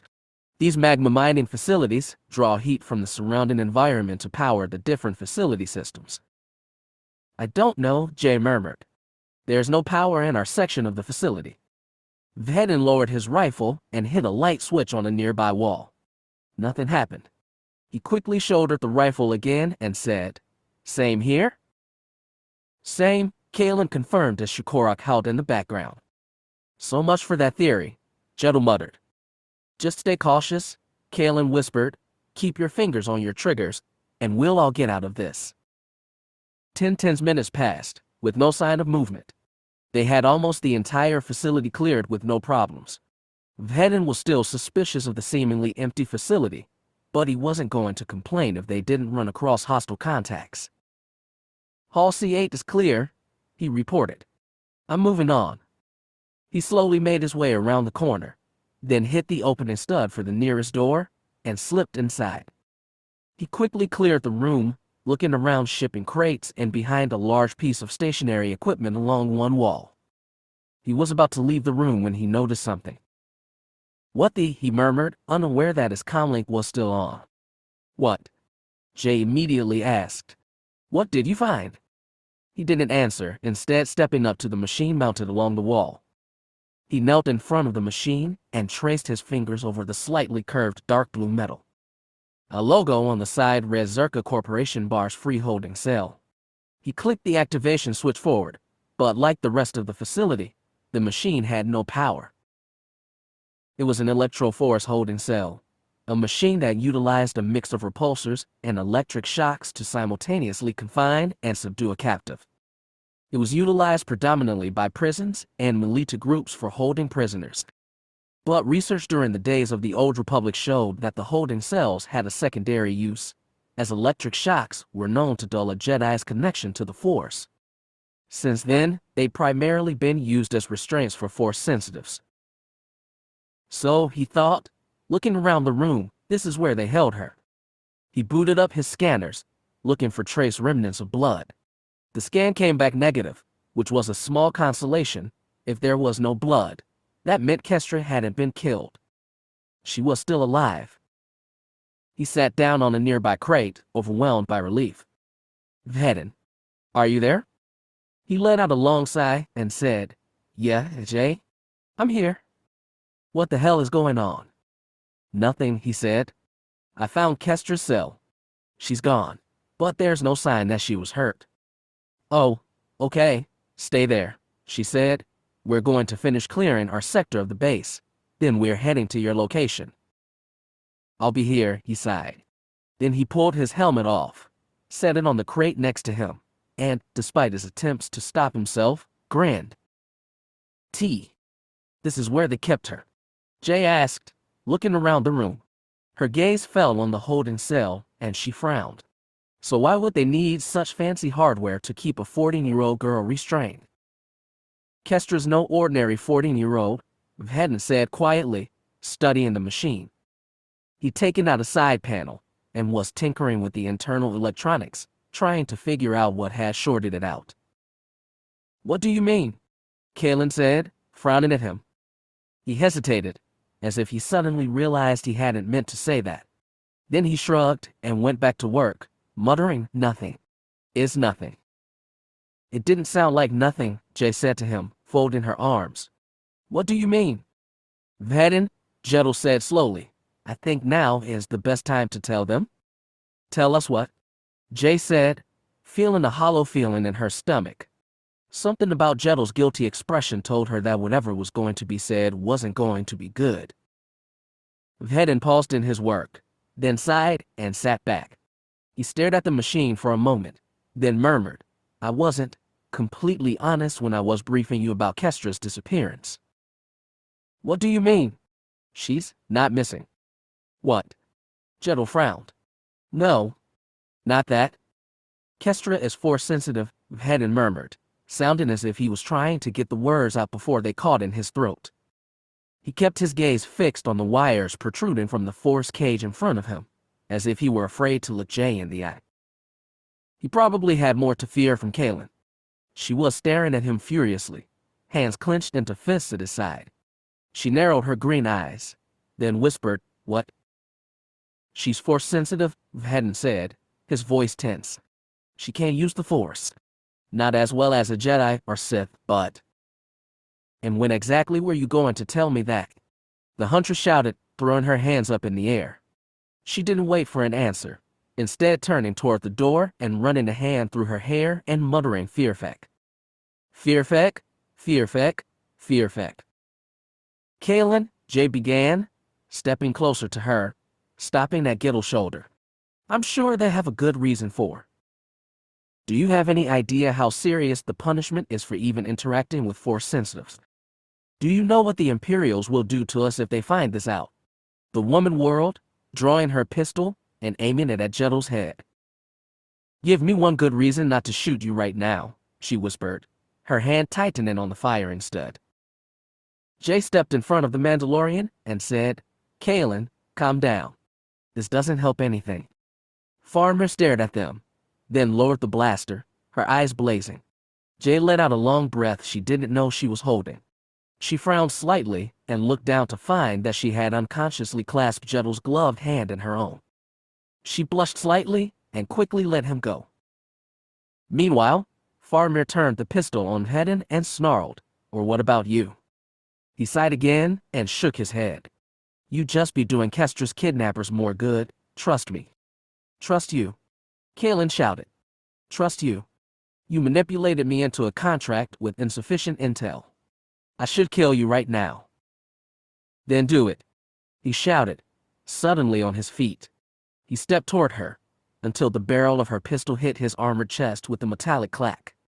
When she did nothing, he grabbed the pistol and held it to the gap in his chest plates. A shot from that close range would kill him instantly. "What are you waiting for?" he snapped. "Do it." Farmer stared at him, her expression livid, then let out an explosive curse and yanked the pistol from his grasp. She holstered it, then leaned forward until her face was almost pressed against his helmet front. "One of these days," she growled, her eyes flashing dangerously, "your corpse is going to be found lying in some back alley gutter. And I just hope I'm the one who gets to put it there." "If you're done making empty threats," Vhetin growled, "please shut up, step back, and let me get back to rescuing my friend." Farmer stared at him lividly, clenching and unclenching one fist. Then she turned and stormed out of the room, leaving the rest in silence. After what seemed like an eternity, Shukorak let out a quiet grumble that seemed to shatter the tension in the room. Jay took a shaky breath, then turned to Vhetin and said, "That was pretty impressive. How did you know she was bluffing?" He didn't reply, just stared after Kalen. Jay hesitated, frowning, then said, You didn't know she was bluffing, did you?" No response. "Then did you actually want her to shoot you?" He silently turned back to the holding cell and resumed his work trying to reactivate it. Jay stared at him, slightly disturbed by his silence, then sighed and turned away, muttering whatever. As she stepped toward the door, he finally spoke. "I'm sorry I didn't tell you," he said. "I didn't think it mattered that Kestra was force-sensitive. I was wrong." "I don't care if she's force-sensitive, Vhetin," she sighed, turning back to him. He was once again sitting cross-legged in front of the machine, half turned away from her. "I care that you saw fit to withhold information from me. Damn it, Stripes, how am I supposed to trust you when you don't tell me the truth about assignments like this?" "I never suggested you should trust me." "Don't act like you're some righteous, misunderstood soldier," she said softly, shaking her head. "You're not. You're just another normal human being, and if we're going to be partners, I need to be able to trust you." "Why?"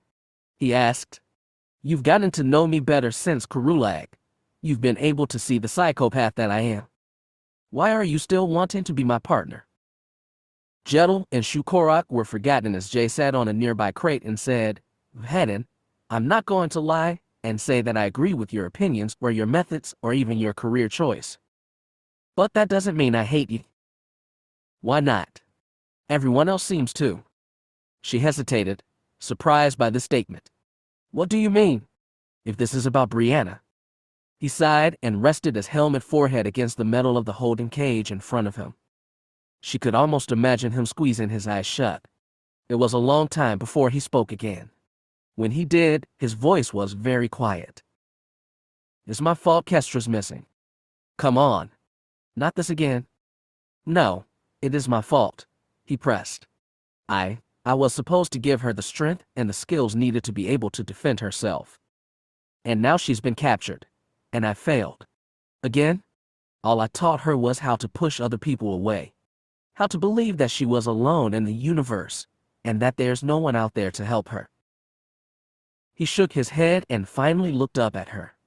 His faceplate was as expressionless as ever, but she could almost feel the pain radiating off him. He stared at her, then murmured, "And I can't help but think I'm doing the same thing with you.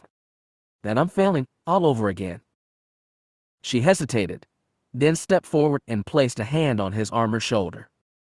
"Vhetin," she hesitated, then decided to use his first name for the first time since she'd known him.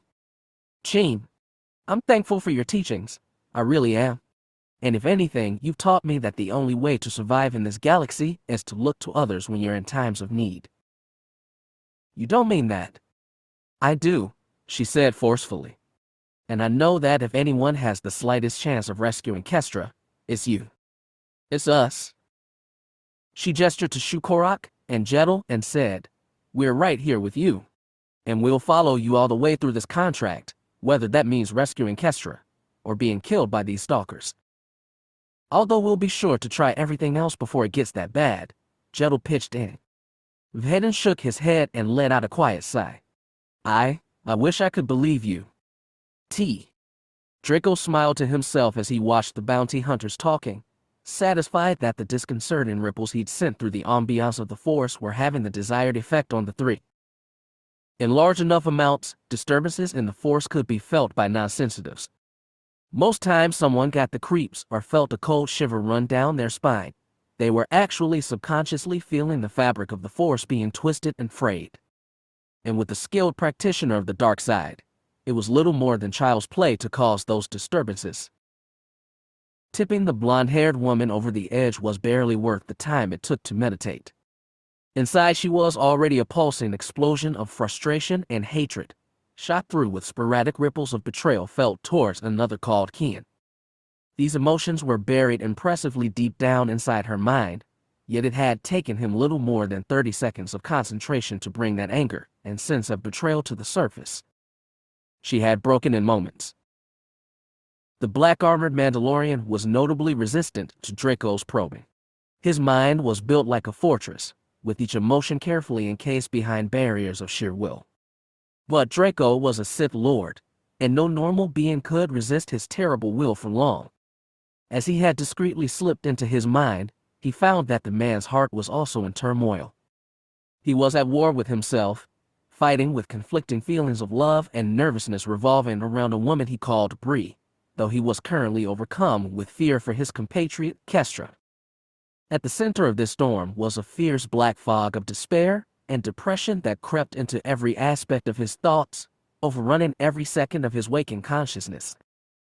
It was this that the Sith Lord decided to exploit, drawing this internal anguish to the forefronts of the man's thoughts. The dark-haired woman, Jay, was by far the most surprising of the group. As Draco infiltrated her mind, he found that she was not a flurry of hate or depression, but rather possessed a very composed focus, which appeared to Draco like the calm surface of a cool lake. The surface of the water was sporadically disturbed by thoughts for the other Mandalorian, named Jedel, or a vague pain, as something Cin Vhetin had said to her at some earlier point in time.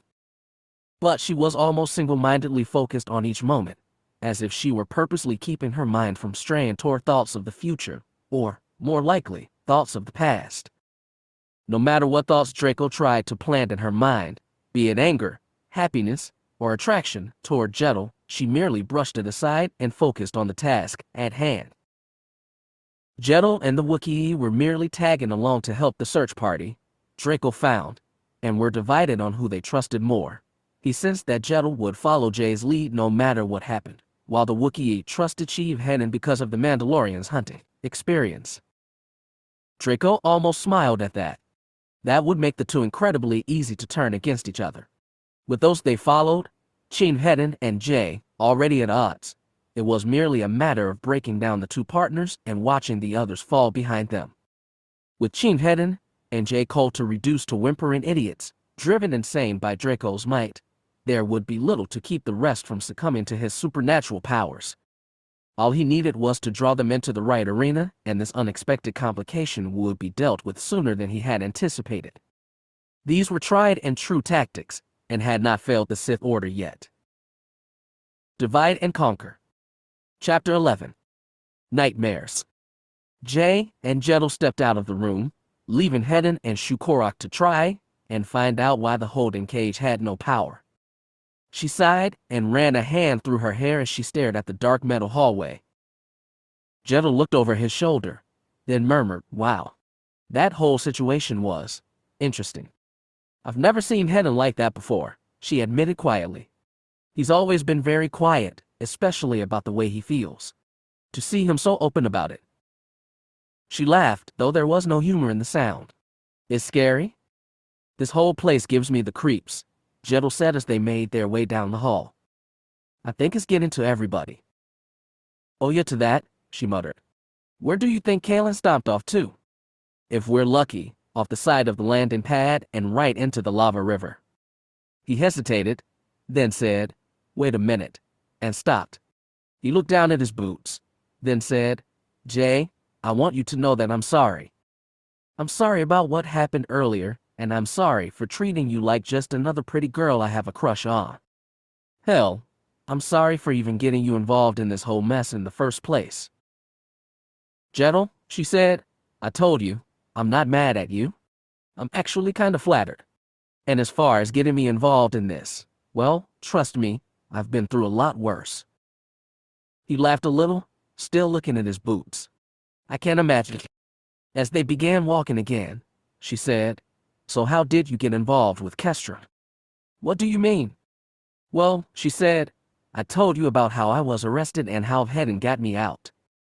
"How did you meet Kestra and Shukorak?" He shrugged and said, "I got on the bad side of a hut named Jabbo. He sent some mercs to fry my shebs, and I ran for it. Kestra just happened to be on Nal Hutta at the time, and she let me hide on her ship. She needed a ship mechanic, so she let me tag along so Jabbo couldn't track me down." "How exactly did you piss Jabbo off?" she asked. "Did you owe him money?" He shook his head, a small smile stretching across his features. "Okay, there was this really hot Twi'lek dancer he had, and I kind of." She laughed and nudged him in the shoulder. "Okay, never mind. I don't want to know. And you weren't exactly honest with your side of the story," he said, ducking under a coolant tube hanging from the ceiling as they walked. She frowned at him. "What do you mean?" "I didn't leave anything out." "Oh, yes you did," he said, flashing her a knowing smile. "You just said I flew with some other pilots. Who were they?" "Who had the honor of being wingman or wingwoman to a future bounty hunter." "Oh," she said, not smiling back. Her veins were suddenly full of ice, and her heart was pounding. It was one of the few times she'd really allowed herself to think about her fellow pilots, all of whom had been deemed killed in action. In the past, she'd consciously tried her hardest to just not to remember that horrible day, forcing herself not to look back. I don't want to talk about it." He glanced at her, then shrugged and said, "Okay, your choice." "It's not that I don't want to tell you," she insisted. "It's just that the subject still kind of hurts. I know it's been over half a year, but—" "Wait a minute," he said suddenly, cutting her off. He frowned warily and looked down the hall. After a moment, he pulled his helmet over his head and pulled one of his pistols from his holster. When he spoke again, his voice sounded dark and threatening as it came from his helmet's vocoder. "Grab your pistol or get behind me." Her blaster was instantly in her hand as he took a cautious step down the hall. When he raised his pistol cautiously, she followed at his shoulder and whispered, "What is it?" "I don't know," he murmured, his helmet's rangefinder sliding down over where his left eye would be. "I thought I heard something. Like a thump. This place is supposed to be deserted. We cleared every room." "That's what I thought too," he growled. "But my motion tracker shows a contact ahead." "Where?" she asked, squinting to see through the darkness. He slowly pointed toward a small ventilation shaft in the center of a T-junction of halls ahead of them. A metal grate covered the shaft, and Jay could see a dark form moving around inside. The flashing red emergency lights threw contorted shadows on the walls, making the shadows seem alive. Her heart began to pound, and she thought, damn it, would it have killed Hedden to find out why the lights are off instead of that stupid holding cage? Jettel quickened his pace, and together, he and Jay flanked the grate as if they were about to perform a breach of a very small door. He made a quick series of hand signals, silently saying, "On 3, you pull the grate out, and I'll grab whatever's in there and drag it out." She nodded and tensed her legs, preparing to reach down and yank the grate out of his housing in the wall. Jettel slowly raised his hand and counted off on his fingers. 3, 2, 1. Jay reached down, hooked her fingers into the metal grating, and yanked it out of the wall. It clattered away down the hall as Jettel knelt and reached into the ventilation shaft. His arm disappeared up to his shoulder, and a low growl sounded in his throat. He struggled for a moment, then grunted, "Got it," and pulled back with all his might. A high-pitched yelp came echoing out of the ventilation shaft, and Jay let out a cry of surprise as Jettel dragged out a furiously struggling black figure that was most definitely not human. It looked vaguely canine, with a long snout and ears. Jettel had his gloved fist wrapped around a thin, whip-like tail, and the creature yelped and growled. It scrabbled at the floor, then twisted nimbly around and sunk his long teeth into his assailant's arm. It would have been a painful wound, but as Jay stepped forward to help pry the creature off of Jettel, She heard a loud screech as the animal's teeth scraped along his Beskar gauntlet. The sudden attack was enough to make Jettle release his grip, and the creature scampered away. It turned back to Jay, and Jettle some distance away, arching his back and snarling at them as it lashed its tail back and forth. "Are you okay?" Jay asked breathlessly. She helped haul Jettle to his feet. "Are you hurt?"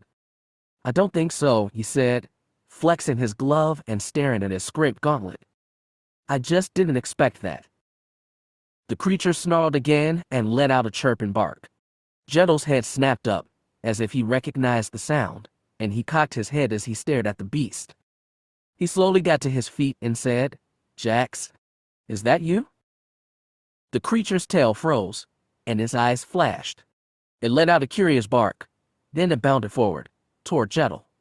Jay raised her pistol, thinking it was going to attack her friend again. But Jettle grabbed her hand and cried, "Wait, don't shoot. Don't."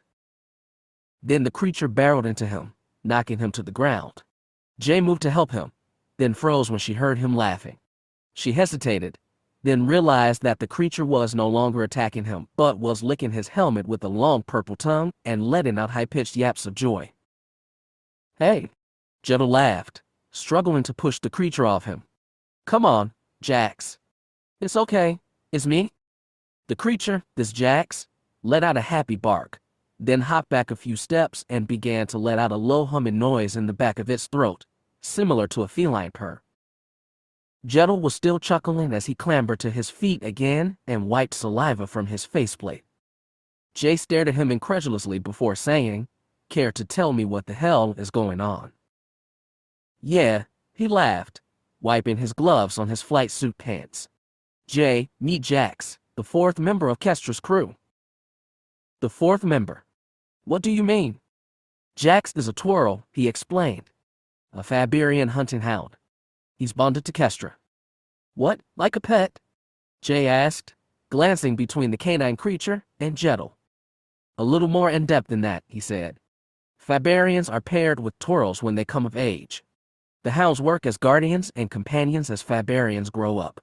Jax originally belonged to Kestra's mother, and he moved on when she was killed." "So, he's a friendly?" she asked, frowning in confusion. "Then why did he attack you?" "He was just scared," he said, leaning down and patting the creature on the head affectionately. "How did he get here?" "He must have been on Kestra's ship when those stalkers took her hostage," he said, rubbing the canine under the chin. "You got away from those nasty stalkers, didn't you? Didn't you, cute little guy?" Jax let out another chirping bark and licked his faceplate again. Then he suddenly stopped and sniffed the air, lashing his tail. His eyes flashed in the darkness. Then he turned and bounded away down the hall, yapping the entire way. What the Jettle began. He was cut off as the emergency light suddenly died with a low buzz, throwing them both into darkness. Jay blinked, trying to get her eyes to adjust to the sudden change in lighting. But the darkness was complete, and she couldn't even see Jettle as he straightened up in front of her. She almost screamed when she felt him grab her forearm. "You okay?" he whispered. His voice, altered by his helmet vocoder, sounded terrifying in the pitch darkness. "The lights went out," she said, sounding only slightly breathless. She was surprised at that, as her heart was pounding in her chest and she felt cold sweat break out on her forehead. "Nothing dangerous happened. I bet you 10 credits that Hedden electrocuted himself and shorted out power to the whole facility." She laughed nervously and said, "Let's get back to the others and see." "What about Jax?" "He managed to find us once," she said, "and he'll be able to do it again. Come on, let's go." "Okay," he said, sounding reluctant. "My HUD can't switch to low light mode.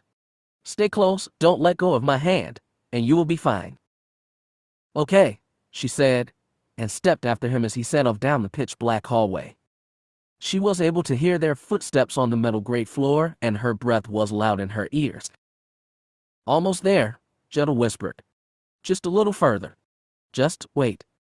"What?" she whispered back. "What is it?" I think I see Jax," he said. "Wait here a minute. I'm going to go get him?" No, she said. "Don't leave me here." What are you? He let go of her hand, and she heard his footprints fading down the hall to her left. After only moments, she stood in complete silence again. Her heart began to pound, and she clenched her fists nervously. After a moment, she whispered, "Jettle, where are you?" A suddenly cold breeze stirred her hair, and she shivered. Her hand drifted toward her pistol as she whispered, "Jettle, say something, you're freaking me out here." "Why?" came a gravelly, raspy voice from the darkness. "Afraid of the dark."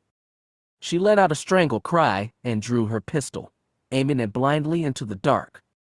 She could feel her hands shaking as she swiveled to search for the source of the voice. "Who are you?" she said. "What do you want?"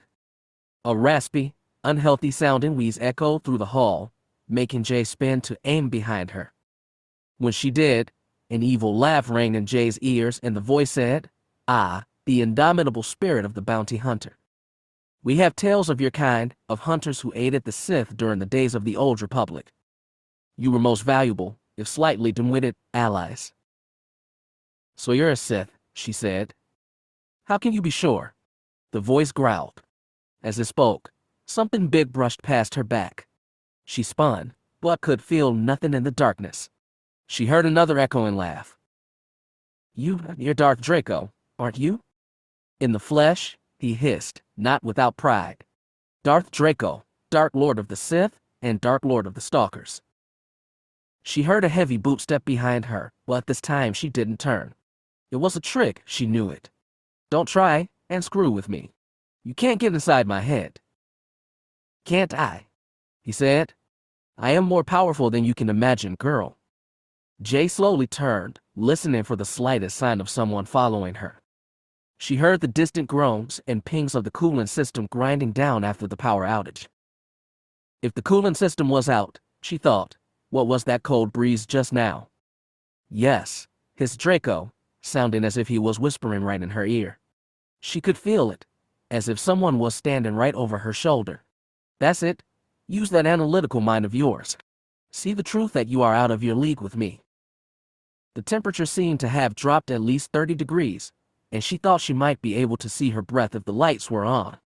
She closed her eyes and shuddered as she felt the tickle of something sharp tracing down the small of her back.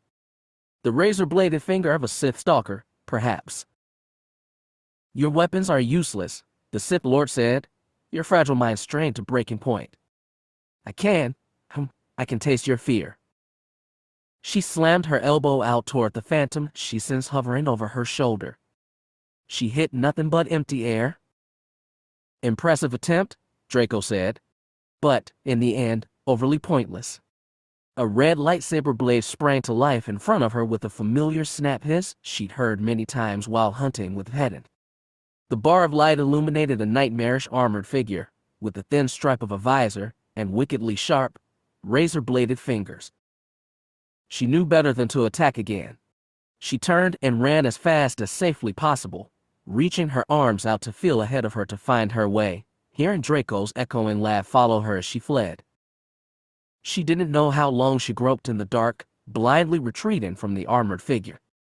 She just knew that it was some time before she stopped dead and looked around the pitch-dark hallways thinking, "Oh, this wasn't a good idea." She slowly turned in a full circle, then called, "Jettle, you out there?" There was no answer. Her voice suddenly sounded very small as she said, "Vhetin, Kalen, anyone?" There was only silence, and she felt the cold breeze slowly descend on her again. She rubbed her arms and fastened up her jacket before drawing her pistol again. She took a deep, calming breath before looking around nervously and thinking, this isn't good. She suddenly heard a heavy bootstep behind her and someone grabbed her shoulder. She screamed and turned, firing her pistol twice. There were two flashes of blinding yellow light and the sound of the shots echoed through the halls. She heard a muffled gurgle and a heavy body fell to the floor. "Who was that?" she whispered breathlessly as she cautiously knelt and felt for the body. She needed to make sure this Darth Draco was dead. Make sure he wasn't going to jump up and... Oh no. Her heart turned to ice and she suddenly scrambled away, the grated floor cutting into her hands as she frantically retreated from the body. Her back hit the solid wall, and she almost screamed, her breath coming in short gasps. Oh no, she thought again. She dropped her pistol and put her hands over her ears, staring in the direction of the body with horror as she thought, oh no, no, no. I killed him. I killed him. He's dead. Her breath came in horrified gasps. Then she curled up on the floor, wrapping her arms around her knees, and began to cry. 2 minutes earlier. Vhetin crept down the hall, rifle shouldered, and whispered, Shukorak, stay close. Don't wander off. The Wookiee let out a snuffling grumble, and Vhetin replied, I don't care. Something's wrong here, and we need to round everyone up. You getting lost isn't going to help. He roared, and Vhetin's 360-degree vision, painted fuzzy black and white in low light mode, showed him shaking his furry head. He readjusted his massive grip on his equally massive pistol. I don't care that you can see in the dark, Vhetin grumbled. Callan's on her own, and Jedel and Jay are still out there. Strength in numbers, buddy? Shukorak had no reply to that, and fell into step behind him. He grumbled at Vhetin. I don't know if it's our Draco guy, but he's our best bet. The Wookiee howled, and Vhetin sighed and stopped. He looked at the big alien, then said, fine. If I use it, will it make you feel better? Kestra's co-pilot nodded emphatically, and Vhetin sighed again as he clipped his DC to his belt and unhooked a lightsaber. He ignited it and held it up in the air, letting it shed bluish light over the hall. Happy now? He asked. Shukorak let out a contented grumble. A moment later, he barked deeply.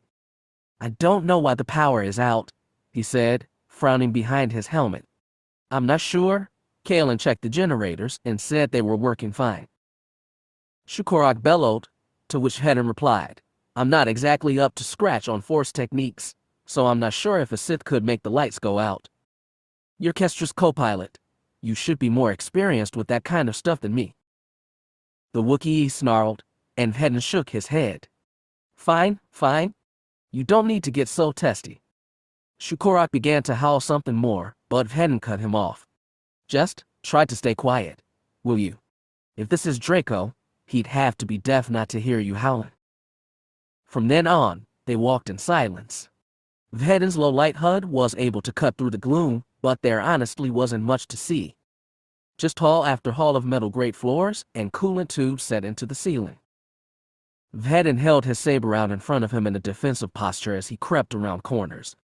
He booted up his helmet's life sign scanners and whispered, Jay, Jedel. After what seemed like an eternity, they reached a T-junction in the hall, and Vhetin held up a fist, signaling for Shukorak to stop. He pulled his pistol with his left hand, still holding his saber in his right, and whispered, Hold here. I'll check it out. He slowly stepped forward, careful to put as little weight as possible on his feet so as to reduce the sound of his footsteps. He pressed his backplate against the wall and peeked around the corner. Like usual, there were only empty halls. Okay, he said, waving Shukorak forward. We're clear. He was cut off as a dark canine figure came scrabbling down the hallway, yapping and lashing his whip-like tail. It blew past Vhetin without even stopping, disappearing down the hallway with an echoing bark. What the shab was that? Vhetin thought, looking after the creature. He slowly raised his hand and motioned Shukorak forward again. The Wookiee stepped forward with a confused growl. I don't know what that was, Vhetin said, shaking his head. Probably just some indigenous pest. Shukorak howled, and Vhetin didn't need to translate to get the gist of what he'd said. It didn't look like a pest. But he didn't know what it was, and his primary job was to round up Kalen, Jedel, and Jay. None of them were safe until they were all together again. If it was more stalkers, they were all in danger. If it was this Draco character, things got exponentially more complicated. He'd come across more Force sensitives during his career than he cared for, Kestra included, but a Sith Lord was beyond his experience. Well, apart from Vader. And if Draco was anything like him, it was a good bet they were all going to die. Shukorak, he whispered, cautiously peeking around the corner again, wary in case another of those things jumped out at them. Move up, take point. There was no response. He cocked his head slightly and repeated, Shukorak, take point. When there was still nothing but silence, he turned back to the Wookiee. There was no one there, only an empty hallway.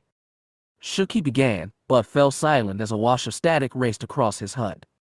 He hesitated, tapping the side of his helmet. The static returned even stronger, drowning out his helmet's audio receptors with white noise.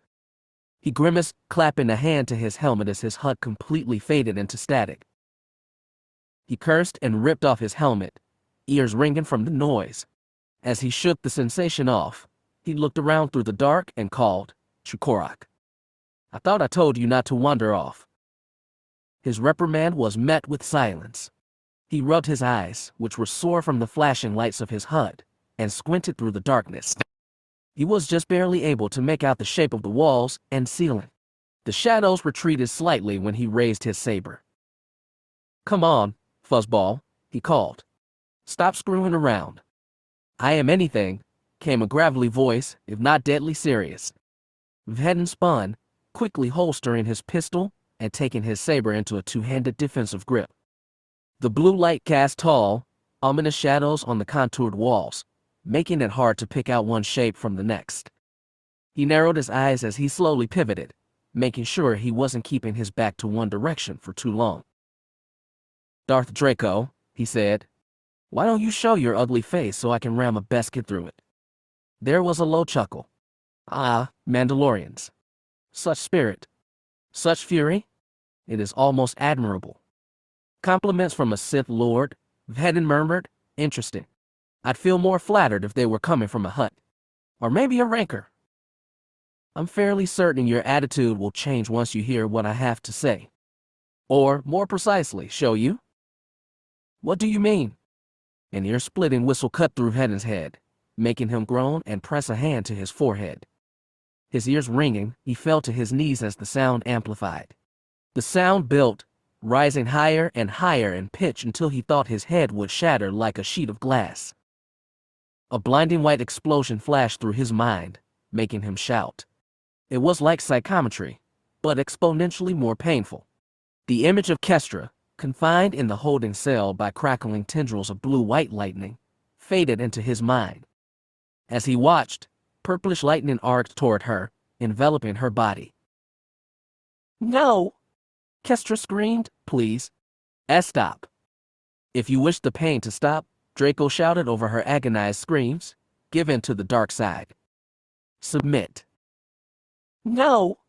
She repeated. I won't. Give in. Draco roared, the lightning snapping through the room. You are more valuable to me alive. Kestra, Vhetin groaned, holding his head. Don't hurt her. The pain is in the past, Draco whispered, sounding as if he was standing right behind Vhetin. She has already endured her pain. I failed her, he grimaced. She trusted me to keep her from harm. She cried for you, Draco whispered maliciously. Vhetin could hear echoing screams in his head, Kestra's voice, calling Vhetin. Cin, help me. Make them stop. Don't worry, he said. Your friend endured her pain like a true warrior, before the end. You didn't kill her, Vhetin gasped. Please say you didn't kill her. That is not for you to know, Stripes, Draco hissed, dark amusement in his voice. She is mine now. No! Vhetin shouted, rising to his feet and slashing in the direction of the voice. I don't believe you. He froze as he saw just who he was pointing his saber at. It was a tall human female wearing a long black cloak over form-fitting body armor. Her black hair was pulled back in a braid down her back as her dark eyes regarded him with cold fury. Rannick, he said, his voice sounding breathless. It can't be you. She was up in his face in a moment, slamming her fist into his collarbone and knocking him to the floor, just as she had hundreds of times while she was training with him. You worthless maggot, she said, regarding him with that same cool gaze that he so hated. A simple matter like finding a girl, and you fail. It's your carking job to do that. I wasn't fast enough, he gasped. I couldn't. Don't make excuses, she growled at him. Excuses don't change the fact that Kestra needed you, and you failed. She whipped her boot across his face, making him cry out and hold his face. Suddenly he was 14 years old again, at the mercy of his ruthless teacher, unable to fight back. You failed to act, she said. And now she's dead because of you. She's not. She's dead. Rannick snapped. Because of you? No! He shouted, coming to his feet.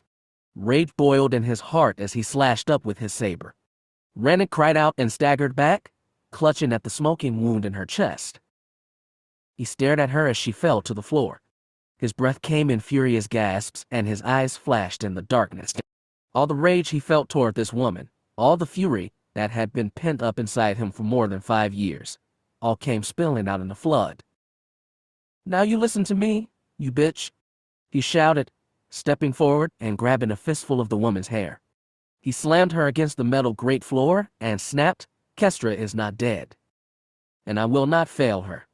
I'll find her and get her back. Cin, she cried out in pain. Cin, stop. Vhetin froze immediately, his eyes widening in shock. He knew that voice, and it wasn't Rannick's. Be Bree, he stammered, falling back and crawling away.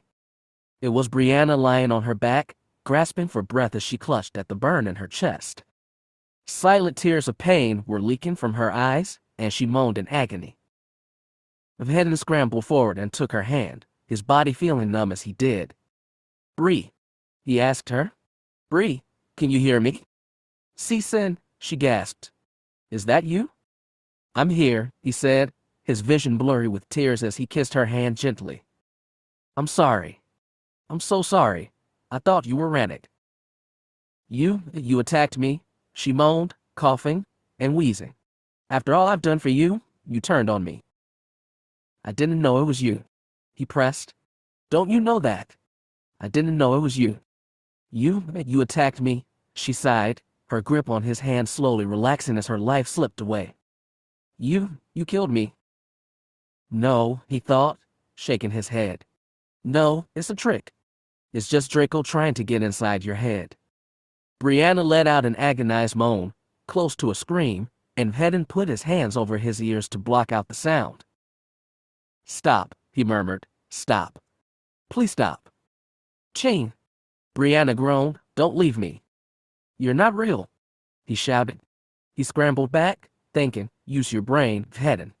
Brianna's safe back on Mandalore. There's no way she could be here, halfway across the galaxy. Cin, she whispered. Don't let me die alone. No, he repeated. No, you're not real. Then he staggered to his feet, scooping up his fallen lightsaber as he went, and sprinted away down the hall. He could hear Brianna screaming for him, but he ignored her voice and hated himself because of it. He just rounded a corner when he heard the loud snap of blaster shots, and his world burst into an explosion of yellow light. Jettel peeked around the corner, pistols at the ready. His helmet cut through the gloom, illuminating the halls around him. Okay, he thought, stay calm. You took 2 steps down a side hall, turned around, and Jay was gone. You will find her again. His HUD proximity scanner showed that there was a living contact just down the hall and to the right. Maybe it was Jay, maybe it was something else. Things had gone to hell almost the moment the lights had gone out. Since then, he'd heard screams, pistol shots, and the telltale hum of a lightsaber. His bootsteps seemed far too loud as he snuck down the hall. He kept his mouth determinedly shut in case the contact wasn't a friendly. He'd accidentally given away his position too many times in the past to make the same stupid mistake again. His helmet's rangefinder slid down, further increasing his visibility of the dark hallway. Okay, he thought to himself. Remember Jettel? Nice and easy. You've got the element of surprise here. Just be quiet. His foot hit a metal coolant tube carelessly lying across the floor. He tripped over it with a curse, and the tube went rattling loudly down the hall. He grimaced as the tube rolled to the end of the hall, then apparently began clattering down a very long set of stairs. Shab, he whispered inside his helmet. I could almost feel that coming. He let out a deep breath before throwing himself around the corner, pistols at the ready. He wasn't the only one jumping into action. He let out a shout of surprise as he saw blonde hair and the flash of a silver-plated pistol. He cursed as Kale and pressed her pistol to his unarmored neck, one of the few weak points on Amando's armor. Her pistol had a small mounted light, which turned her face into a haunted-looking ghost as it lit up the pitch blackness around them. "Whoa, whoa, whoa," he called, holding his hands up in the air placatingly.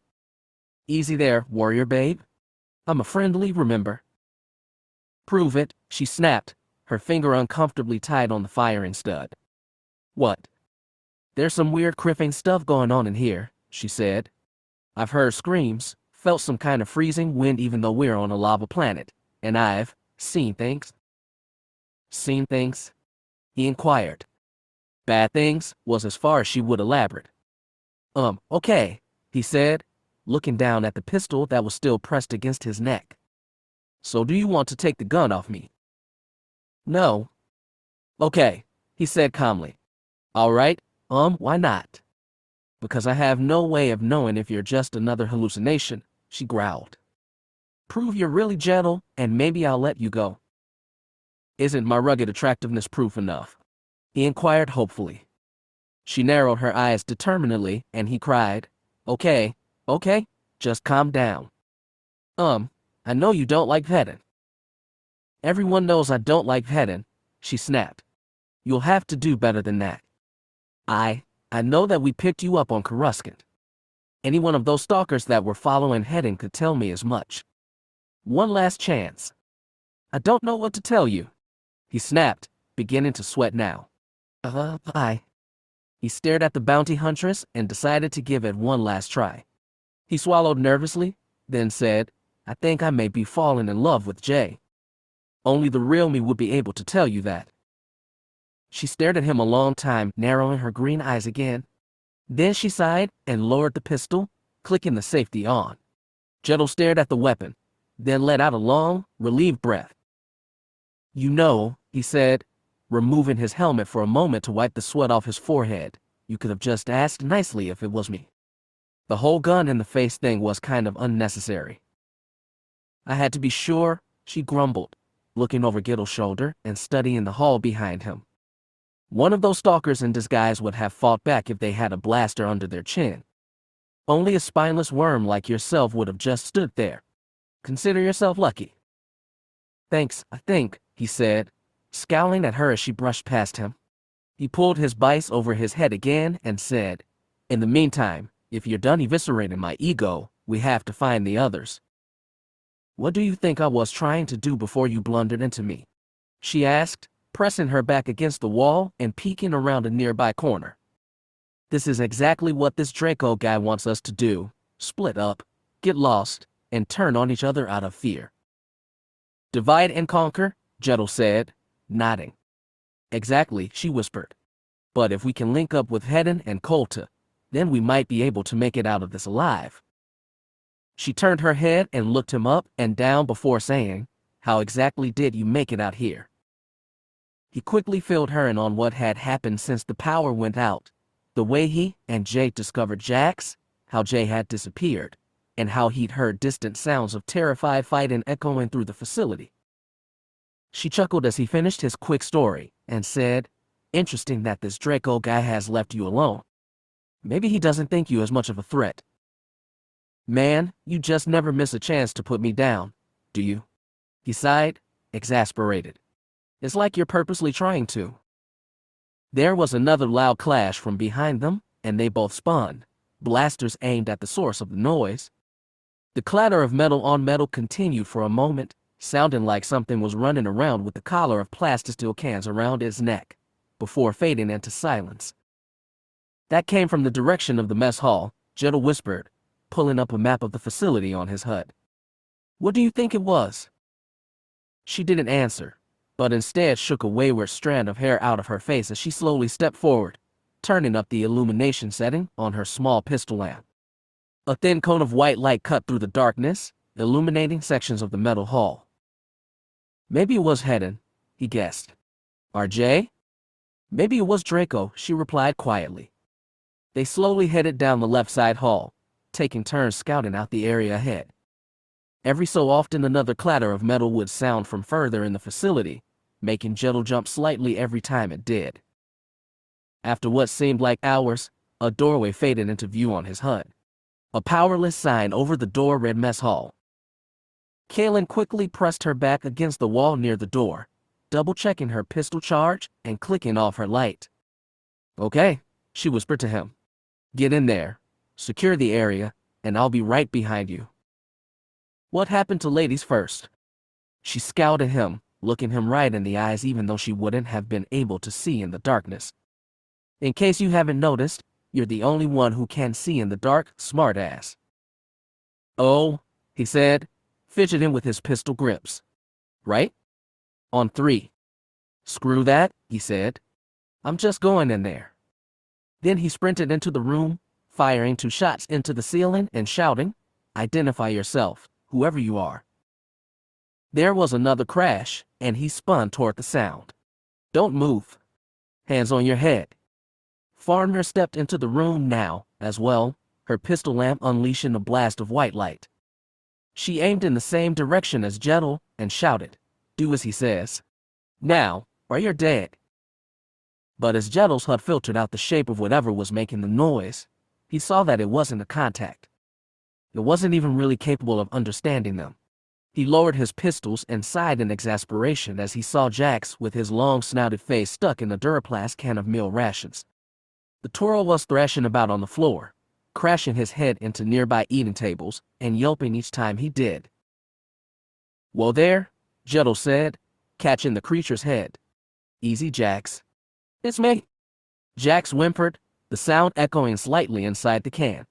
He yelped loudly as Jettle pulled the can off his head. He licked the last traces of meal ration off his snout with his long tongue, then stared at his rescuer and let out a contented chirp. "You were just hungry, weren't you, buddy?" Jettle asked, tossing the ration can aside. "You didn't mean to scare anyone." Jax let out another melodious chirp and wagged his whip-like tail. Jettle straightened and nodded to Farmer. "He's with us," he said. "It's okay." With a loud buzz, the lights flickered, then suddenly sprang to life, flooding the mess hall with light. Jettle grimaced as his low-light HUD washed out to a bright white. The system soon switched to its normal tactical mode, and he blinked as his eyes adjusted to the sudden light. "About Karkin time," Kaylin muttered. "See," he said. "Everything is sorting itself out on its own." Then, somewhere else in the facility, a woman let out a terrified scream, shattering the silence. Jettle and Kaylin both turned toward the sound, and Jax whimpered. "Jay," Jettle thought, recognizing the voice. "Oh no." He looked at Kaylin and said, "We have to move out." She nodded, narrowing her eyes as she holstered her pistol. "I think you're right. We're not out of this yet." He knelt in front of Jax and rubbed the creature's head. "Okay, Jaxica," he said. "Can you help us find Jay? Do you remember the nice lady who you met earlier?" The Toro barked happily, and Gittle said, "Good. Can you find her for us? Can you lead us to her?" He barked again, then turned and took off down the brightly lit hall. Jettle motioned for Kaylin to follow, saying, "Come on." It didn't take long for them to find Jay. Toros were expert trackers, and Jax was no exception. He bounded through the halls, chirping and yapping his head off as he went. She was curled up against the wall, clutching her knees to her chest and sobbing softly. Her entire body shook uncontrollably in spasms of shock. Tendrils of smoke wafted from the barrel of her pistol, evidence of a recent discharge. "Jay," Jettle said quietly. He knelt next to her and gently placed a hand on her shoulder. "Are you all?" "Get away," she shouted, scrambling away from him before curling up like before. "Leave me alone." "Jay," he said. "It's me." "It's Jettle." She let out a gasp, and her entire body shivered even harder than before. She put a hand to her face and pushed her hair out of her eyes, staring at him with wide, tearful eyes. She opened her mouth for a moment, then shook her head. "No," she whispered, burying her face in her arms again. "You're just another one of them." Them? Kalen said, raising an eyebrow. The visions? Jay whimpered, shivering again. The hallucinations.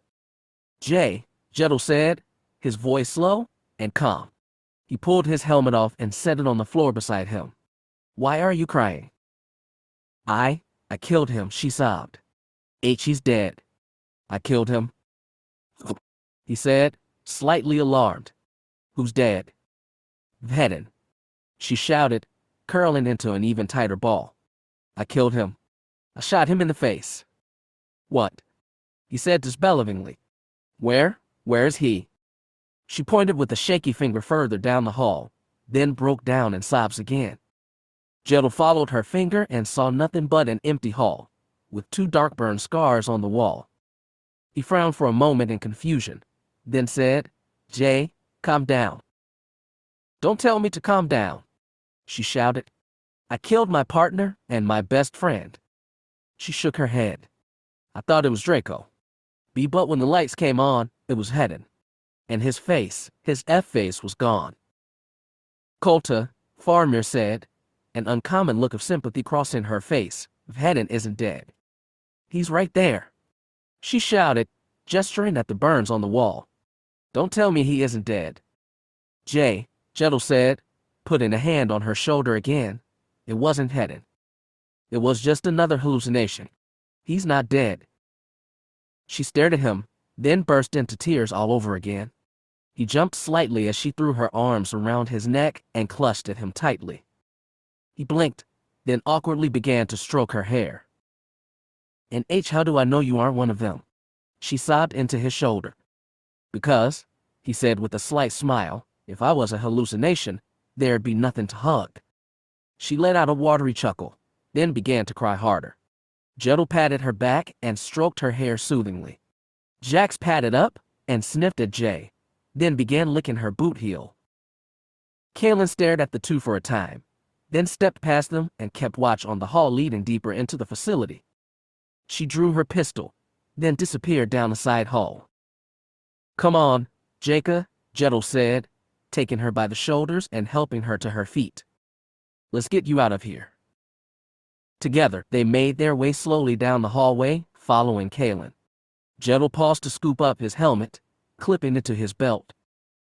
Jay let out a shaky breath and said, Fearfeck. I hate this place. We all do, Jettel sighed, patting her shoulder. We all do. They walked for several silent minutes, during which Jay regained most of her composure. When her shaky, gasping breaths had most abated, he looked over at her and said, feeling better. She nodded, her movement slow and shaky. I think so. Thank you for finding me. I don't know how much longer IW would have lasted on my own.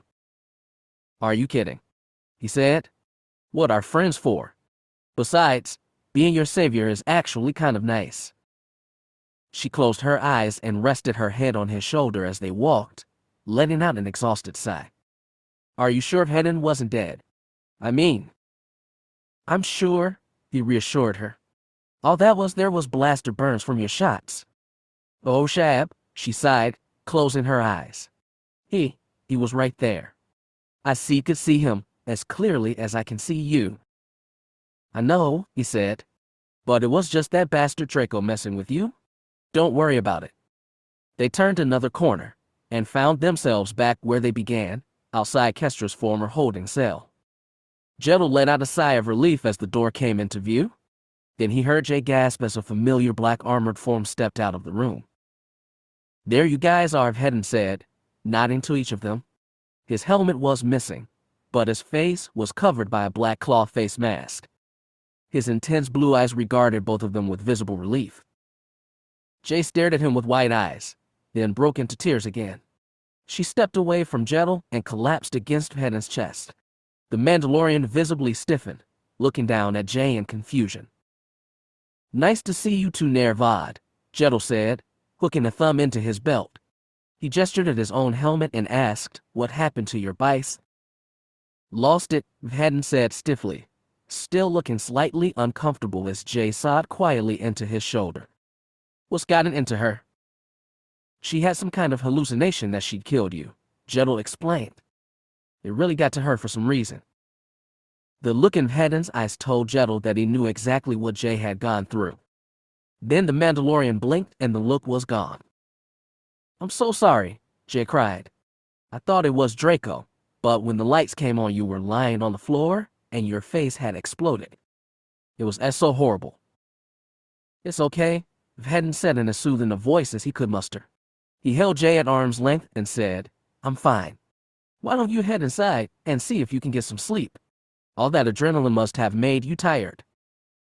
She nodded slowly and shuffled past him into the room.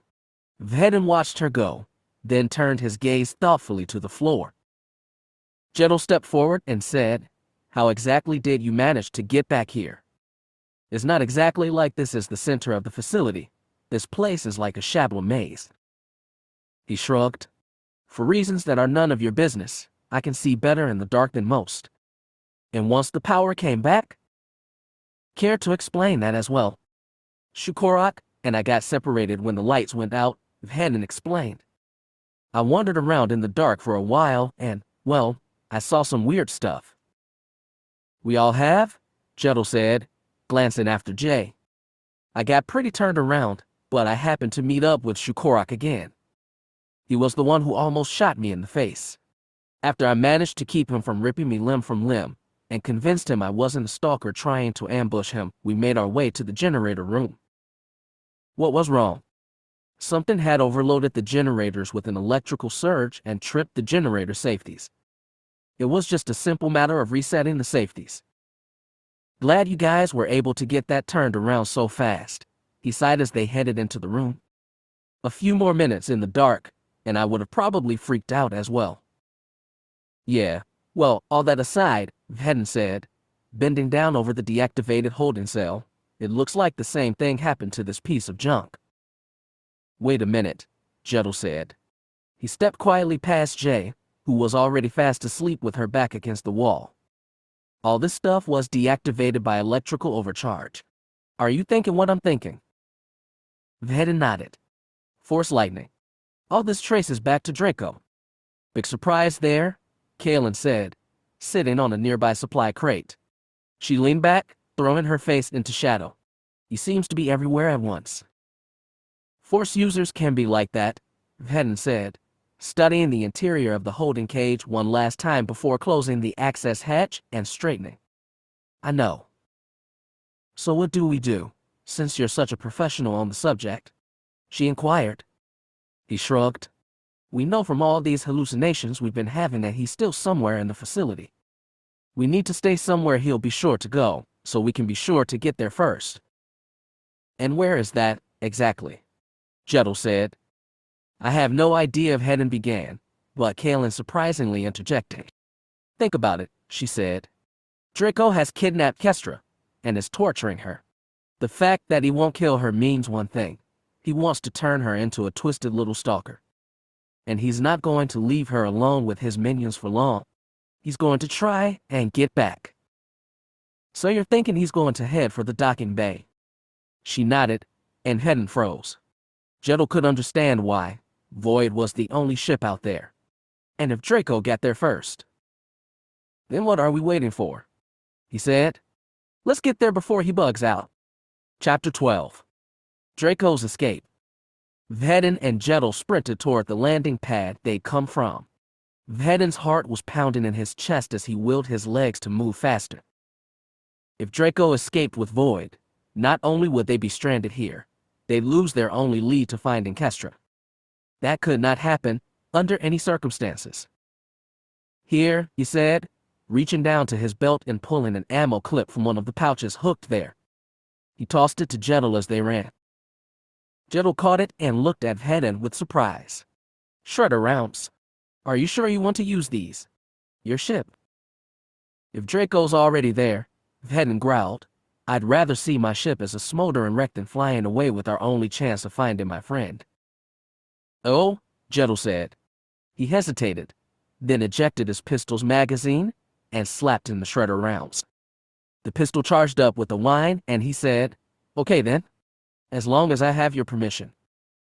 "Farmer here," came Callan's voice over Vhetin's gauntlet comm. He was beginning to miss his helmet and the situational awareness that the armor piece brought to a fight. He felt half-blind without the myriad of systems his hut offered. I'm almost in position. The huntress had split up with them a little earlier, heading for a good sniper post on the roof of the facility. If she could hit Draco with a sniper round, she could at least slow him down. Okay, Vhetin said, loading his DC with shredder rounds. When the rifle began to whine like jettles, he transferred it to his left hand and pulled his saber pike from his pack with his right. We're not far from the landing pad now. Tell me if you get eyes on Draco. Affirmative, she replied. Would you prefer a leg shot or a shoulder shot? Leg shot, Vhetin replied. If you shoot him in the arm, he'll still be able to walk. We need him too. He was suddenly interrupted as Kalen cursed loudly over the comm. Vhetin and Jay both jogged to a halt, glancing at each other. Vhetin raised his gauntlet and said, Kalen, come in. What's wrong? I'm under attack, she shouted. 3 stalkers just came out of nowhere. Damn it, don't you? The rest of her transmission was washed out in blaster fire. Vhetin tapped his comm and said, Kalen. Kalen, come in. He glanced at Jay, then tensed and shouted, down, as he saw a dark figure slithering down the grated face of the wall behind the red-armored Mandalorian. Jay started and ducked when Vhetin leveled his DC one-handed at the dark figure. He mashed the trigger and the rifle kicked in his hand, unleashing a spout of fire from his barrel. The stalker somehow anticipated the shot and flipped aside as the explosive round shoot a half-meter-wide hole in the wall. Melted durasteel shrapnel flew from the explosion, raining down in the confines of the hallway. Jay cursed and covered his head. Vhetin swung the rifle towards the stalker as he felt the weapon feed another shredder round into the receiver. Before he could fire again, however, a pair of black boots swung down from the ceiling. The second stalker kicked him in the chest, sending him sprawling. His DC went clattering down the hall, just out of reach. The stalker male released his grip on the ceiling and landed heavily on Vhetin's chest, activating a scarlet lightsaber and preparing to stab down. Before he could, Jay scrambled to his feet and fired. The shredder round hit the stalker full in the chest. The Sith let out a warbling scream as he was blown bodily several meters down the hall. Vhetin scrambled to his feet, activating his saber pike as he saw 2 more stalkers swing down from the ceiling, each landing on one side of the first. Okay, Jay panted, this whole don't know we're here until you're already dead thing is getting really old. I hate these guys. I sympathize, Vhetin murmured. He unhooked one of the normal lightsabers from his belt and tossed it to Jay. In the meantime, I think you're going to need this. Cool, Jay said, activating the blue blade. He grinned, then pulled his helmet over his head. Kestra never lets me play with the shiny stick she has. I wouldn't let you touch one either, Vhetin said. But like I said, you're going to need it. Then the 3 stalkers activated lightsabers of their own and charged. Vhetin spun his saber pike in his hands in a blindingly fast arc before pivoting and slashing at the nearest Sith. The stalker blocked the blow with a snarl, shoving Vhetin back and advancing toward him with his companion at his side. Vhetin quickly regained his balance and fell into a Makashi prep stance, with his pike held blade down in one hand, his left hand stretched slightly forward cautiously. When one of the stalkers decided to slash at his unprotected hand, Vhetin made a fist and unleashed a blast of fire from his gauntlet-mounted flamethrower. The stalker shouted in surprise as Vhetin slashed at his companion. The stalker effortlessly deflected the blow and swung at Vhetin's chest. The razor blades mounted to the Sith's glove gouged thin silver slashes in his chest plates, but otherwise didn't harm him. Jay, meanwhile, was struggling furiously to hold his own against the tallest of the stalkers, who was wielding a red double-bladed lightsaber. Though Jay was trained in classical Beskid combat, and even though a lightsaber was easy, if exponentially more dangerous, by comparison, going up against a trained Sith warrior was another matter entirely. The red-armored Mando was cursing with every blow that he managed to knock aside. Vhetin grimaced as he caught 2 separate blades on the shaft of his Beskar pike. He shoved the two away and ducked as one of the stalkers unleashed a blue-white blast of force lightning. He caught the lightning on his saber blade, then slammed the blade against one of the stalker's chest plate. The lightning jumped from blade to armor in a blinding arc, making the warrior scream and writhe. Vhetin took advantage of the momentary distraction by leaping at the other stalker, knocking him in the chest with an armored knee pad. He followed up by lashing the blunt shaft of his pike across the man's helmet, then pivoted and stabbed him through the back. He didn't even pause for the man to fall to the ground. He just yanked the blade from the stalker's body and turned to face the other, who was quickly beginning to regain his senses. "Vhetin," Jedel suddenly shouted. "Drop." Instinct kicked in, and at the command, Vhetin dropped to the ground without hesitation. The stalker Jedel had been fighting leaped right over him with a slash that would have taken his head off at the shoulders, then spun and stabbed into the floor just as Vhetin rode out of the way. Vhetin came to his feet, grasping his saber pike securely as the stalker spun his double saber in his hands. The two slowly circled each other as the remaining stalker picked his way towards Jedel. Vhetin's dark blue gaze bored straight into the stalkers, and the Sith flexed his grip over the contoured grip of his saber in anticipation. Vhetin made the first move, darting forward and knocking his opponent's saber up with the Beskar shaft of his pike before slashing with the blue blade. The stalker backflipped to avoid the blow, kicking Vhetin in the chin with his boots. Vhetin staggered slightly, but leaped forward, spinning his pike from hand to hand and slashing with the glowing blue energy blade. The next few moments were a flurry of movement as he and the Sith exchanged blindingly fast slashes and stabs. Vhetin threw Terral's costly kicks and punches into the mix. Slowly, the Sith began to falter. Jedel, meanwhile, was being pressed back against the wall by his opponent. He was doing his best to utilize his other equipment, while the stalker was too fast. He dodged or deflected every attack the Mandalorian threw at him. Vhetin was steadily pushed back toward the other Mandalorian by the ferocity of his own opponent's attacks. He began to sweat as he struggled to deflect two separate lightsaber blades at virtually the same time. The stalker let out a gravelly snarl as he pushed Vhetin back. Vhetin suddenly ducked, falling to his knees as one of the red blades passed only centimeters over his head. As the stalker staggered forward, having put too much strength into the blow and too much faith in his opponent to still be standing in front of him, Vhetin came to his feet and slashed his saber up and across the ribbed armor plates that covered the Sith back. The man screamed and fell face first onto the ground. He twitched once, then fell still. Vhetin turned to Jedel just in time to see him fire his gauntlet-mounted whipcord launcher. The wire wrapped around the shorter stalker's arm, cinching tightly using magnetic micro-repulsors. Jedel yanked the stalker forward and slammed his hard gauntleted arm into the man's throat. The Sith let out a choking gurgle and fell to his knees, clutching at his crushed windpipe. He crumpled at Jedel's feet, letting out pathetic little gurgles as he slowly suffocated to death. Vhetin slowly relaxed, lowering his pike and deactivating the blade. Jedel stared down at the stalker at his feet, then knelt and unwrapped his whipcord from the man's arm. Once free, it reeled back into his housing on his gauntlet, the barbed head snapping back into place with a click. Vhetin looked down at the stalker, who was now whimpering feebly, feeling his lip curl slightly. Then he looked at Jedel and said, "Are you all right?" The red-armored Mandalorian looked at his shoulder pad, which had a smoking, red-hot slash in it. He carefully patted it out and said, "Yeah, I'm fine." He tossed the deactivated lightsaber to Vhetin, who clipped it back to his belt. He nodded at the weapon and said, "I may have to buy one of those from you.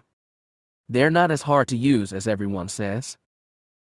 "They're not hard to use," Vhetin said, scooping up his DC from where it had fallen when he'd been knocked onto his back. "Hard to master. That's another matter entirely." Jedel slowly walked toward the first down stalker, the one he'd hit with the shredder round. It wasn't pretty. The round had punched a foot-wide hole in his chest. Dark blood was splattered across the metal floor, along with a good deal of gore. Jedel pulled off his helmet, his face slightly green. "Wow," he said, putting the back of his hand to his mouth. That's disturbing." Vhetin stepped up next to him, eyeing the stalker's body with distaste. He got what he deserved. Come on. We've got to move. Yeah, Jedel said as they moved past the bodies. Do me a favor. Remind me not to puke inside my helmet. They began to jog for the landing pad again when an ear-splitting whine split the silence. They both stopped dead and clutched at their heads as the sound rang in their heads. Ah, Jedel cried. What the hell is that? You have fought well, bounty hunters, said a raspy, gravelly voice in their heads. I have not come across warriors of your caliber in my lifetime, but it is now time for you to end this game. Continue to resist, and you will be slaughtered. Back in Kestra's former holding cell, Jay screwed her eyes shut as she too covered her ears. Shukorak howled, pounding his fist against his chest in protest at the shrill ringing in his ears. I have allowed this diversion to continue out of sheer curiosity, Draco snarled, but my patience has come to an end. Surrender now, and your lives will be spared. I will leave you in peace, and we will go our separate ways. Kaelin Farmir rested her forehead against the floor, clenching her fists in agony as the high-pitched scream intensified. I am more powerful than anything you have ever imagined. I can see your every fear, hear your every thought. If you continue to fight, you will bring nothing but pain upon yourselves. It is useless to resist. Consider yourselves warned.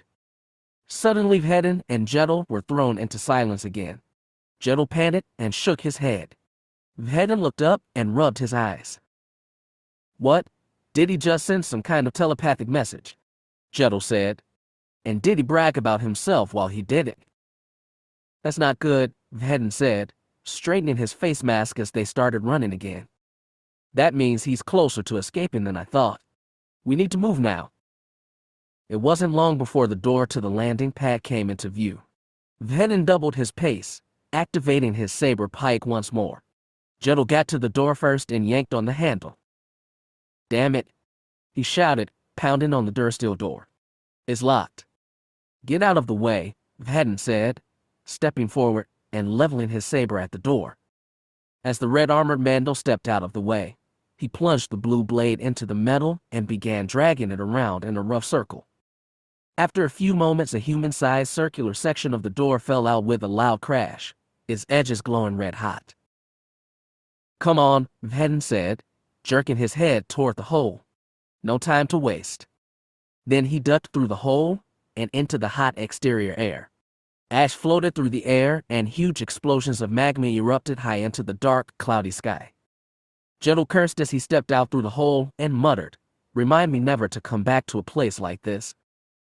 There he is, Vhetin said, breaking into a run. He could see a dark, armored form striding up the exit ramp void, a red lightsaber lit in his hand. The being gestured with a razor-bladed hand, and the ramp slid back into his housing with a hum of hydraulics. No!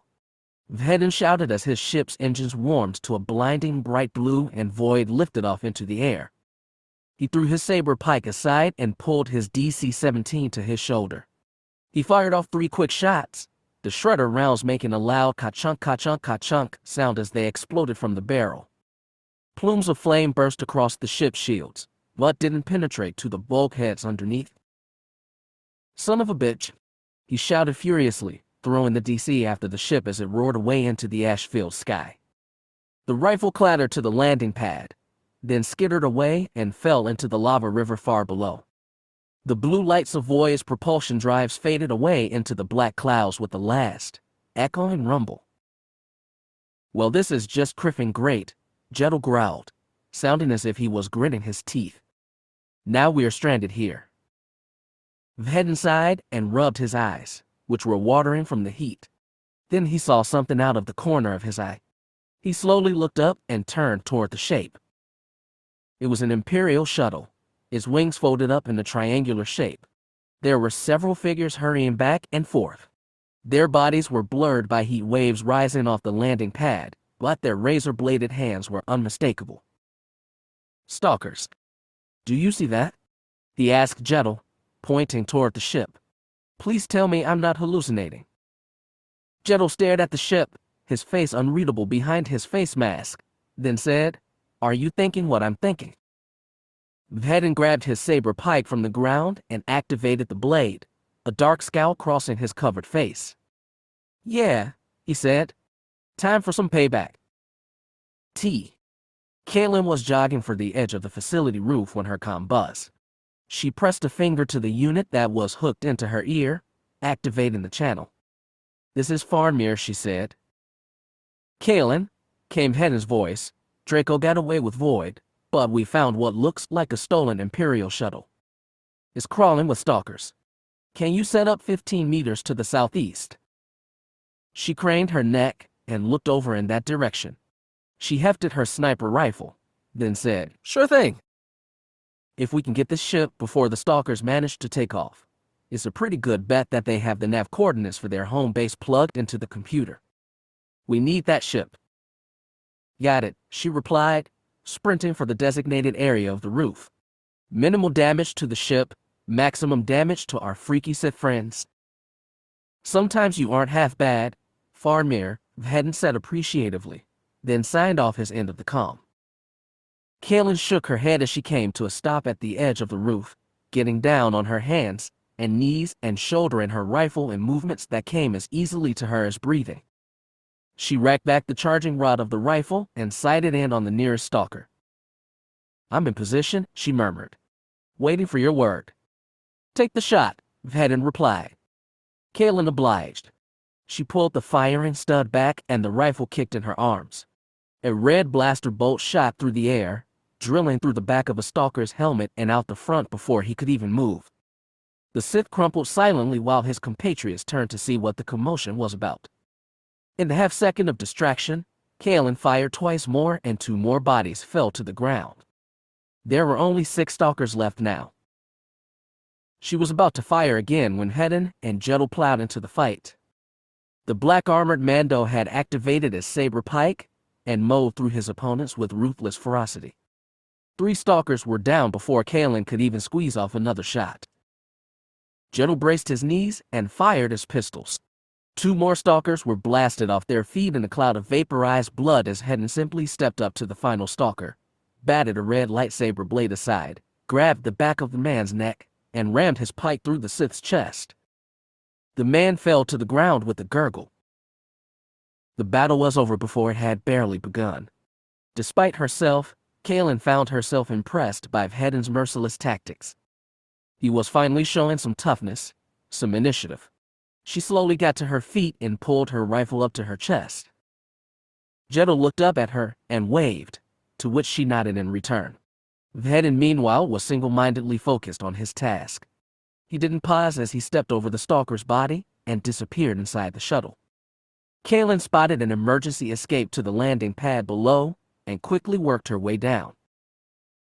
Nice shooting, she said to Jay as they both headed toward the shuttle's exit ramp. He gulped and said, Yeah, I just wish these shredder rounds weren't so messy. Squeamish? She asked, raising an eyebrow. More like of the opinion that internal organs should stay internal. Got it, came Vhetin's voice from inside. He appeared at the doorway a moment later and said, Call Shukorak and Jay and get them up here now. These stalkers had the Navi computer pre-programmed with coordinates. It looks like they were headed for a planet a few parsecs outside the Outer Rim. Jay nodded and turned away to raise the other 2 members of their team, while Kaylin simply put her hands on her hips and stared at Vhetin. What? He asked, some of his earlier excitement fading. You want out of this mess? Your money is still good for another 4 days, she said. So I'm tagging along till then. So what's your problem? We're about to barge in on what's possibly the largest concentration of Sith since the days of the Old Republic, she said. Are you sure you know what you're doing? I have a plan for that, he said. I've been thinking about this for a very long time. I know what I'm doing. For all our sakes? Kaylin sighed. I hope so. Then come on, the Mandalorian said, jerking his head toward the interior of the ship. We've got one pissed off Ossichead of a Sith Lord to track down. Chapter 13. The Way of the Sith. Planet Zexurin, 15 parsecs into the unknown regions. Draco strode up the huge stone staircase that led to his order sanctuary. Hidden deep in the recesses of a volcanic mountain, the Enclave was the last of many temples built in honor of the Sith Lords that had conquered the planet's native inhabitants millennia ago. Twin 100-foot-tall statues flanked either side of the staircase, arms stretched aggressively forward with huge stone lightsabers in their hands. Ash floated down through the air, reminding him of the Imperial mining facility on Mustafar. As he reached the top of the staircase, he nodded to the 4 stalker guards at their posts. They bowed their helmeted heads respectfully and stepped aside to let him pass. Lowering scarlet lightsabers, they were ordered to keep activated at all times. He gestured at the tall double doors, which swung open at his prompting.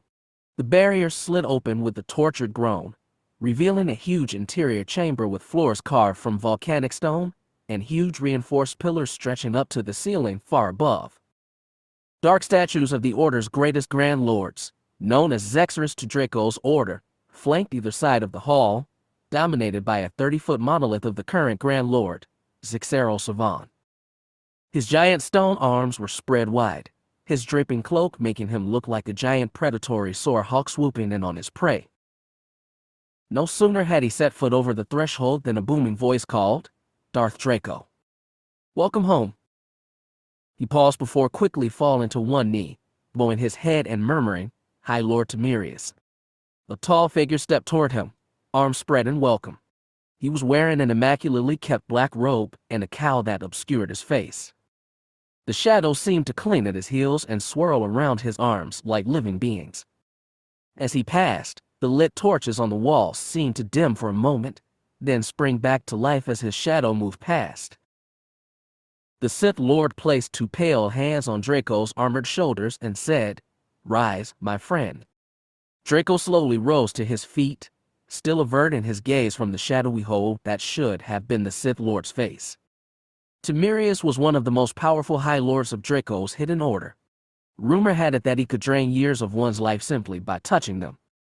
Rumors surrounded most of the High Lords, but Draco personally knew that his Force lightning could kill a man in high enough doses, and his power of foresight was unmatched by even Zixero Savan. "Your success in gathering new recruits has made the High Lords very proud," Temerius purred. He patted Draco's shoulder pads before tucking his arms into his robes. "I have been away for over a year," Draco muttered, "and brought back more than 100 new stalker recruits. Any word on the newest?" "Hett," the High Lord said with an evil chuckle. "She is still in the dungeons. She has made great progress, but she still resists the ways of the Sith." "I wish to speak to her," Draco said. "She is to be my apprentice. You will be allowed to speak with her if, and when Zixero Savan allows it," Temerius said, a firm note coming into his voice. "Until then, you must rest." Draco bowed his helmeted head and murmured, "As is thy bidding, master." Temerius nodded his hooded head slowly, then brushed past him. As he passed, all the ambient light in the area seemed to die away for a moment. The light returned when the black-robed Sith Lord stepped out the door and disappeared from sight. Draco stared after him, then turned to find another Sith staring at him. This time it was a woman with reflective black armor and a long cloak that fell to the floor. Her long black hair fell loosely over her shoulders, and her eyes were daubed with dark makeup that made her eyes look as if they were sunken into her head. It made her look nightmarishly beautiful. He bowed his head again. "Darth Various," he greeted her. She raised a single thin eyebrow. "After a year of absence, I would have thought you would be a bit more welcoming," she said. "Husband." "We have had this conversation before," Draco said, narrowing his yellow eyes behind his helmet. "Our marriage was one of necessity, not emotion." "So you feel nothing for me?" she asked, folding her arms and standing consciously just outside the reach of his lightsaber. "Nothing at all. I would kill you in your sleep simply to narrow the competition for promotion to High Lord," Draco said simply. She smiled widely and clasped her hands in front of her. "As would I, husband. I dream of that moment every night." He stepped past her and strode further into the hall. She bowed her head as he passed and murmured, "Until our next meeting, my lord." Draco paused, then turned to her and said, "There is a ship on the landing pad." I stole it to follow my stalkers here. The computers were code-locked with the technology, unlike anything I've ever seen, but maybe some of the technicians might be able to break the codes. Her lip curled slightly. Prisoners and slaves, all of them. I wouldn't trust them not to steal the ship.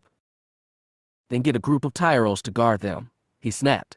But if the ship has a database, it could provide the Order with invaluable intelligence about our enemies.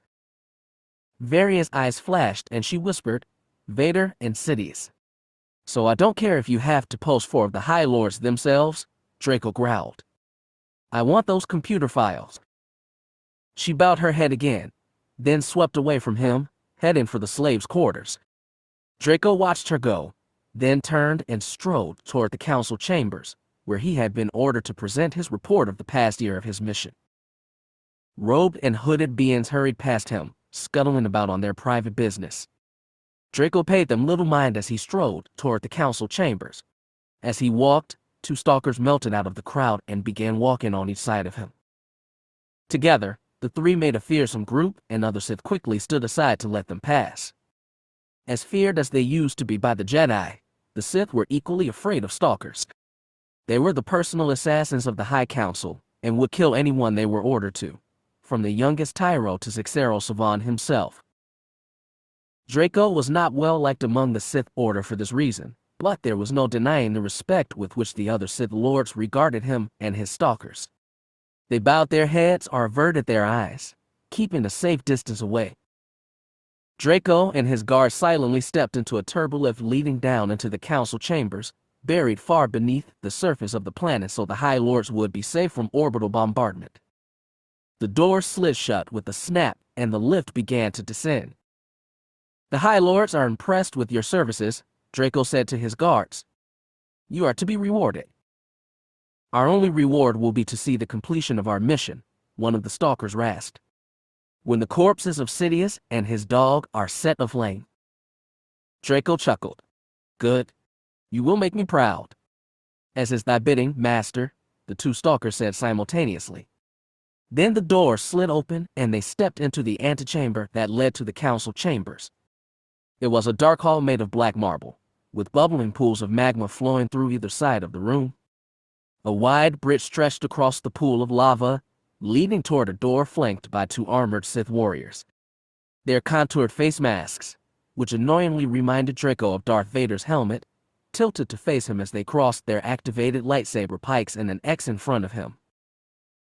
Draco stared at them through his own fearsome helmet and snarled, The council is expecting me. Entrance shall be allowed when the council themselves authorize it. One of the guards boomed in a deep monotone voice, Assassin. Draco flexed a razor-bladed hand in frustration, then said, If that is so, then alert them to my presence. The council shall not be disturbed by such trivial matters, the guard snapped. They will make the decision whether or not to. Draco snapped. He grabbed the guard by the throat, digging his bladed fingers into the man's neck and activating his lightsaber. The guard let out a surprised gasp and dropped his saber pike as Draco dug his finger blades into his throat. The other guard leveled the red blade of his pike at Draco's chest. Before he could move, however, the 2 stalkers ignited their own sabers and placed them between the guard and their leader. You will allow me to enter the council chambers, Draco snarled. I have a report to give. And not without the authorization of the High Lords, the guard gasped. I will not allow you to. Those were the last words he said. Draco scowled behind his helmet faceplate and clenched his fists. The razor blades on his fingers cut deep into the man's body, severing the arteries in his throat. Blood spurted out, splattering Draco's faceplate. The Sith Lord slowly released the guard, letting his corpse fall to the floor with a thump. He flexed his bladed fingers, studying the dark blood that now stained the metal. He slowly turned his dark scrutiny to the remaining guard and murmured, Well.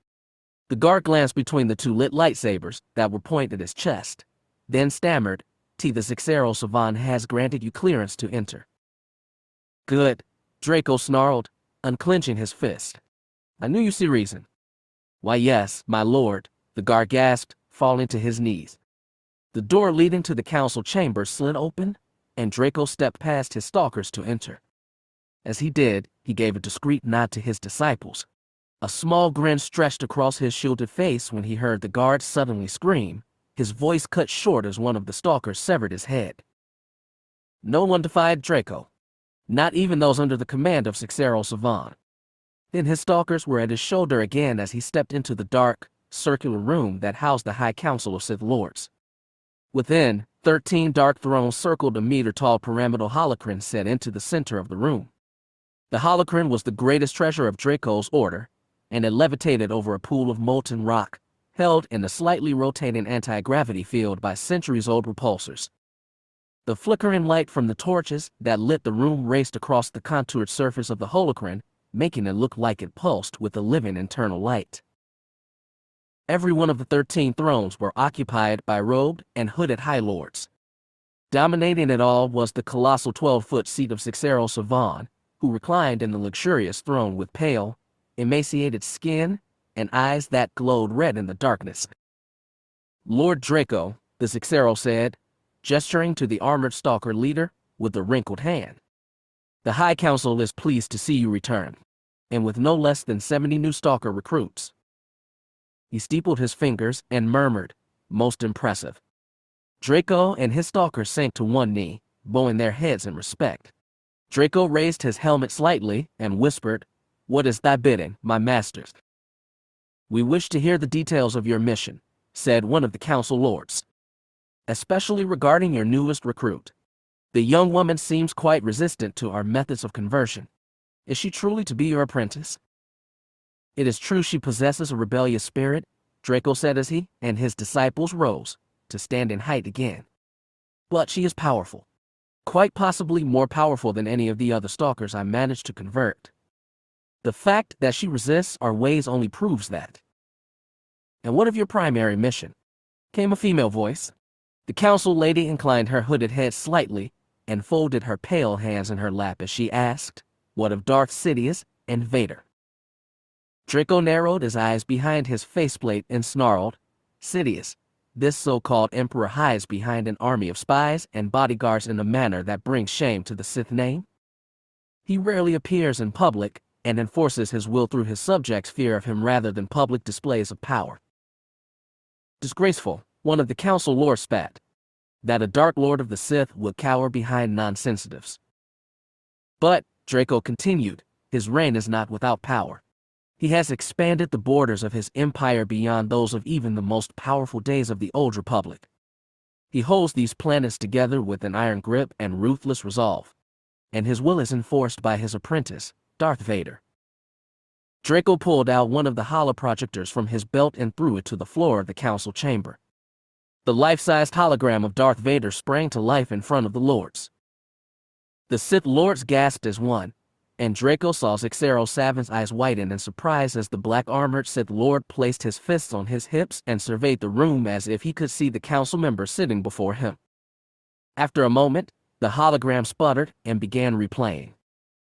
Draco wasn't surprised by the council's fascination. He had been just as amazed himself by the technological advances that had been made in the millennia since the disappearance of the Sith. However, a year of sustained exposure to this new and bizarre galaxy had acclimated him to the changes.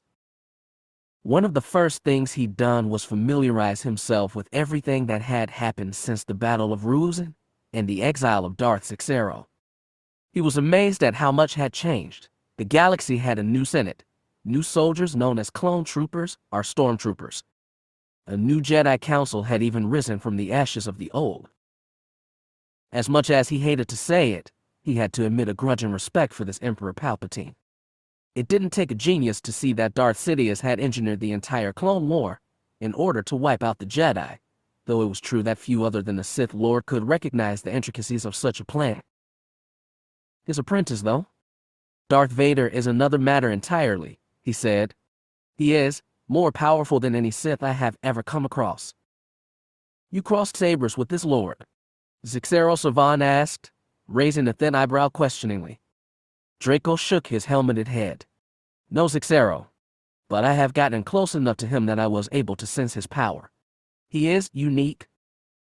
"He is encased in a life suit," one of the council lords chuckled. "How big a threat can he pose?" Draco just stared at the Lord through his helmet's visor, clenching a razor-bladed fist. The Lord shifted uncomfortably, seeming to regret his hasty words. Zixero Savan saw the Lord's discomfort and chuckled. I have seen him snap an underling's neck with little more than a gesture, Draco said. Reports state that he has enough power to rip a capital ship from the sky. He is unlike anything our order has seen before. It will not be easy to destroy him. Any being can be destroyed, Zixero Savan murmured. It is only a matter of where to strike. He leaned forward on his throne and said, Now, Darth Draco, tell us about this new empire. Chapter 14. Beyond the Outer Rim. Imperial Mining Outpost 32B, Mustafar. Vhetin and Jay grunted as they dragged the last stalker's body up the ramp and into the shuttle. The stalkers were much heavier than they looked, and their armor was too sharp to grip comfortably. Jedel, Kalen, and Shukorak were already inside, strapping themselves in. Jedel was watching them, his gaze unreadable through his helmet visor as Jax chirped and curled around his legs. I still don't know why we have to bring them along, he said. They take up too much room and they stink to Haran. You want to head up against Draco wearing that? Vhetin asked, nodding toward Jedel's armor. Go right ahead. We're going to need some kind of disguise once we get to this mystery planet, Kalen agreed. Chances are good that Draco and his demented little stalkers aren't the only Sith down there. She turned to Vhetin and said, But I'm still waiting to hear your grand plan to deal with this. If there are more Sith, what the hell are we going to do? We're not going to do anything until we get Kestra back safe, Vhetin said, securing the 4 stalker bodies with crash webbing. Shukorak was too big to wear the armor, so they'd have to think up a different story with him. Having him pose as a prisoner would probably do the trick. As Jay secured herself in a nearby seat, Vhetin pulled one of the dead stalker's helmets off and turned it over in his hands. He hesitated, then slipped it over the face mask he was still wearing, and turned to the others. Well, he asked, how do I look? Terrifying, Jay said. Badass, Jedel nodded. I'm getting this irresistible urge to shoot you, Kalen said. She shrugged, then added, but I'm not sure if that's just my normal feelings toward you. Ha ha, Vhetin said. He stood, keeping the helmet on, and slid into the pilot seat of the shuttle. Shukorak was strapped into the co-pilot seat and he let out a frustrated howl as Vhetin primed the ship's engines and ran a systems check for the 3rd time. I don't think the Empire had Wookiees in mind when they designed this bucket of bolts, Vhetin muttered as he flipped switches and grasped the flight yoke. Just do your best and I'll take care of the rest. When we get there, Jay said slowly, how are we going to get down to the surface? If these guys are anything like Draco, we'll probably have to transmit some kind of code to be allowed to enter their space. I'll have Shukorak run through the ship files, Vhetin said as he guided the shuttle through the ashy clouds. If the code is there, we'll find it. And if not, then we'll just say we're there on urgent business for Draco, he said. He seemed to think he was pretty feared among his own people. Chances are they'll leave us alone if they think we report directly to him. He turned and looked at Jay. We'll get through, he said with a determined nod. We haven't gone this far to be stopped now. Okay, she said, shifting nervously in her seat. She readjusted her restraints, then rested her head against the seat back and closed her eyes. Shukorak, Vhetin said, turning back to the front viewport, set up the Navi computer. The Wookiee roared as he struggled to push the small Imperial spec keypads with his large fingers. He succeeded after some difficulty, and Vhetin said, Okay, prepare for lightspeed everyone. And speak up if you forgot to use the fresher before we left, Jedel muttered, cause he's not pulling over. The ship rotated to face a vector that would bring them straight toward their mystery planet. Vhetin narrowed his eyes in determination, then pushed a lever forward and the ship exploded into hyperspace. The next few hours were boring to say the least. The interior of the shuttle was cramped, stuffy, and, with 4 humans, a twirl, and a Wookiee as passengers and 4 dead Sith stalkers as cargo, had little space left over to even so much as shift a single leg. Jedel, who preferred bigger ships than this, found it irritating beyond belief. He fidgeted restlessly from almost the moment he sat down. There was little to do other than engage in quiet conversation with each other, sleep, or just stare blankly ahead. 4 hours into their journey and Shukorak was still perusing the computer files, Kaelin was dozing quietly in her seat, and Gittel was teaching Jay some rudimentary Mandoa words. Vhetin listened to the conversation with half an ear, half asleep himself. He rubbed his neck, reaching under the mask covering his face to do so, then settled himself deeper in his seat. Okay, Jedel said. His bice was resting on his lap in stasis mode. Let's move on. What's the word for sword? Cad, Jay said quickly. Venku taught me that one. He's been teaching me some Mandoa words as well. Jedel was slightly irritated at the thought of another man spending more time with her than he was, but he shook the feeling off. After all, he thought, she said she just wanted to be friends. She doesn't want you to get too close. He was still slightly angered by that comment. Was it something about him that turned her off? Was he not charming enough? He was loads better than a moody, sulking shabuer like Vhetin, and the two of them got along fine. He took a common breath, thinking, don't blame her. It's your own fault for trying to sleep with her so soon after you first met her. So he smiled at her and said, okay, I've got one. What does the word Alverde mean? Jay frowned in concentration and said, Verde means warrior, so I'm guessing Alverde is a step up from that. Good guess, he replied. It means commander.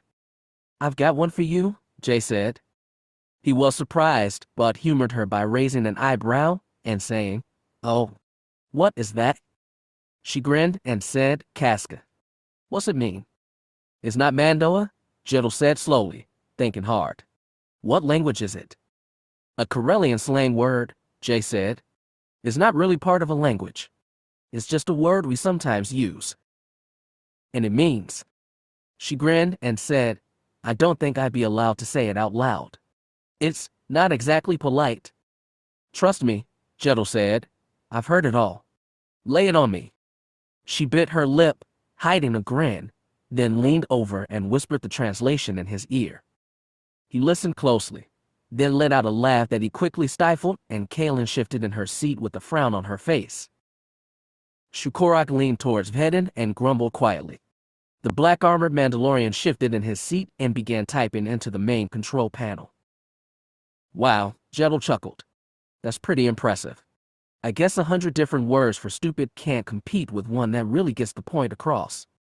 Can a Wookiee even do that to a refuse bin? Jay grinned widely and said, do you want to find out? He shook his head. No thanks. I'm pretty sure that would be illegal.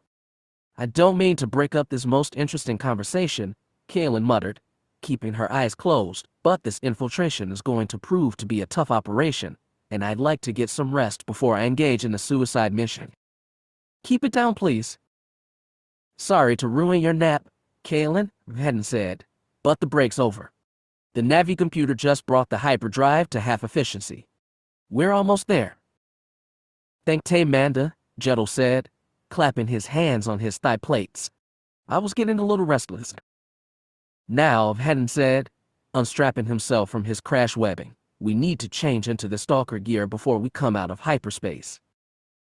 He knelt and dragged the stalkers into a neat line. They had only taken the bodies of those stalkers whose armor seemed the right size for each of their body types. It hadn't been easy, but they each found a stalker whose armor was probably close enough in size and shape for their armor to fit halfway comfortably. Jedel wasn't too excited about the masquerade. As he picked up one of the stalker helmets, he saw that the helmet had no HUD. The visor was just a simple T-bar cutout from the metal. He knew he would miss the myriad of systems and flood of information that his heads-up display provided. It offered invaluable tactical information and situational awareness that couldn't be beaten by any combat systems anywhere. The battle helmet of a Mandalorian warrior was top-rate technology, the best that money could buy, and no Sith armor, no matter how heavy, could even begin to compete. As they began to change, Jedel and Vhetin respectfully turned their backs to Jay and Kaelin, giving the women the most privacy possible in the cramped cabin of the shuttle. Shukorak had stated on multiple occasions that he didn't find human physiology remotely interesting, so he kept plugging away at the computer terminal. Still, Jettle's helmet had a 360-degree panoramic view screen in the top of his HUD, allowing him to see behind him. His eyes were instantly drawn to Jay, unable to tear his gaze away as she slid her jacket off and pulled her undershirt over her head. His gaze only grew wider as she tossed aside her combat pants. She was wearing a pale gray bra and panties of the same color, and Jettle found his gaze wandering over the smooth planes of her back, watching the way her body moved as she picked up the segmented chest plate and turned it over in her hands. "Hey," Vhetin suddenly murmured, nudging him in the arm. Jettle started and saw that the other bounty hunter had already pulled his flak vest off, showing the intricate warrior's tattoo that stretched around his neck and down his right-left arm. He kept his face mask on, big surprise there. "What?" Jettle said, quickly pulling off his gauntlets and tossing them aside. Vhetin stared at him with dark blue eyes that seemed to stare right through Jettle's visor faceplate. He turned his severe gaze to the helmet in his hands and murmured, "Keep your eyes forward." "I am," Jettle said. "Helmet off," Vhetin said. "Don't be stupid." Jettle guiltily removed his helmet and set it on a nearby seat. He studied the segmented chest plate armor and grimaced. "This is criffing crude. It's durasteel."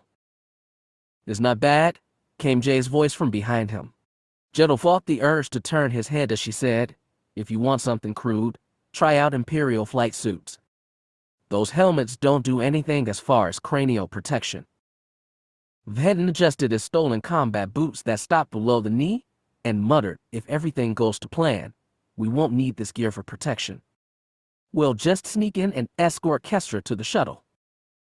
"You still haven't told us how you're going to deal with all these stalkers," Kalen said. "And I'm getting kind of nervous just sitting around following your lead." "What, you don't trust me?" Vhetin said, only half joking. "No. It's a safer plan if I'm the only one who knows about it," he explained. "The fewer people know, the less likely the stalkers will discover it." "And if you're slotted," Kalen said, "we're all screwed. If all these Sith are force-sensitive, they'll be able to sense any nervousness," Vhetin explained. "I've worked around force users before, and the way they can feel this stuff is creepy," Jay supplied, and he nodded. "Expect anything," he said as he pulled the contour stalker helmet over his head. Jettle pulled the armored vest over his own head, grimacing as the thick smell of foreign sweat wafted around him. "We'll be lucky if they don't manage to sense our plan from my mind. If everyone knows the plan, the chances for failure just get higher." "I guess I have to agree with that," Kalen muttered grudgingly.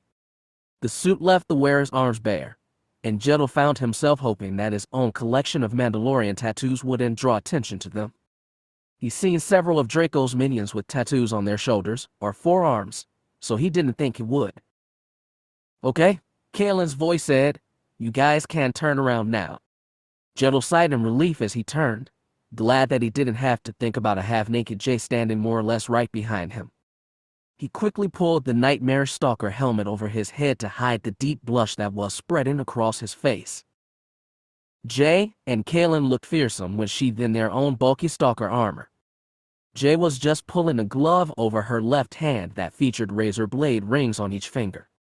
She flexed her hand slowly and said, "I just hope they don't ask us to try and crawl on the walls like those stalker guys do." Jettle chuckled, awkwardly avoiding looking at her as Vhetin slowly handed each of them a cylindrical lightsaber. Each saber was an identical shaft of dull silver metal with red buttons, contour grip, and a durasteel double bayonet mounted against the blade emitter. He ran them through a quick safety briefing on using the weapons. "I don't think we'll have to use them," he began, "but just to be safe, I want to make sure you can use them if you have to." He turned his own stolen saber over in his hands and pointed to a red button near his thumb. "This is the activator," he said. "Press it once to turn the blade on, click it again to turn it off. Every saber is equipped with a safety sensor that deactivates the blade if it leaves your hand." He flipped the blade over, pointing to the double bayonet and the saber emitter. "The blade comes out this end, so make absolutely sure it's pointed away from you when you activate it. Come on, Hett and Kalen began, but he interrupted her.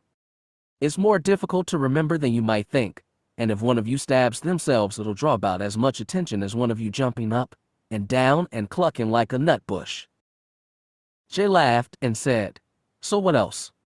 He pointed to the hilt and to a small ring mounted into the bottom of the hilt. This is the clip, he said.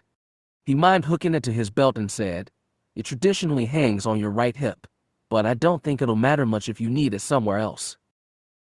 He activated the saber, making sure everyone was clear of his deadly blade. Shukorak howled in protest, but Vhetin ignored him and said, if you find yourself in a position where you need to use it, make sure you remember that a lightsaber is not like other melee weapons. It has no weight beyond the hilt, so be careful you don't swing too hard and lose your balance. It's true, Jettel said, nodding.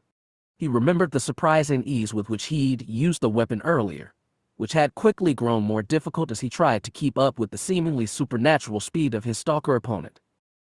You will be able to attack faster, but you will cut your legs off with no problem at all if you're not careful.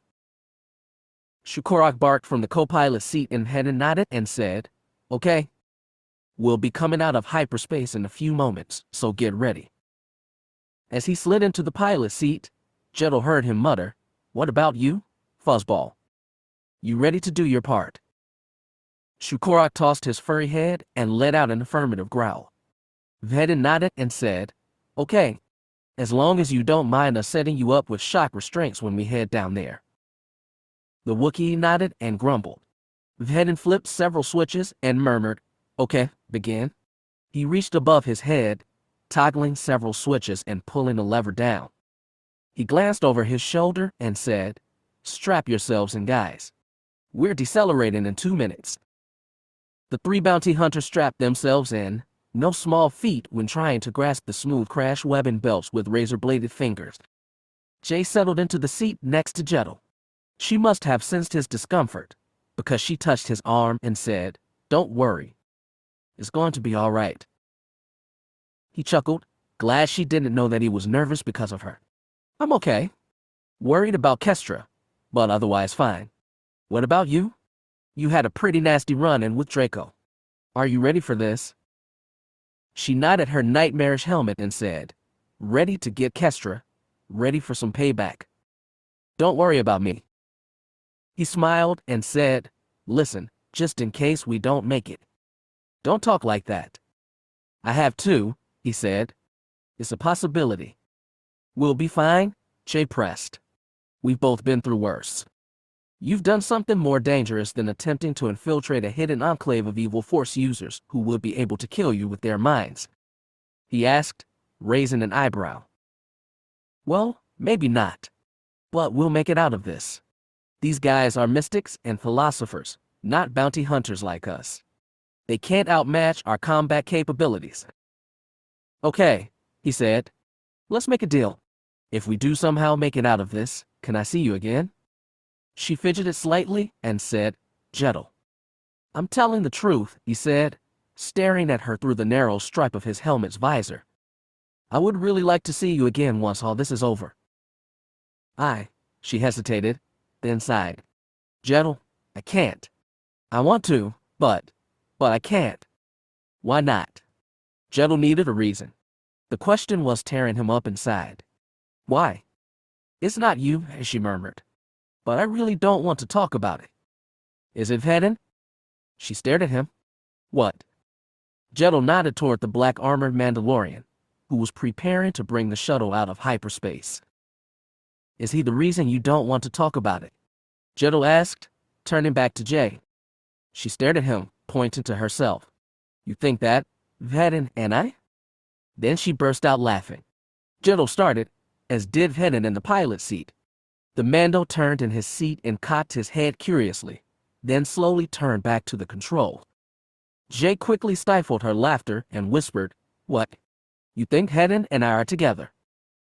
She clapped the side of his head affectionately, the razor blades on her fingers making a sharp clack as it hit his helmet.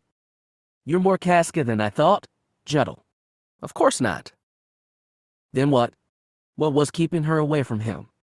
But she didn't elaborate. She just turned her gaze away, still laughing quietly to herself. Jettel stared at her, then sighed, and gave up. He wasn't going to lie and say it didn't hurt, but she obviously wasn't interested. She was keeping her affections carefully in check. Why? He could only guess now, but he had more important things to worry about now. Okay, people, Vhetin said. Leaving hyperspace in 3, 2, 1? With the surge of deceleration that sent everyone hurtling forward against their crash webbing, the shuttle exploded into real space again. The ship had barely stopped bucking beneath their feet before Vhetin let out a loud curse, and a loud explosion rang through the cockpit. What the hell is going on? Kaelin shouted, grasping her crash belts firmly. 6 fighters, Vhetin shouted, grasping the control yoke and pushing down hard. The shuttle went into a powerful downward spin, but explosions still rocked the ship. They were on us the moment we came out of hyperspace. So much for sneaking in, Jettel shouted. Can you destroy them? It's a Karkin diplomatic shuttle, Vhetin shouted, furiously trying to dodge incoming cannon fire that exploded in bright green flashes in the front viewport. There are no weapons. What are you going to do? Jay asked. The ship shook hard enough to throw her against her crash webbing, but she was strangely calm. Jettel guessed she had been in situations like this a lot when she served in the Navy.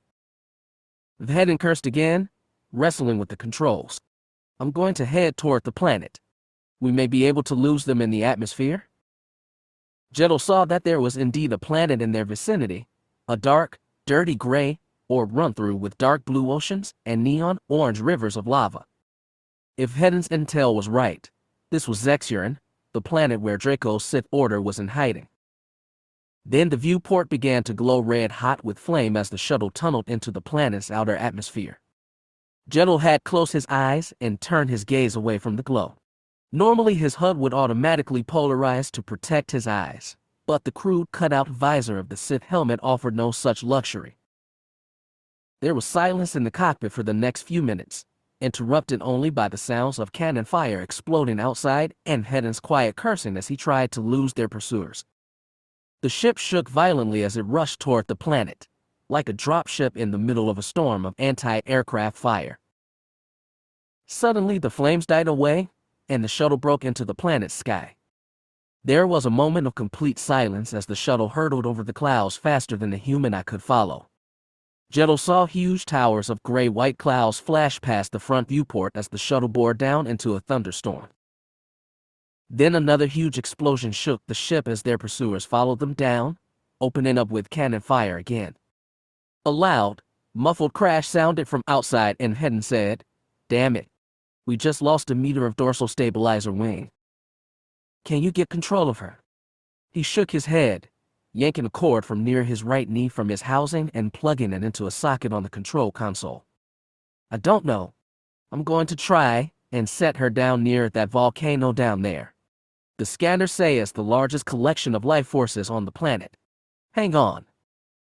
Lightning forked down from the clouds around them, the following thunder muffled by the shuttle's bulkheads. The Sith fighters were right on their tail, never missing a chance to fire at the foreign shuttle. As they raced down to the planet's surface, they lost more and more of the dorsal stabilizer wing. The fighters seemed to be focusing their fire on that section of the ship. As they finally broke through the clouds, spiraling wildly out of control, Vhetin played his last ace. He slammed a fist down on the comm button and transmitted, "Attacking fighters, hold your fire. We are servants of the Dark Lord Draco, and your hostile action toward us will be severely punished. I repeat, we are servants of Darth Draco, and will have you executed because of your hostilities." But by then it was too late. He shouted in frustration and yanked back desperately on the control yoke as the ground grew swiftly closer. Gittel's mind went blank, and he reached over and clasped Jay's hand tightly in his own. She finally didn't pull away. "Cease your hostilities," Vhetin continued, real fear entering his voice as the shuttle's belly scraped across the top of a rock spire. A deafening screech rang through the cabin, and a large section of the ship's bulkhead peeled back with a tortured scream of metal. A sudden maelstrom tore through the cabin as the ship continued its wild descent. Son of a bitch, Kaylin shouted as she pulled her legs away from the gash in the floor. The wind sucked at her feet, pulling her tightly against her crash webbing. We are servants of Darth Draco. Jettel heard Hedden shouting as the ship bucked and sped straight for the ground. Damn it, hold on. Then the shuttle tunneled into a forest of dead, burnt trees, and Jettel's vision went black. Chapter 15. Stalking the Stalkers. Sparks fell from broken power cords on the ceiling, dancing across the bulkheads for a moment before flickering out. Jay blinked blood out of her eyes, her head pounding. She looked up from where she hung over her crash webbing, feeling her stolen Sith combat suit creak slightly as she did. The inside of the suit over the right side of her ribs was caked with dried blood, making the undersuit stiff and inflexible. She slowly unbuckled herself from her restraints, groaning as her muscles screamed in protest. As her crash webbing unsnapped with a quiet click, she fell forward onto her hands and knees, coughing. She was surprised to see black volcanic rock poking through the hole in the shuttle floor. So we aren't dead, she thought, slowly getting to her feet. She saw a dark form slump forward over the control console, and she staggered over, putting a hand on his shoulder and hoarsely whispering, "Vhetin, you okay?" He let out an unintelligible groan, which she decided to take as a yes. She next hobbled over to Jettel, who was beginning to stir. He slowly looked up, murmuring, "Damn, I've had more fun during collisions with Durcrete walls." "Are you all right?" she asked him. He nodded in return and slowly unfastened his crash webbing. She grasped his forearm and hauled him to his feet. "Where's Jax?" he asked, looking around for the twirl. The little canine alien was nowhere to be seen. Vhetin sat up with a groan and said, "He'll be back. He won't stay away from Kestra for long." Kaylin was awake as well, shaking her helmeted head and cursing slightly. "Next time," she muttered, "I'm flying." Shukurak grumbled, blood soaking into the fur on his shoulder, and Vhetin said, "I agree with him.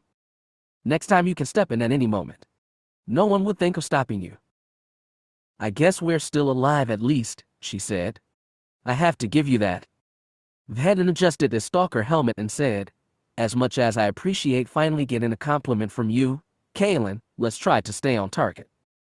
We still have to find Kestra." "Speaking of which," Jay said, stretching her sore muscles. The bones in her back cracked loudly as she did. "Do you have any idea where we are?" He turned to the control console, which was now mostly a mess of broken panels and sparking wires that snaked out over the floor, and began carefully typing into one of the few remaining keypads.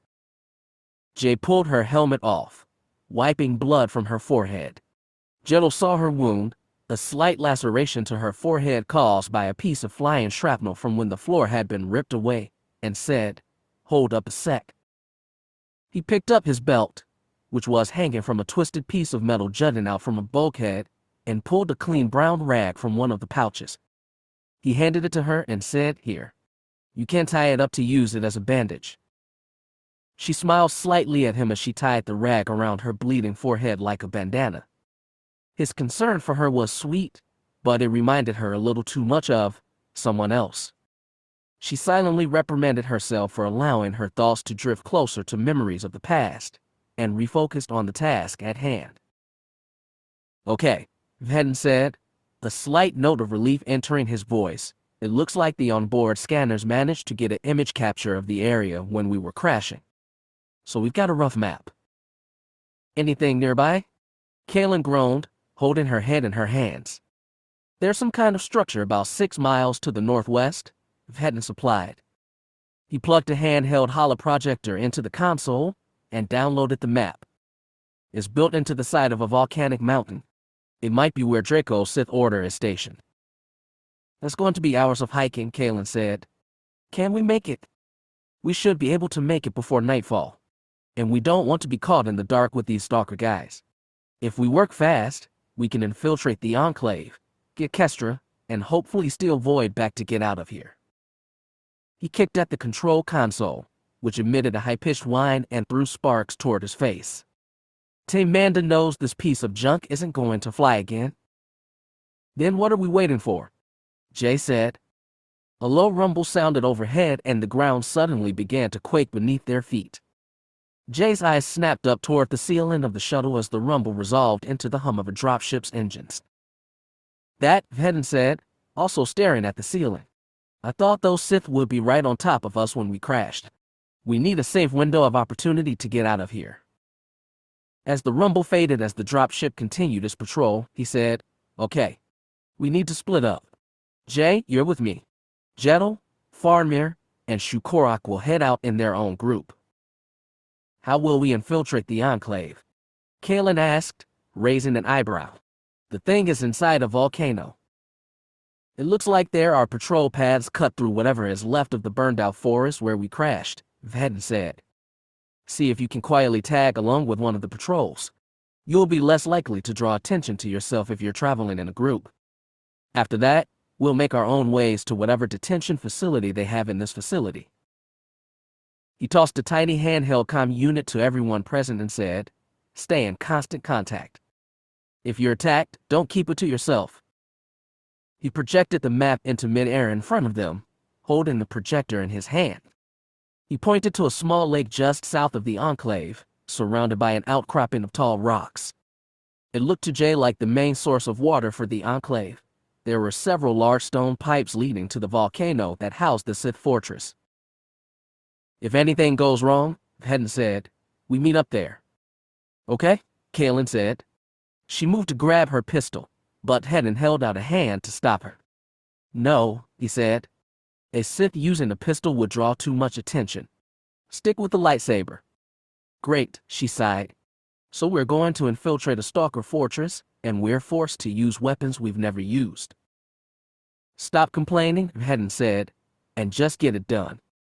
The rumble of the dropship came back and the dark landscape outside the front viewport lit up as a searchlight roamed over the area. Jay tensed as Vhetin ignited his red lightsaber and whispered, "In 3, 2, 1. The dropship's engines faded into the distance, and Vhetin plunged his saber into the bulkhead. He drew it around in a large, rough circle, working as quickly as he possibly could. When he'd melted through enough of the bulkhead, he planted his boot in the center of the cutout and kicked a hole through the metal. "Go, go, go," Vhetin shouted, reminding Jay of an ops commander she'd served with during her Navy days. Kalen and Jedel leaped through the hole, disappearing into the darkness outside. Shukorak clambered after them, squeezing his massive frame through the hole in the bulkhead. Vhetin jerked his helmeted head and said, "Out you go. I'll be right behind you." She nodded, then slipped outside, into cold, fresh air. She sprinted blindly away from the shuttle for a time, then pressed her back to a tree. She took a deep breath and looked around for Vhetin.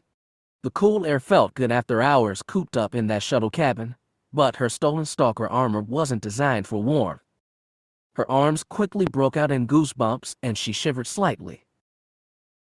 It looked as if they had crashed in the middle of a forest that had been charred by prolonged exposure to the ash of the volcano. But something was out of place. She rapped her knuckles against the tree. She realized that it wasn't burned wood but stone. The trees had somehow been fossilized, stone monuments to their former lives. She shuddered slightly, this time out of revulsion.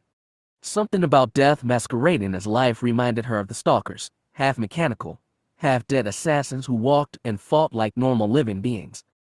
It was disturbing. It wasn't long before she spotted another armored figure sprinting away from the shuttle.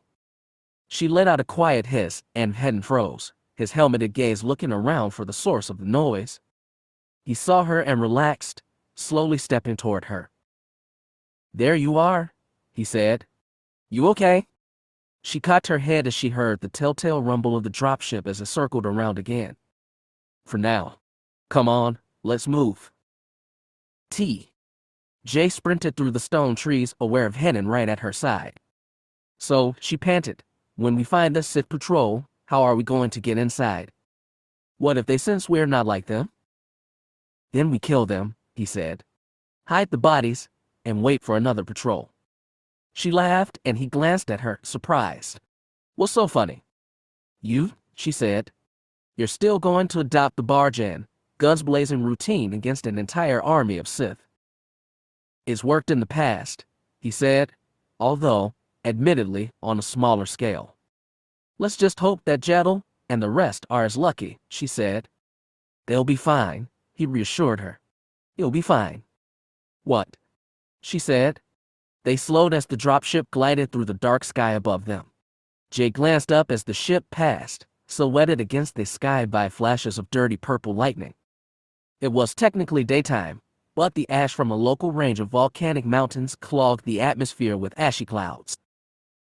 I've seen the way you look at him, Vhetin said, amusement evident in his voice. You like him? That's about it, she said. I like him. The contoured stalker helmet seemed to stare right through her, and Vhetin said, Brianna and I are masters of lying to ourselves and to each other. So I recognize when you're lying to yourself. I'm not going to let this relationship go any further, she said as they set off again. We're just going to stay friends. Why not? He said, sprinting up the face of a boulder jutting from the ground and front flipped gymnastically as he fell to the ground again. He landed hard but kept sprinting. Not that it's any of my business, but I think the two of you would make a good pair. She glanced at him. What? Just an observation, he said. Not that I'm an authority on the subject, but... Why does everyone want to talk about this? She said indignantly. Can we just focus on the task at hand? Kestra still needs to be rescued. I'm optimistic, he said, swerving to avoid a petrified tree. I can't feel that she's alive. It's a new trick of yours? No, he said. Like I said, just optimistic. I thought you were the one who said optimism only leads to disappointment, she said skeptically. I'm taking a rare break from my pessimism, he said. He was about to say more, but stopped short and held an arm out in front of her. Wait, he whispered. Hold up. Someone's coming. How do you, she began. Then she remembered that this was Vhetin she was talking about. His senses were as strangely enhanced as his physical attributes.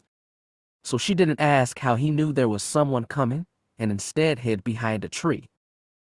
After a short time, she heard the crunch of a multitude of bootsteps on the hard ground underfoot. She chanced to peek around the tree trunk and saw a column of maybe 20 Sith marching down a dirt road. The sides of the road sloped upward into the dead forest, making the road a good site for ambushes.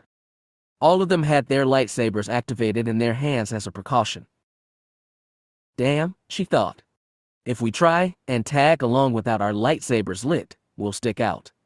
But if we activate them now, they'll hear the sound. Vhetin seemed to be a step ahead of her. He unclipped his saber from his belt and pressed the bladed emitter against the trunk of the tree nearest to him. When he switched on the blade, the snap hiss of the activation was muffled against the stone trunk. He slowly pulled the blade out of the trunk and nodded at her to do the same. Her palms were sweating and she struggled to grasp the lightsaber hilt with her razor-bladed gloves. She held the emitter against the tree trunk, a difficult task because of the double bayonet that stretched from the emitter. She took a deep breath, screwed her eyes shut, and pressed the activation button. The lightsaber hilt twitched slightly in her hands and began to vibrate slightly. The snap hiss sounded deafening to her ears, but when she opened her eyes she saw Vhetin nod in approval. She pulled the blade out of the petrified tree, the melted rock bubbling and dripping down the trunk as she did. Vhetin silently gestured toward the column as the Sith marched past. As soon as the troops were safely past, he quickly stepped down the slope, which was comprised of burned volcanic rocks. He quickly reached the road and calmly fell into step behind the rest of the Sith. He turned and jerked his head slightly for her to follow. She quickly stepped out from behind the tree and crept down the slope. She was almost to the bottom when one of the magma rocks slipped under her foot and she stumbled with a quiet curse. Her slip-up sent a small cascade of rocks down the small hill. Her blood ran cold as the entire Sith column turned to face her. She stopped mid-step as she felt multiple gazes fall on her. One of the stalkers in the column stared at her and cocked his helmeted head. Is there a problem? He rasped. And no, Jay said, thankful that her own stolen stalker helmet hid the look of terror on her face. She tried to make her voice sound more fearsome and evil and growled. I just tripped on a rock. Lost my footing. Nothing to concern yourselves with. The Sith stared at her for what seemed like an eternity. Then they slowly turned their gazes to the road ahead. One of the stalkers at the head of the column raised his saber and motioned for them to move on. The column slowly began to move again as Jay fell into step next to Vhetin. "That was too close," she whispered, almost under her breath. He didn't reply, a sign for her to stay silent. She followed his lead and didn't speak again, keeping her gaze fixed unwaveringly on the road ahead. "Here we go," she thought. "Behind enemy lines, no backup, no escape, no sign of our quarry. This is not going to end well." The two bounty hunters shadowed the column for almost an hour before Jay realized they were walking in a gigantic circle. She once again heard the rumble of the dropship as it performed its rounds, and she saw a dark plume of smoke rising into the black sky not far away, the wreckage of their shuttle. But the column made no move to investigate, walking right past the tower of smoke and further into the rock forest. They walked in silence for an hour more before the forest began to taper off into plains of charred rock as far as the eye could see. Rising from the plain, maybe a mile or two away, was a huge volcano that spewed a cloud of ash miles into the air. White-hot lava coated the tall spire of the volcano, dribbling down the face of the mountain in bright rivers of molten rock. Even from a fair distance away, Jay could see a large staircase leading up into a mile-long crevice in the volcano. If the Enclave was anywhere, it would be in there, and she assumed that was where the column was heading. Back to base? Sure enough, the column leader raised his saber again and ordered his soldiers on, barking orders for them to move out. The column began marching toward the volcano, and Jay flexed her grip on her saber hilt nervously. The blade hummed comfortingly in her hand as she thought, inside that volcano is Kestra and Draco, and probably hundreds of Sith, all of whom have lightsabers and can use the Force. She felt Vhetin's arm brush hers, a gesture she knew wasn't on purpose. He must have sensed her nervousness and was trying to reassure her. It took less than 5 minutes for them to reach the foot of the staircase, and they slowly began their long climb into the mountain. After 15 minutes of climbing the huge stone staircase, Jay's legs began to burn. She hid the discomfort, however, painfully aware of the fact that the Sith would be able to sense her thoughts if her emotions were too strong. She almost stopped walking completely when they entered the shadow of the volcano, where the colossal crevice blocked out the dark sky, throwing them into pitch darkness. Thankfully, the scarlet glow of the Sith lightsabers illuminated the area around them, showing them the way. But the eerie glow wasn't what caused Jay's astonishment. No, her surprise was caused by the two huge statues that flanked the crevice, 100-foot-tall robed monoliths with huge stone lightsabers. Their stony robes swirled around them as they stretched their arms protectively forward, as if about to unleash a barrage of rocky Sith lightning. Jay shuddered at the thought. As one, the Sith soldiers snapped their fists to their chests and bowed their heads in respect as they passed the robed statues. Instinct kicked in, and Jay followed suit almost immediately, slapping her fist to her chest and bowing her helmeted head along with the rest. She was vaguely aware of Vhetin doing the same at her side. After passing the huge stone sentinels, it was another 20 minutes of stair climbing before a large building came into view. Carved out of the living rock of the volcano, it was a large boxy temple with more 100-foot statues flanking it on either side. In a surprisingly expansive courtyard, a large black flag was fluttering in the muggy volcanic breeze that sluggishly drifted through the area. A horned, toothed insignia was emblazoned on the flag, and it seemed to stare right at Jay as she passed it. The column paid little attention to the other Sith, all either wearing robes or contoured black armor, that were gathered in the stone courtyard. The leader of the patrol column simply stepped toward the 15-foot stone doors leading into the Enclave and hammered a fist against the thick rock. "Patrol," he shouted, throwing back his hood to reveal a bald, tattooed head. "Open the gates." There was a deep clank. Then the doors slowly rumbled open.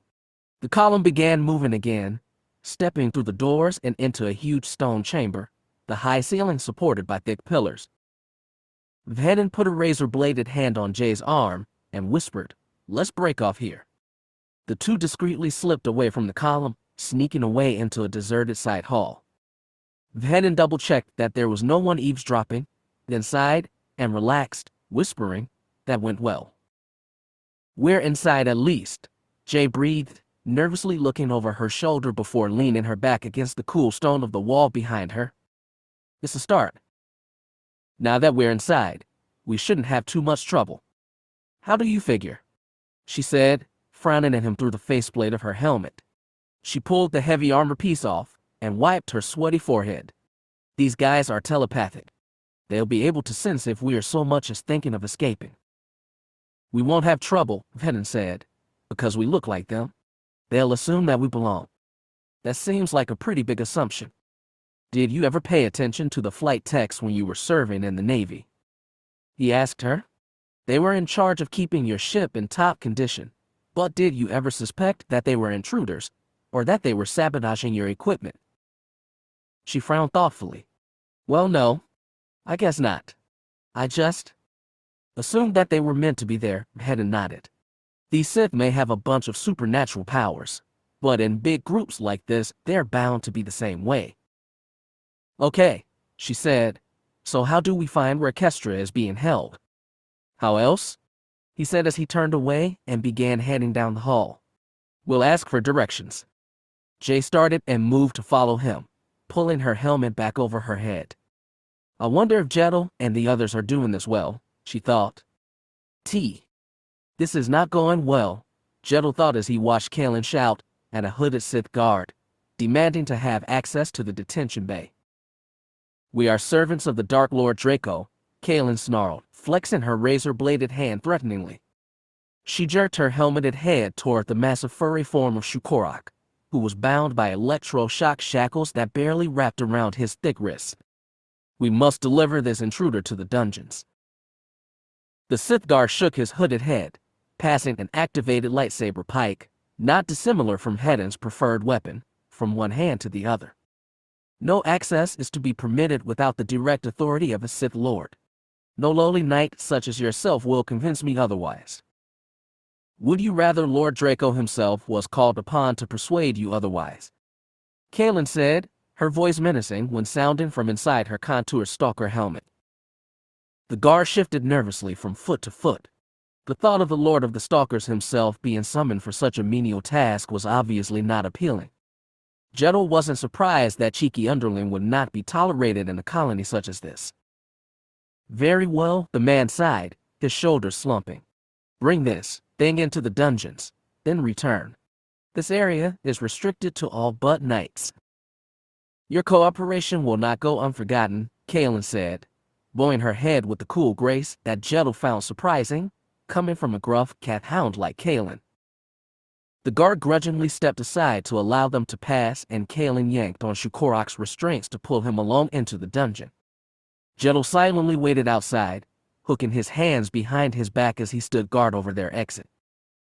He was surprised when she reappeared only a few minutes later, dragging Shukorak along with her. He frowned behind his helmet, but said nothing. "Guard," Kalen said, "all these cells are full."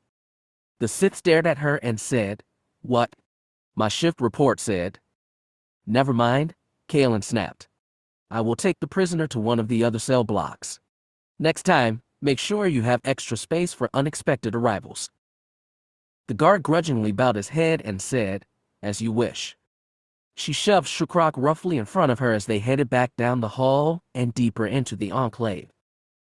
"What the shab went wrong?" Jettel hissed as soon as he knew they were out of earshot of the guard. "She wasn't there," Kalen muttered. Shukorak snuffled in agreement. "What?" Jettel said disbelievingly. "All this work, and Kestra wasn't in there." "Keep your Durasteel britches on," Kalen snapped. "She just wasn't in their max security block." "They wouldn't keep her in any of the lower spec cells," he said. "She would definitely try to escape." "My thoughts exactly," Kalen said. "My guess is that someone is transferring her, or she's being kept in a private cell." "Draco." "That's my thought," she said. She ducked into a side hall and pulled the comlink Vhetin had given her from out of the sleeve of her razor-bladed glove. She pressed the transmission button and hissed, "Vhetin." "Vhetin, come in." "Here," came the Mandalorian's quiet voice. What's wrong? We just infiltrated the dungeons, Kalen reported, and there's no Kestra. There was a long silence over Hedden's end of the comm. Then he said, Draco must have her. That's our theory, she whispered. What do you want us to do? We have two objectives here, he murmured. One is to find Kestra. The other is to escape this force-forsaken rock.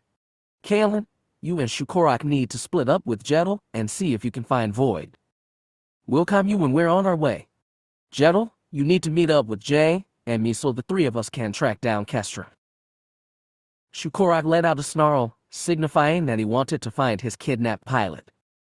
Jedel didn't blame him. The Wookiee had a life debt to repay. Sorry, fuzzball, Jedel said sympathetically, but you just draw too much attention. You can rescue the damsel in distress next time? The Wookiee grudgingly agreed, letting out a frustrated grumble. Where are you guys? Jedel asked. You can find us in the second hall branching off from the main chamber, Vhetin said. Make it quick, we can look like we're standing guard for a while, but that won't work forever. Copy that, Jedel said, and wordlessly set off. They were close now. If they had to alter their plan, so be it. But he was not going to get so close to saving Kestra only to be stopped now. Nothing else mattered, and even his affection for Jay paled by comparison. Hold on, Kesika, he whispered to himself. I don't know if you can sense us, but we're coming for you. He was only slightly nervous as he strode past armored and robed Sith. The other beings barely spared him a second glance, hurrying about on their own business. He found Vhetin and Jay just where they said they would be, in the second hall that led away from the large central chamber. It was slightly difficult to recognize them, dressed in their menacing stalker armor. But once they gestured for him to hurry up, he relaxed. You guys okay? He whispered as he drew closer. Fine, Vhetin said. What's the verdict on Kestra? No idea where she is, he sighed. Any idea where Draco is? Jay nodded. We asked the Sith we passed a while ago. Draco is in some kind of meditation chamber in the center of the mountain. Kestra is with him. Wait, Jedel interjected. You asked the Sith? Like, just walked up and said, hey, any idea where we can find our buddy Draco? A little subtler than that, Jay murmured, but yeah. From what we were able to gather, this meditation chamber is a platform situated over the lava chamber beneath the volcano, the center of its power. Easy to see why the Sith would enjoy it so much, Jedel muttered. Any idea about their defenses? We're probably looking at a small contingent of stalker guards, Vhetin explained. The Sith we questioned said that Draco has 3 lieutenants who travel with him at all times, Xenophon, Tilope, and Baylor. We'll probably have to go through them to get at Draco. One for each of us, Jedel said, punching his fist into his palm. This shouldn't be too difficult. Except for the fact that if we manage to take out Draco's lieutenants, and kill Draco, and rescue Kestra, the entire Enclave is going to know we're here. Vhetin chuckled darkly. I have a plan for that. Don't worry. I'm going to worry as long as you keep that plan a secret, Jay snapped, her words echoing slightly inside her helmet as she raised her voice above a whisper. I can't help it. We'll have a window when the time comes, Vhetin said. He turned and began walking away down the hall. He silently gestured for them to follow. Ever realized that he can be even more mysterious than these stalkers? Jedel muttered to Jay as they set off. I'm willing to play along for now, she replied. We're so close now to finding Kestra that even his weird attitude can't get to me. Yeah, Jedel said. All we have to do is fight our way through 3 well-trained, uber evil Sith Lords.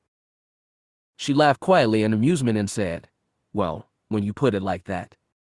They emerged into a stone hallway crowded with Sith and had to keep quiet again.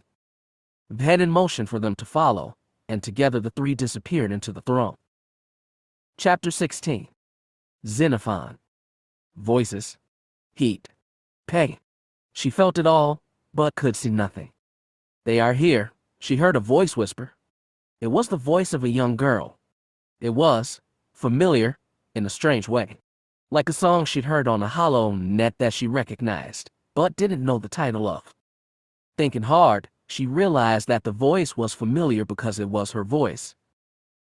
Good, rasped another voice. That voice she did recognize, her master. She felt his pride in her mind, pride at her growing power. There was a dark chuckle, and her master said, "Where are they?" She concentrated, her mind roving through the entire facility, slithering through the minds of every man, woman, and child in the temple. She focused on their most pressing thoughts, searching for one in particular. She tossed each mind aside as she continued her search, knowing she was getting closer, ever closer. There. Worry. Worry for a friend. It was there, swarming through this man's mind. It was the only thing this man, Hedden, could think about. And it was easy to see into his mind, he was currently trying to see into hers. She could see him kneeling outside with his hand pressed against the stone floor, trying to use psychometry to find out what was going on inside the meditation chamber. He felt her presence and suddenly ripped himself away, tearing his hand away from the floor.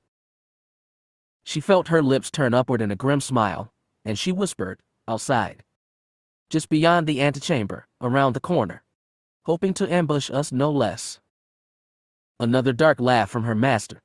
She turned her gaze up toward him, even though she couldn't see, and whispered, "Would you like me to deal with them?" "No.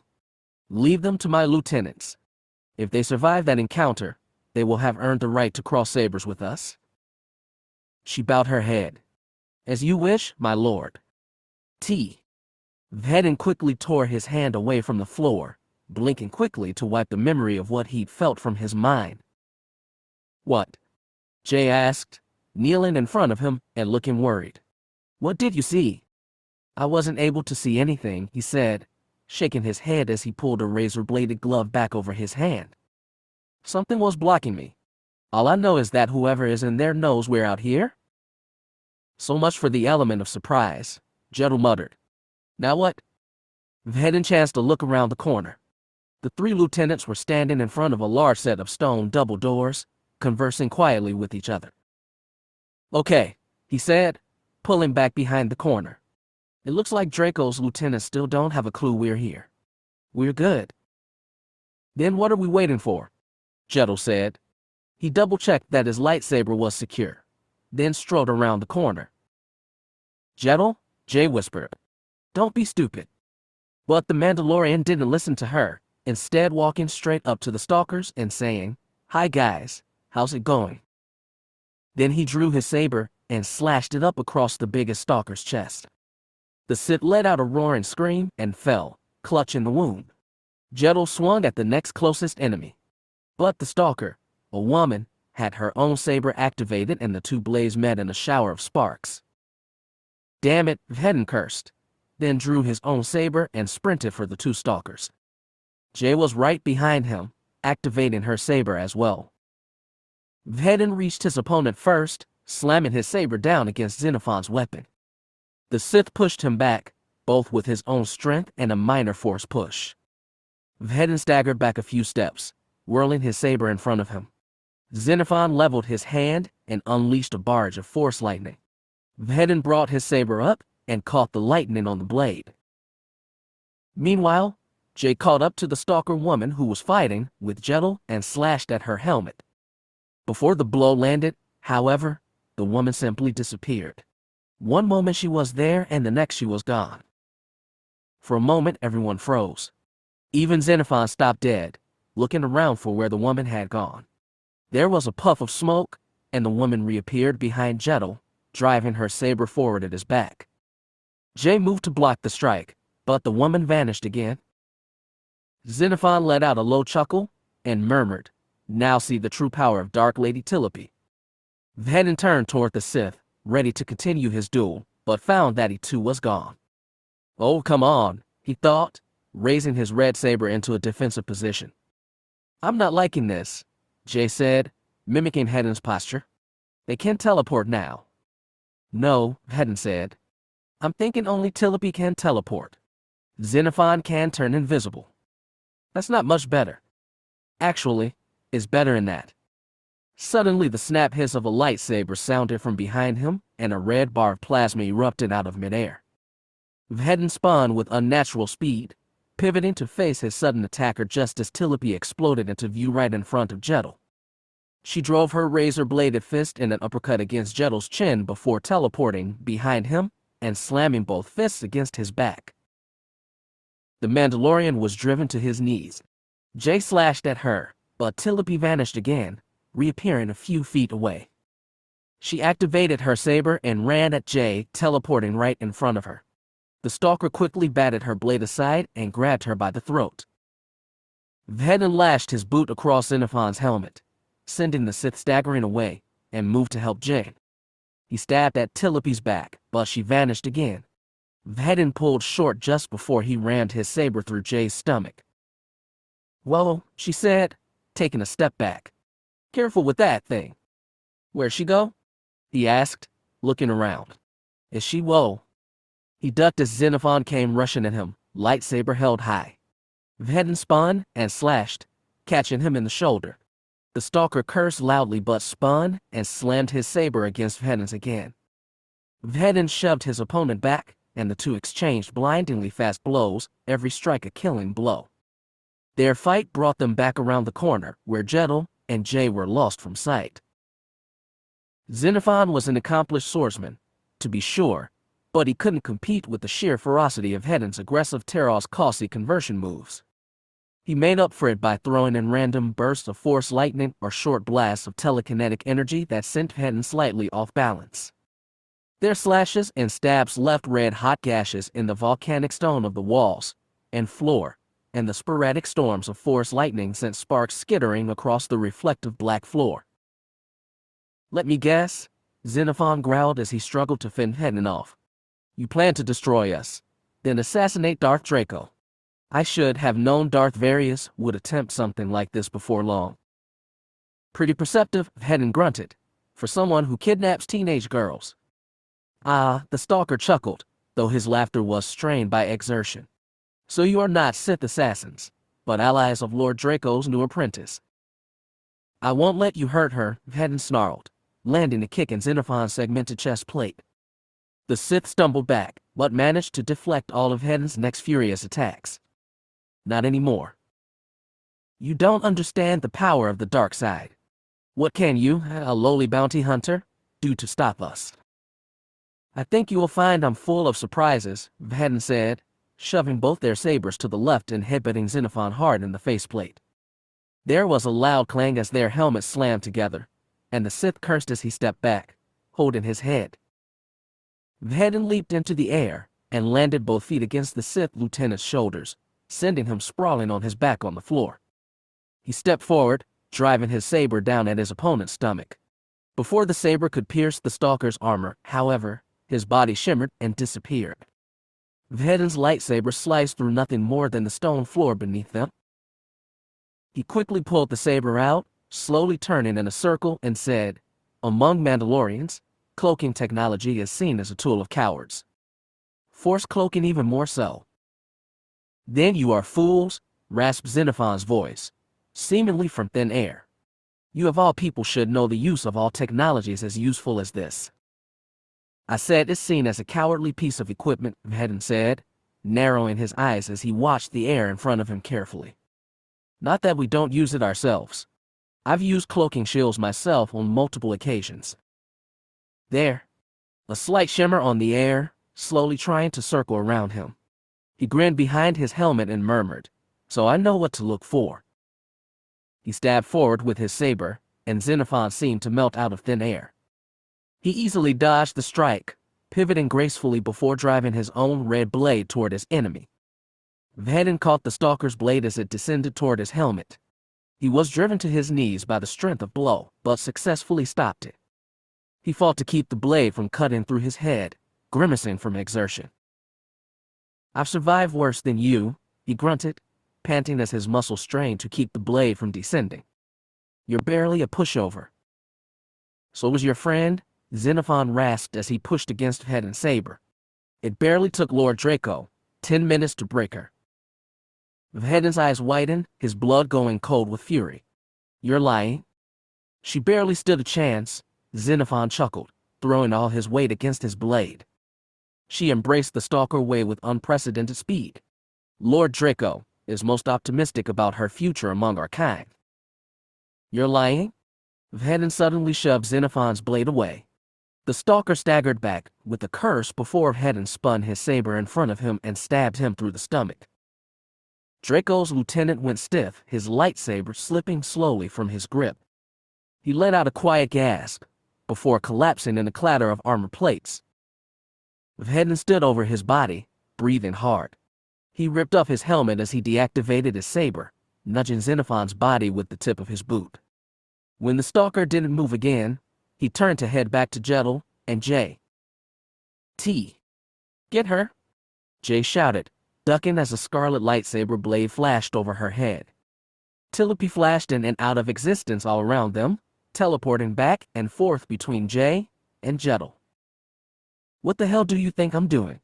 Jettel shouted, frantically trying to keep the stalker in sight. He pivoted on a single foot and slashed at the stalker woman's chest. She disappeared, reappearing in mid-air above him and driving her boots down into Jettel's helmet forehead.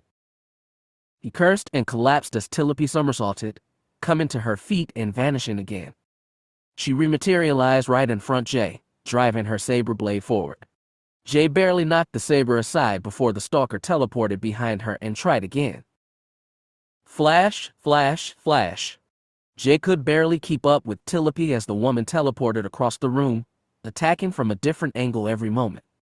She began to sweat, spinning back and forth as her opponent kept trying to get behind her. Jettel, she shouted, trying to fend off blows from 3 different directions. I need help. The Mandalorian came barreling out of nowhere, grabbing Tilipy around the waist in a classic Mjera tackle. Tilipy shouted in surprise and teleported away. Jettel disappeared with her. She appeared 6 feet above the floor, kicking Jettel away before vanishing again. He fell 6 feet to the ground and landed in a clatter of armor plating.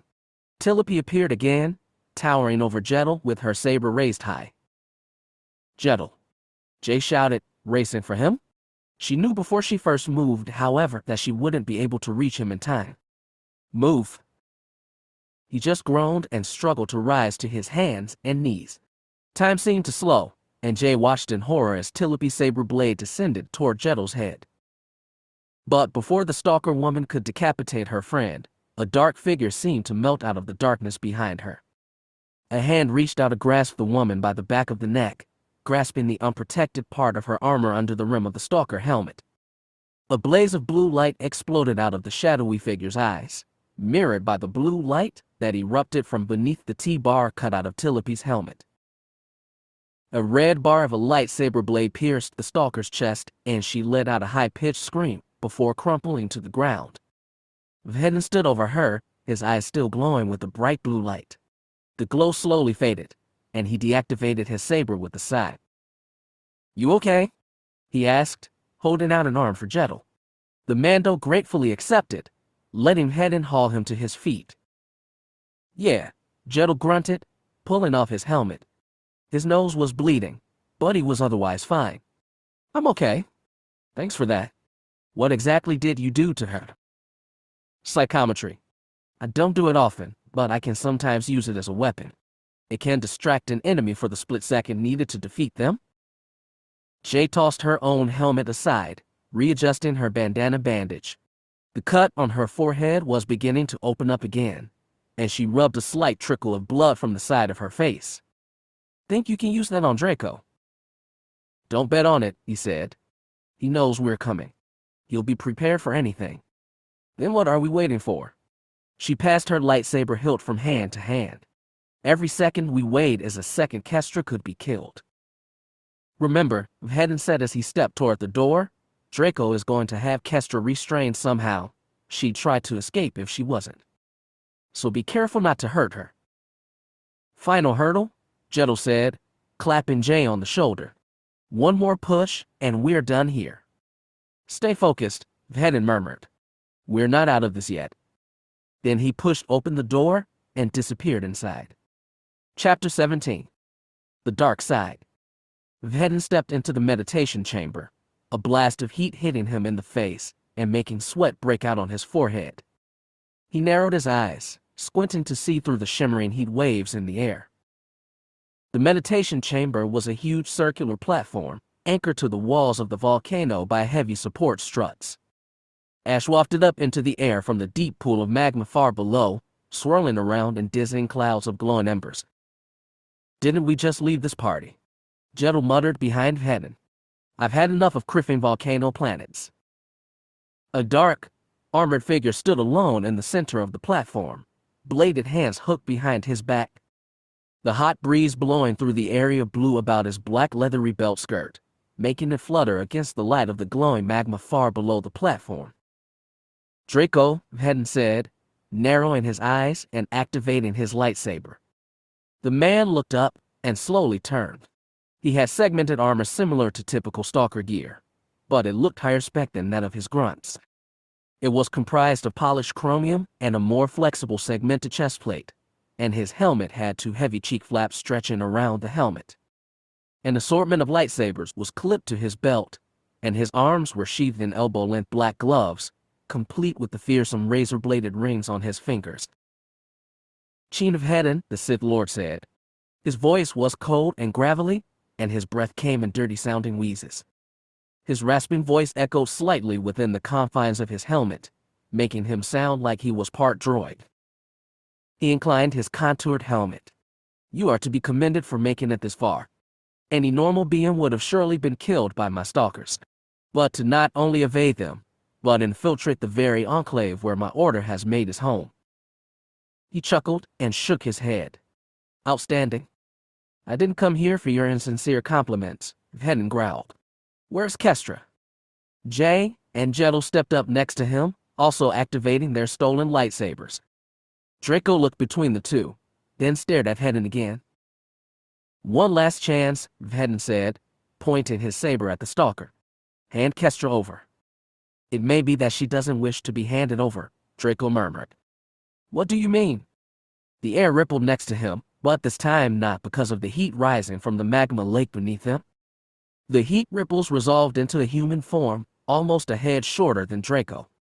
The heat waves slowly merged to become hooded black robes and gloves with angular razor blades.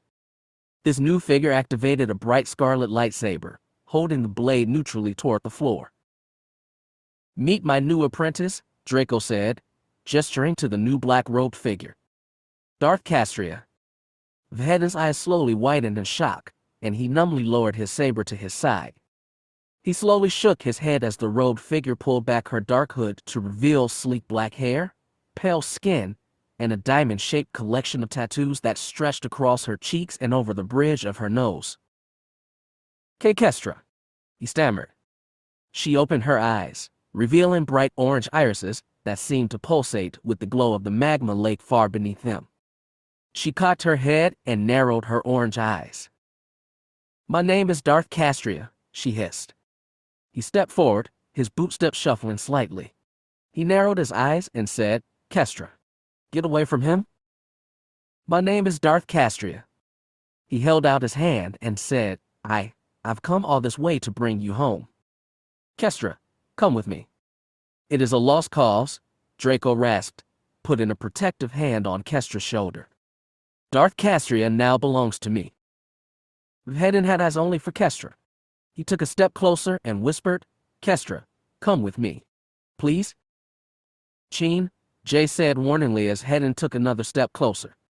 "Please, Kestra," he said, still holding out his hand for her. He was now only a few feet away. One more step forward and he'd be able to touch her. "We've all been through so much to rescue you."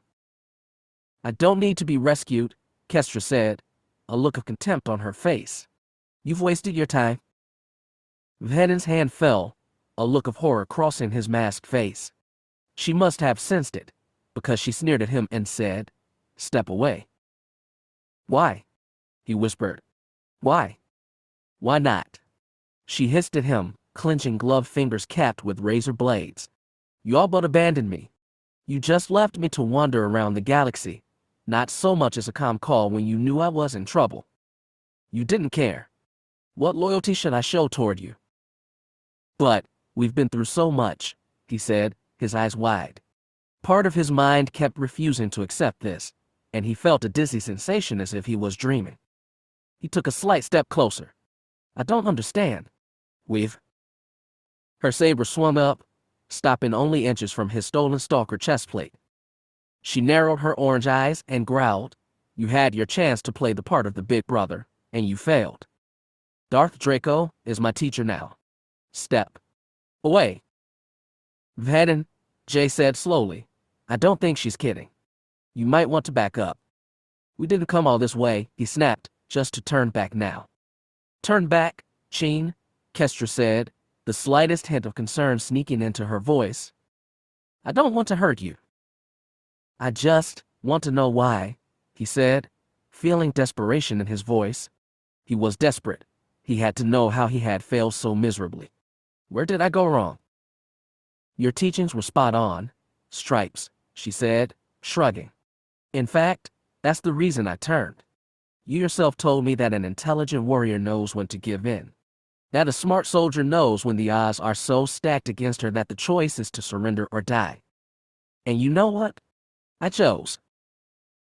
"So you fell for his lies." "It was a decision," she replied, "between my master, who wanted to actually help me increase my power, or you, who only taught me because he was scared Rannoch would beat him to a pulp if he didn't." That's not true," he said. "It wasn't because of Rannoch. I actually cared about you. You were like a little sister to me." "Don't," she snapped. "Don't try to justify your abandonment. Don't try to smother the past with all the sympathy you never gave me." "Do you realize what you're saying?" he snapped. "I made you. Everything you know, I taught you. So don't." "Enough," Kestra shouted, throwing her fist forward. An explosive burst of telekinetic energy hit Vhetin in the chest, sending him flying head over heels through the air. He landed 2 meters away and slid across the smooth surface of the meditation platform. He grunted as he clambered to his feet, grabbing his lightsaber. "One last chance," Kestra said, raising her chin imperiously. "As Darth Draco's apprentice, my word carries power within the halls of this temple. Leave us now, and you will not be harmed. You have my word." She turned her blazing orange eyes on Jay and said, "Jay, we don't know each other well. Why would you sacrifice yourself for me? Would you die for the slim chance that I'll turn back to the light side?" "Not for you," she said, helping Vhetin to his feet. She jerked her head toward her partner. "For him? Because he asked me to." Kestra snorted and shook her head. She then turned to Jettel and narrowed her eyes. "What about you?" she asked. "You've got plenty more to live for than me. Think of all the women, all the fun that you will have in the years to come. Just walk away." He stared at her, then sighed and rubbed his eyes wearily.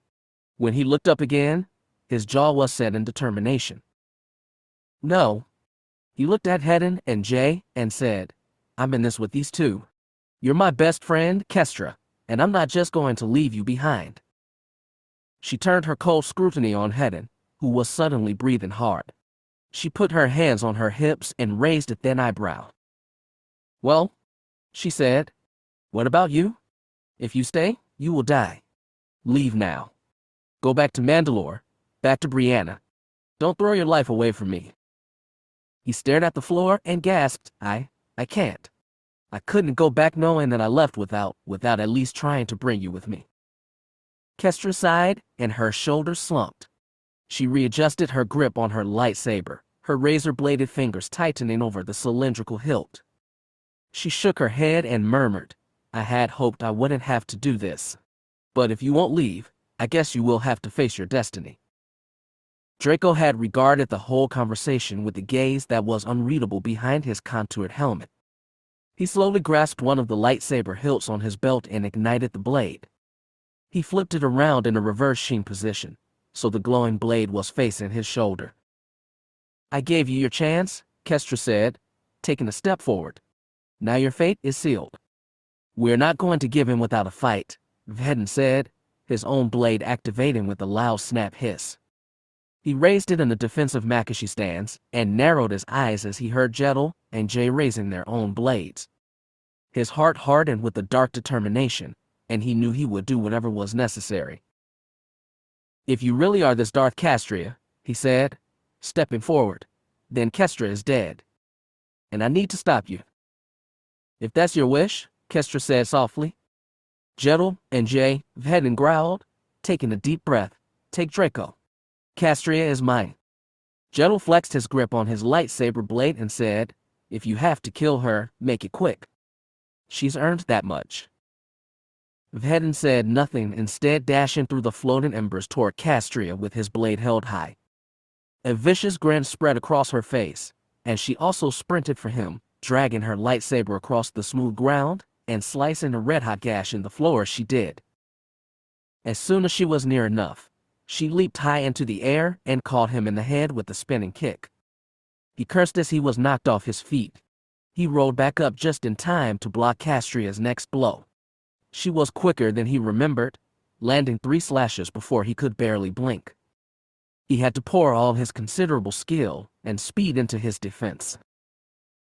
She spun and slashed at his head, but he knelt and the blade passed over his head. He jumped forward and drove his shoulder into her chest, throwing her off balance. She was quick enough, however, to drag him down with her. He quickly took charge of the situation and front flipped back to his feet, pushing off her shoulders and landing on his feet behind her. She quickly hopped up and swung her saber in an arc in front of her, the blade releasing a violent hum as she did. Draco, meanwhile, stepped toward Jay and Cin and unleashed a bolt of force lightning. The two both raised their sabers and caught the lightning in time, wincing as the arcs of purplish electricity arced from blade to blade. The Sith Lord suppressed the storm and leaped forward, slashing with his blade. Vhetin and Kestra's blades slammed together with enough force to make both their arms shake from the impact. Vhetin put all his considerable strength behind his blade and shoved Kestra away. She quickly regained her balance and took her blade in a two-handed grip, narrowing her eyes. The hot volcanic wind sent her robe billowing out around her like dark wings. I didn't think it would come to this, she said, turning the hilt of her saber over in her hand. I am truly sorry. Not as sorry as I am, Vhetin murmured, darting forward and striking with 3 quick blows that Kestra easily deflected. He backpedaled as she unleashed a bright blue stream of force lightning. He ducked and somersaulted forward, coming to his feet and slashing at her chest. She brought her saber down and deflected the blow, kicking out with her heavy boot and catching him in the chest. He slid away, across the smooth surface of the platform. Meanwhile, Jay was also driven to her back as Draco landed more or less on top of her, slamming his saber against hers with unbelievable force. Cin slammed his shoulder against the Sith Lord's back, knocking him away. Draco cursed, thrown off balance, but he merely backflipped over Cin and Jay, landing a half-meter away and running at them again. Quick, Cin snapped, grabbing Jay's arm. He hauled her to her feet and swung her around to face Draco. She snapped her arm out and slashed at the Sith Lord. The blow caught him in the chest and he staggered away, clutching at his smoking armor. When he straightened again, Jay saw that her saber had melted a wide gash in his flight suit, revealing yellowed, dead-looking skin. He looked down at the cut, then began to laugh. He looked up at Jay and said, "Very good, young one. Not many can boast a hit against a Sith Lord."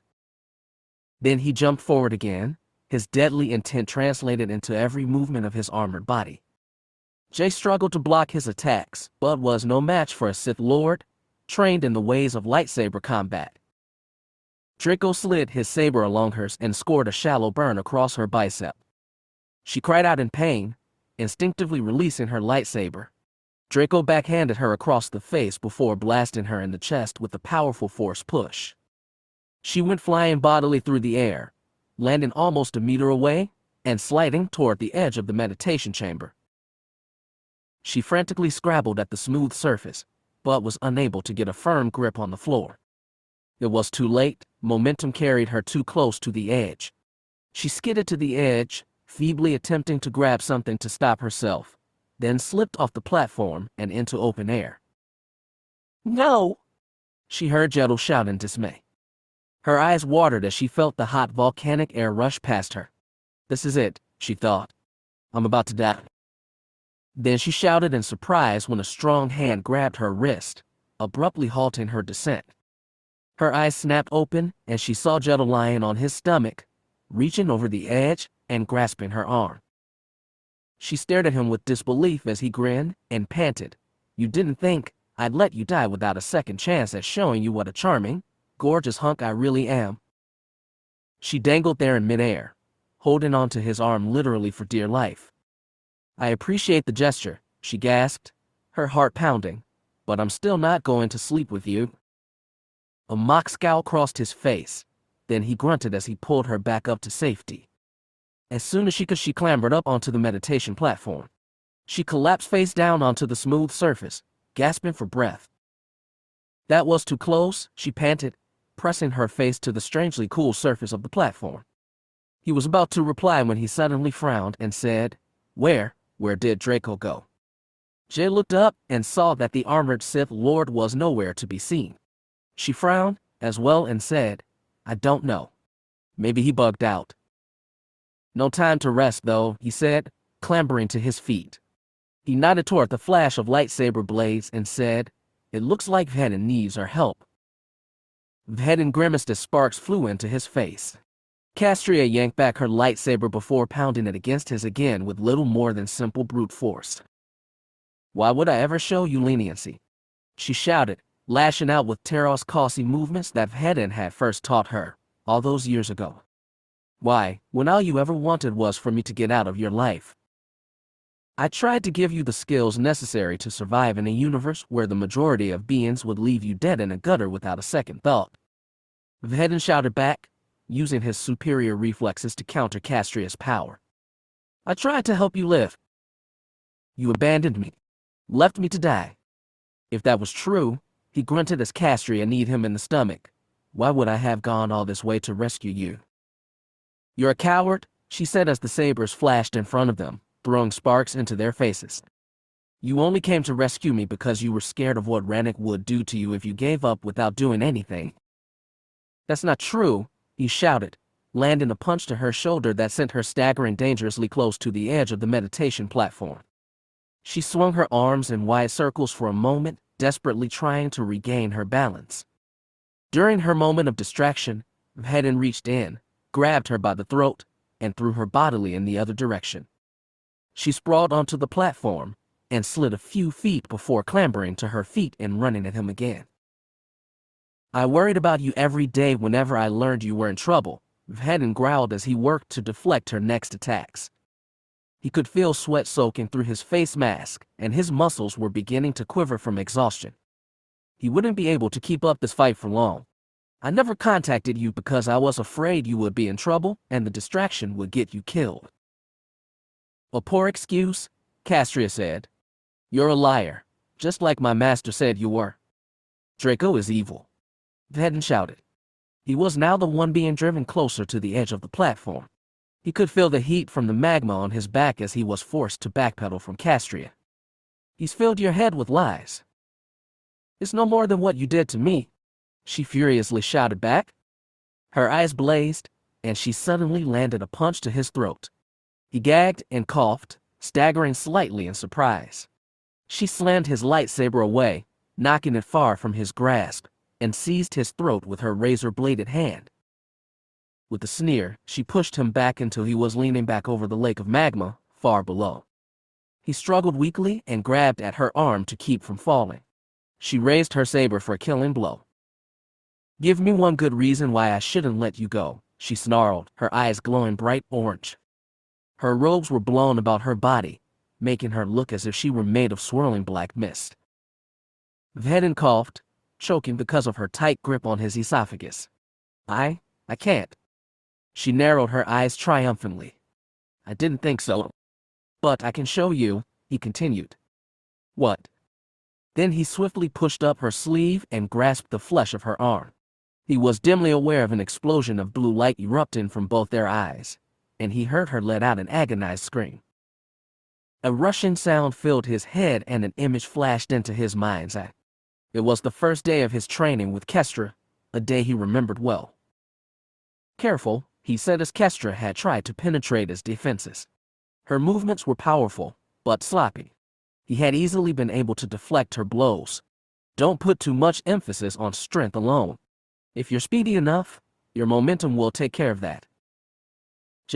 She had grunted and punched at his chest. He caught it in his glove and she had cursed. Stop moving so fast. Start moving faster, he replied evenly. I'm not going to go easier on you. Why not? She had cried, her stance faltering. I'm not as good a fighter as you. You can't just attack me with all your skill. Why not? An enemy in real combat won't care if you can't fight as well as them. But you should. You're not an enemy, are you? He suddenly ducked inside her guard and hooked an arm around her leg, yanking forward and tripping her. She had landed hard on her back with a cry of pain. No, he had said, stepping back. I'm not your enemy. But one day, that won't matter. You're going to come across someone who won't care. And I need to make sure you're ready for that day. Another Russian sound deafened all sound, and another image came to mind. This time, it was almost a year into their training, shortly after he'd put Rannick in the med center. She's just going to hurt you even more now, she'd said, staring at Rannick through the observation window. She had folded her arms worriedly across her chest. You almost crippled her. I was trying to kill her, he'd replied point blank. She deserved it. She had looked through the room's window at the once terrifying Rannick looking like a Corbin mummy all wrapped up in her bandages. I think so too, the way she beat you. But you're going to get in trouble. People like her don't care about their own injuries. And now she isn't going to stop until you're dead. He had shaken his head. Don't worry. I'm skilled enough to defend myself now. In the end, I think that's what she wanted. And what about me? She'd asked. I'm not as experienced as you are. What if Rannick takes it all out on me? He had turned to her and put a comforting hand on her shoulder. I promise it won't come to that. You can't make that promise. I can, he said. You're my vodka. She smiled a little at that and said, little sister. And you're my Orvid. Big brother. That gives me a responsibility, he said. I'm responsible for your well-being. You do realize that we're not actually siblings, don't you? She had said, raising an eyebrow. We're Mandalorians, he'd replied. Aliite Orishaya Talden, Kesika. Family is more than bloodline. And I swear that I will never let any harm come to you. And you failed.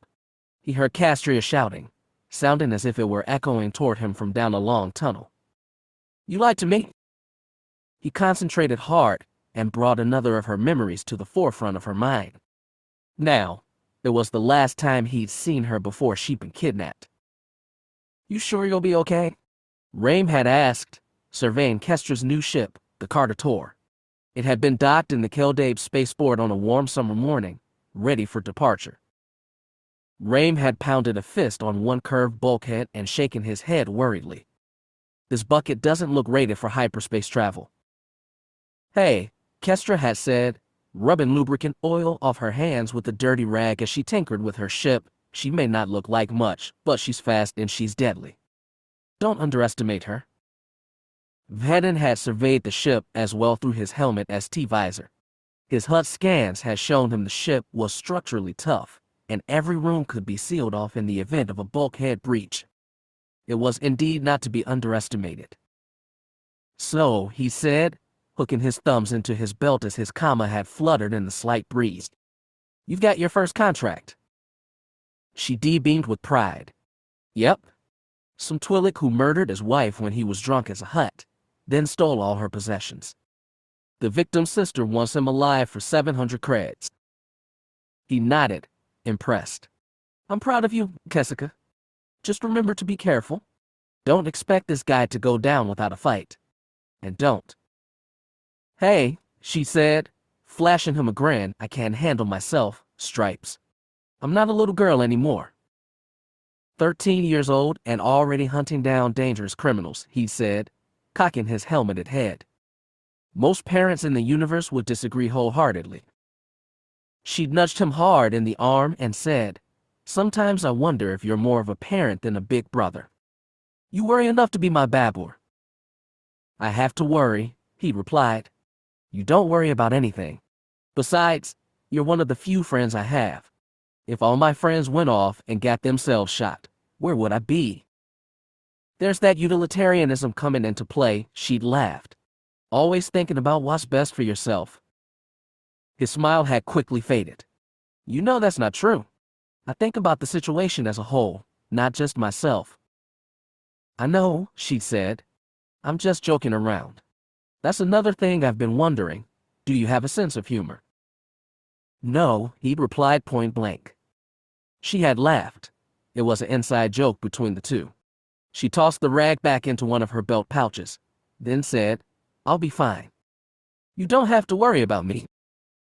Brianna, who was standing a little behind Hedden, had spoken up then and said, just remember that you have friends here. If you get into any trouble, don't hesitate to come. We will be there within the hour. She smiled as she tapped in commands to her gauntlet-mounted datapad to warm the ship's engines. Thank you, she had said. That means a lot to me, actually. The Carter Taurus engines had warmed to a cool blue, and the shipboard repulsors had made the air tremble noticeably. Good luck. Brianna had called over the rumbling of the engines, smiling widely. Raim had waved, standing at her shoulder. Vhetin simply inclined his helmet in farewell and called, Oya ner vodka. She grinned and shouted back, Oya, Orvit. She had glanced at her ship, then back to Vhetin. She had bitten her lower lip, then sprinted toward him and hugged him tightly around the waist. He stiffened slightly, unaccustomed to such affection from her. Vor, she said, hugging him tightly. Vorgataler, thank you for everything you've done for me. He smiled slightly and patted her shoulder. Koyasai Kesika. Be safe. I will. Then she had turned back to her ship, stepped up the ramp, and disappeared inside. As the ship lifted off, Vhetin had watched it rise above the rooftops of Keldape. He smiled a little wider and thought, Vorgataler and Kesika. Thank you for all you've done for me. Rennick was right. Teaching you taught me something about myself. You taught me that I'm not the psychopath everyone says I am, that I'm capable of having friends. And I'll always be in your debt for that. Then he turned away as he had felt Brianna take his hand. She smiled at him, and together she, Vhetin, and Raim had left the spaceport. With the sucking sound, Vhetin was pulled back to reality. Kestra was still holding him over the edge of the meditation platform, panting heavily. He gasped and said, If you still think that I abandoned you after that, drop me. I deserve it. Kestra's eyes were wide, and a single tear fell from her eye before evaporating in the hot, dry volcanic air. She let out a quiet gasp, trembling, and her yellow eyes faded back to their normal brown color. She blinked, then whispered, See Cin. Oh, Shab, what have I done? Then, out of shock than anything else, her grip on his throat loosened. Vhetin slipped from her grasp, letting out a gasp of surprise. He teetered over the precipice for a moment, unbalanced, then plummeted toward the lava far below. No! Cin! Kestra screamed, dropping to her stomach and reaching out an arm to catch him. But he was already too far away, and had no hope of reaching her. He looked over his shoulder as he fell, watching the lava race closer and closer. Then he took a deep breath, closed his eyes, and resigned himself to his fate. Vhetin. Jay shouted as she saw her partner's dark form go flying off the edge of the meditation platform. Kestra also screamed, dropping to her stomach and reaching out to catch him. Do something. Jay cried, falling to her knees on the edge of the platform and peering over toward the lava. She could see Vhetin's dark form as it plunged toward certain death below. I'm trying, Kestra shouted, stretching out her hand. A deep rumble sounded over the bubbling roar of the lava far below, and her fingers began to tremble. Shortly after, she gasped and let her arm hang limp. I can't, she panted. He's moving too fast. Try harder. You're the Griffin Sith Lord. Kestra screwed up her face in concentration before raising her hand again. Another low rumble sounded in the air, and Jay's eyes widened when she saw Vhetin's form begin to slow. The air shimmered around him like the heat waves that rose from the magma. He slowed to a halt, then slowly began to rise back toward the platform. In a matter of moments, he soared over the edge, and Kestra let him drop gently to the platform. He fell to the ground and went limp, breathing hard. Jay instantly ran to his side and said, "Cin, are you okay?" "I'm fine," he said, coughing and rubbing ash from his eyes. He slowly got to his hands and knees. Deep coughs racked his whole body, and he trembled violently from adrenaline. "I thought I was a goner for a minute there." Jay nodded, and her face suddenly turned down in a scowl. She turned to Kestra, who was being helped to her feet by a shaken-looking Jedal, and strode toward her. As soon as she was close enough, she lashed out with a vicious punch that caught Kestra in the cheek. The girl shouted in surprise as her head was whipped to the side. "What the hell is wrong with you?" Jay shouted, grabbing the Sith by the front of her robe. "You think you can try to kill us, then just have a change of heart, huh?" She punched Kestra again and was about to pull back for another blow when she felt Hedden grab her by the shoulders and yank her away. "What are you doing?" he snapped, pulling her out of punching distance. "What the hell do you think I'm doing?" she shouted back, trying to struggle out of his grip. "The bitch dropped you off the edge of the platform." "But she saved me," he said, holding her in an iron-hard grip. "She tried to kill you." "But she saved me," he said, his voice leaving no room for argument. "That forgives a lot in my mind. Besides, we've got more important things to worry about." "Let go of me," Jay muttered. "Are you going to behave?" "Let go of me," she repeated, and yanked herself out of his grip. She glared at Kestra, or back to Kestra. She didn't really care, but grudgingly kept her distance. The girl gingerly touched the bruise already forming on her cheek and said, "You pack a pretty mean right cross, Jay." "Criff you," Jay spat. Vhetin finally turned his intense scrutiny on Kestra and murmured, "Are you good now?" "I'm not going to try and kill you again, no," she said. She hesitated, then bit her lip and stared at Vhetin with an uneasy gaze. "Cin, I'm sorry. For everything. All those things I said."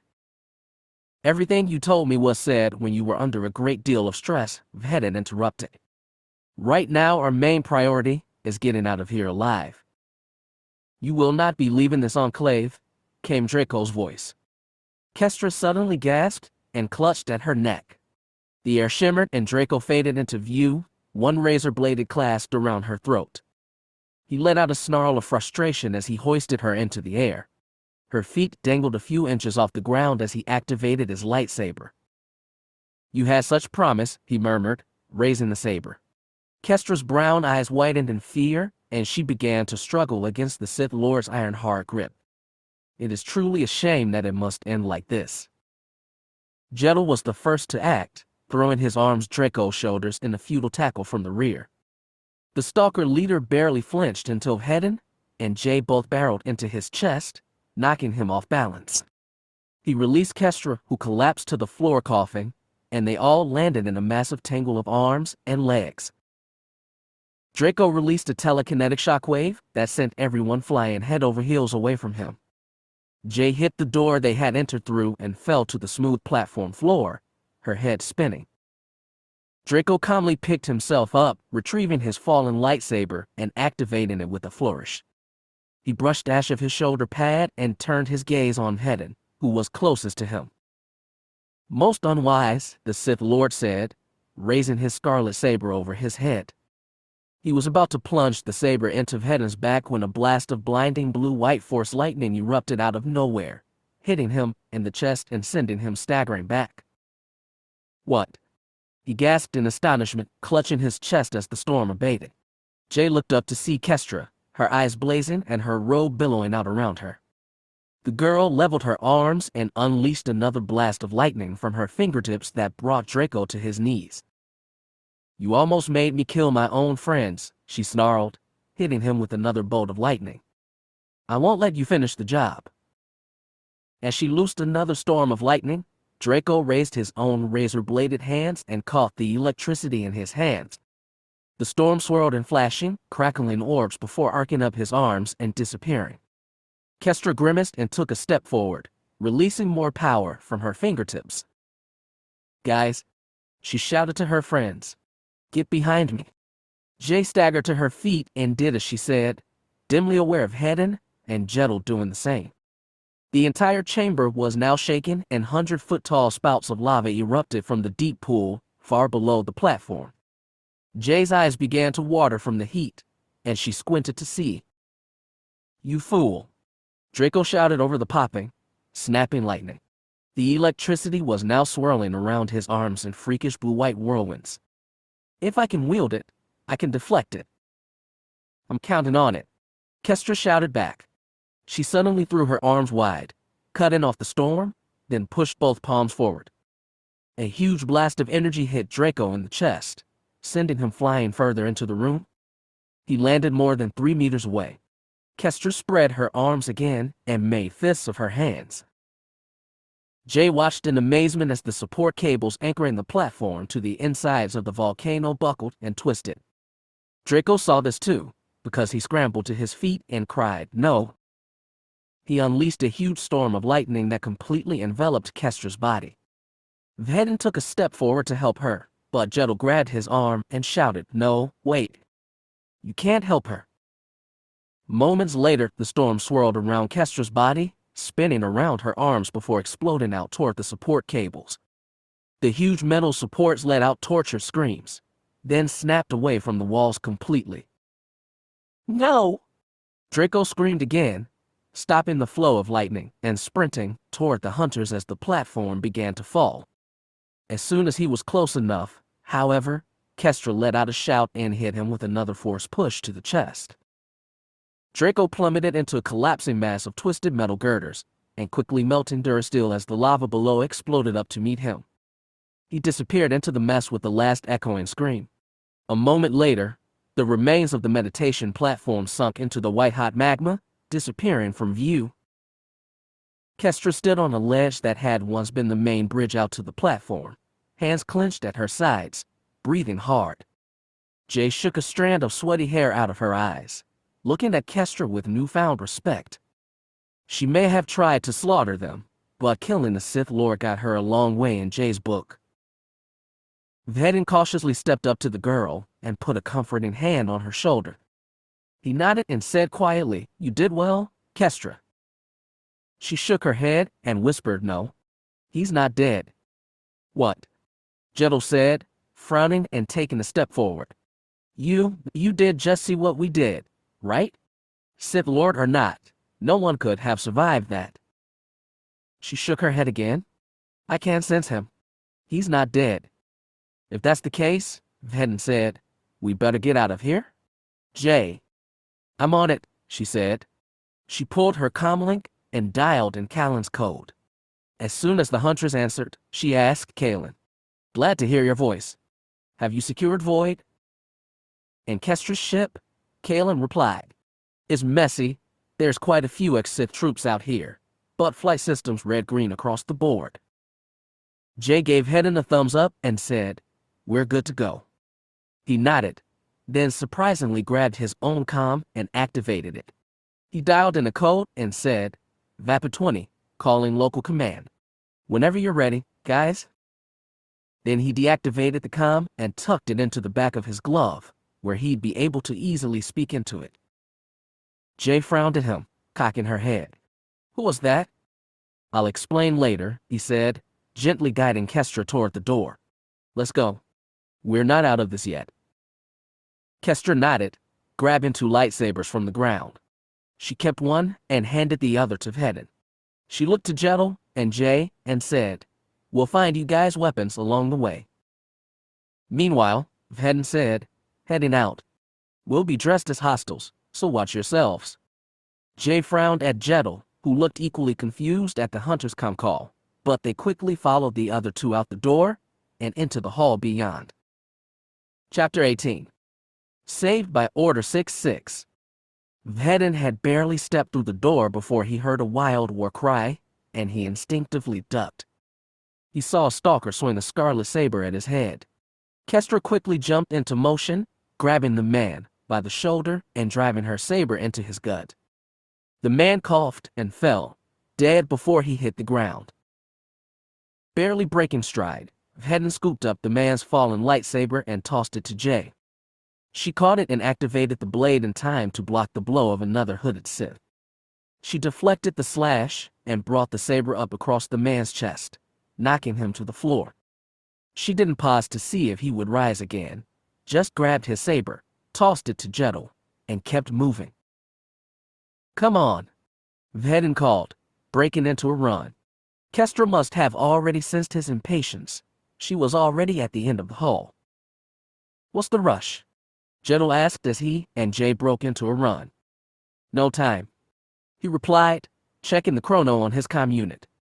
As they emerged into the main hall, he saw that there were hooded and armored Sith running everywhere, some with activated lightsabers, some with antique blasters. He saw the patrol column he and Jay had used for cover assembling in front of the doors. The Sith leader raised his saber and said, "Men, move out." Then the door swung open, and the column charged out the door to the sound of blaster fire and screams.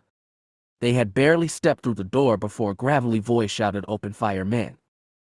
The doorway was filled with bright red blaster bolts, and a single white cylinder rolled through the door.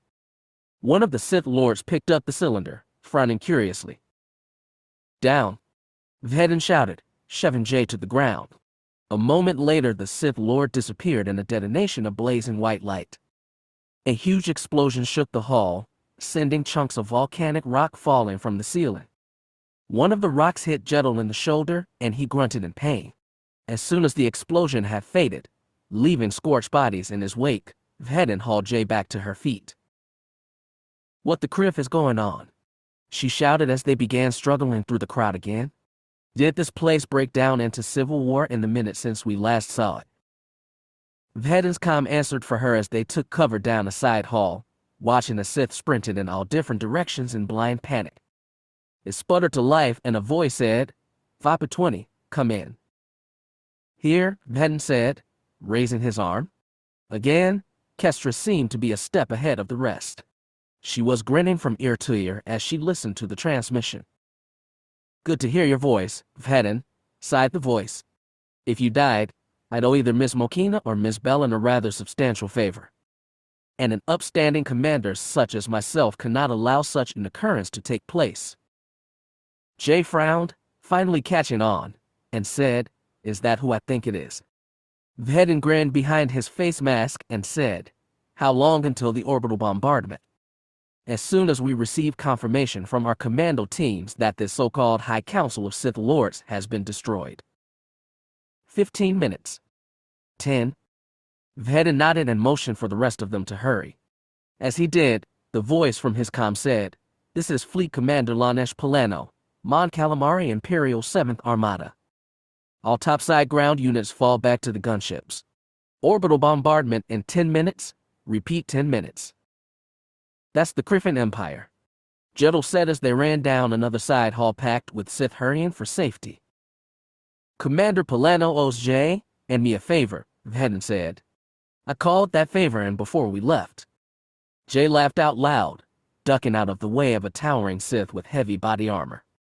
"So you gave the Empire the coordinates of this planet and told them there were Sith down here.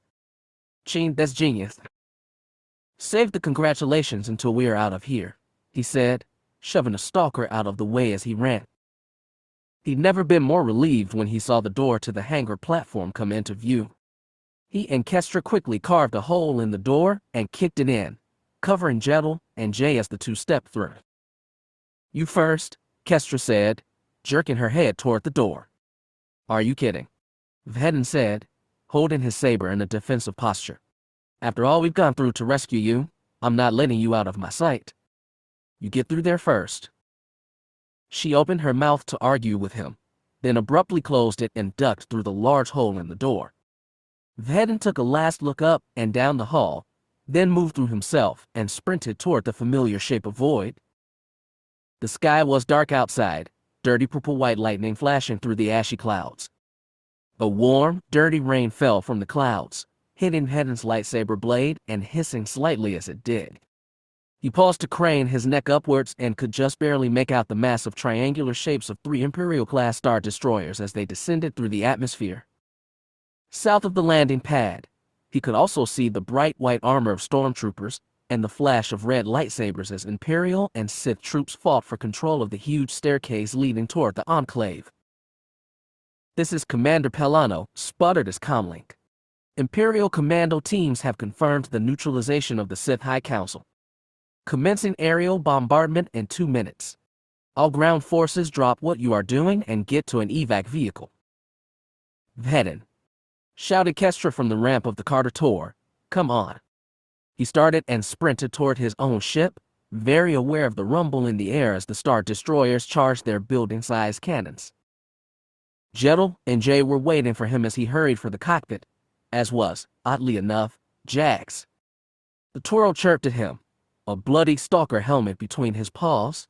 He'd obviously been doing a little hunting of his own. Vhetin received confirmation that Kalen and Shukorak were on board the Carter Tor, and that they were leaving no one behind. He quickly powered up the engines, not even bothering with the pre-flight system check, and pulled Void into the air. With Carter Tor right beside them, they roared off into the dark sky. "Aerial bombardment commencing in 3, 2, 1, Pelano's voice said. There was a flash of blinding white light as the Star Destroyers opened up with their huge cannons, instantly reducing the surface of the volcano to molten slag. The volcano responded to the sudden influx of heat and energy by suddenly erupting, sending a pillar of fire miles high into the dark air. Lightning crackled around the lava, painting the clouds a mottled purple-blue for a moment. Nevertheless, the SDs continued to pound the side of the volcano with cannon fire until the entire mountain collapsed in on itself. Boulders that were easily 4 times as big as Void went tumbling down the slopes of the volcano, carving out craters that could easily provide a landing zone for a mid-sized capital ship. Then there was a tremendous rumbling crack that Vhetin could hear even from within his ship, and the entire mountain exploded upward in an epic explosion of rock, fire, and magma.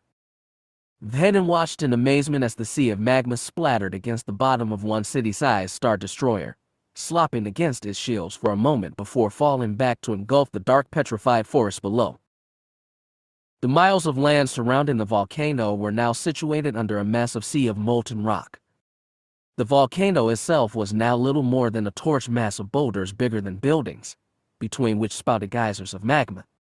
The once expansive Sith enclave was buried under that mess, no doubt destroyed beyond all possible recognition. In less than 20 minutes, what had taken the Sith millennia to build had been reduced to a bloody, scorched ruin.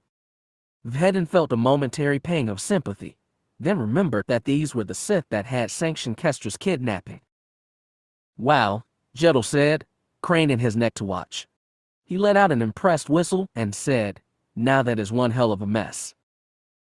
Vhetin sat back in his seat, setting the ship on self-pilot as he closed his eyes and sighed explosively. "Leave the mess to the Empire. All we need to care about is that we all got out of there." "Damn right," Cin said, turning towards Jay with a triumphant grin. And not a moment too soon. He was cut off as Jay suddenly grabbed the sides of his face and kissed him hard on the lips. His eyes flew wide for a moment. Then he relaxed and kissed her back. They remained that way for a time before she slowly pulled away. There was silence for a moment as the two just stared at each other. Then Cin blinked and cleared his throat. He said, staring at her dazedly. What was that for?" "For saving me," she said, her face very serious, back there in the meditation room. "I would have fallen right off the edge of that platform if you hadn't caught me." "Oh," he said, grinning nervously. "Well, that was nothing. It was the least I could." He was interrupted again as she suddenly cocked her fist back and punched him in the face. He shouted in surprise as he was thrown back against the control console. "Ow," he said, holding his face. "What the shab was that for?" "That's for trying to get me to sleep with you," she said, her face still very serious. "And you remember what I said if you tried that again."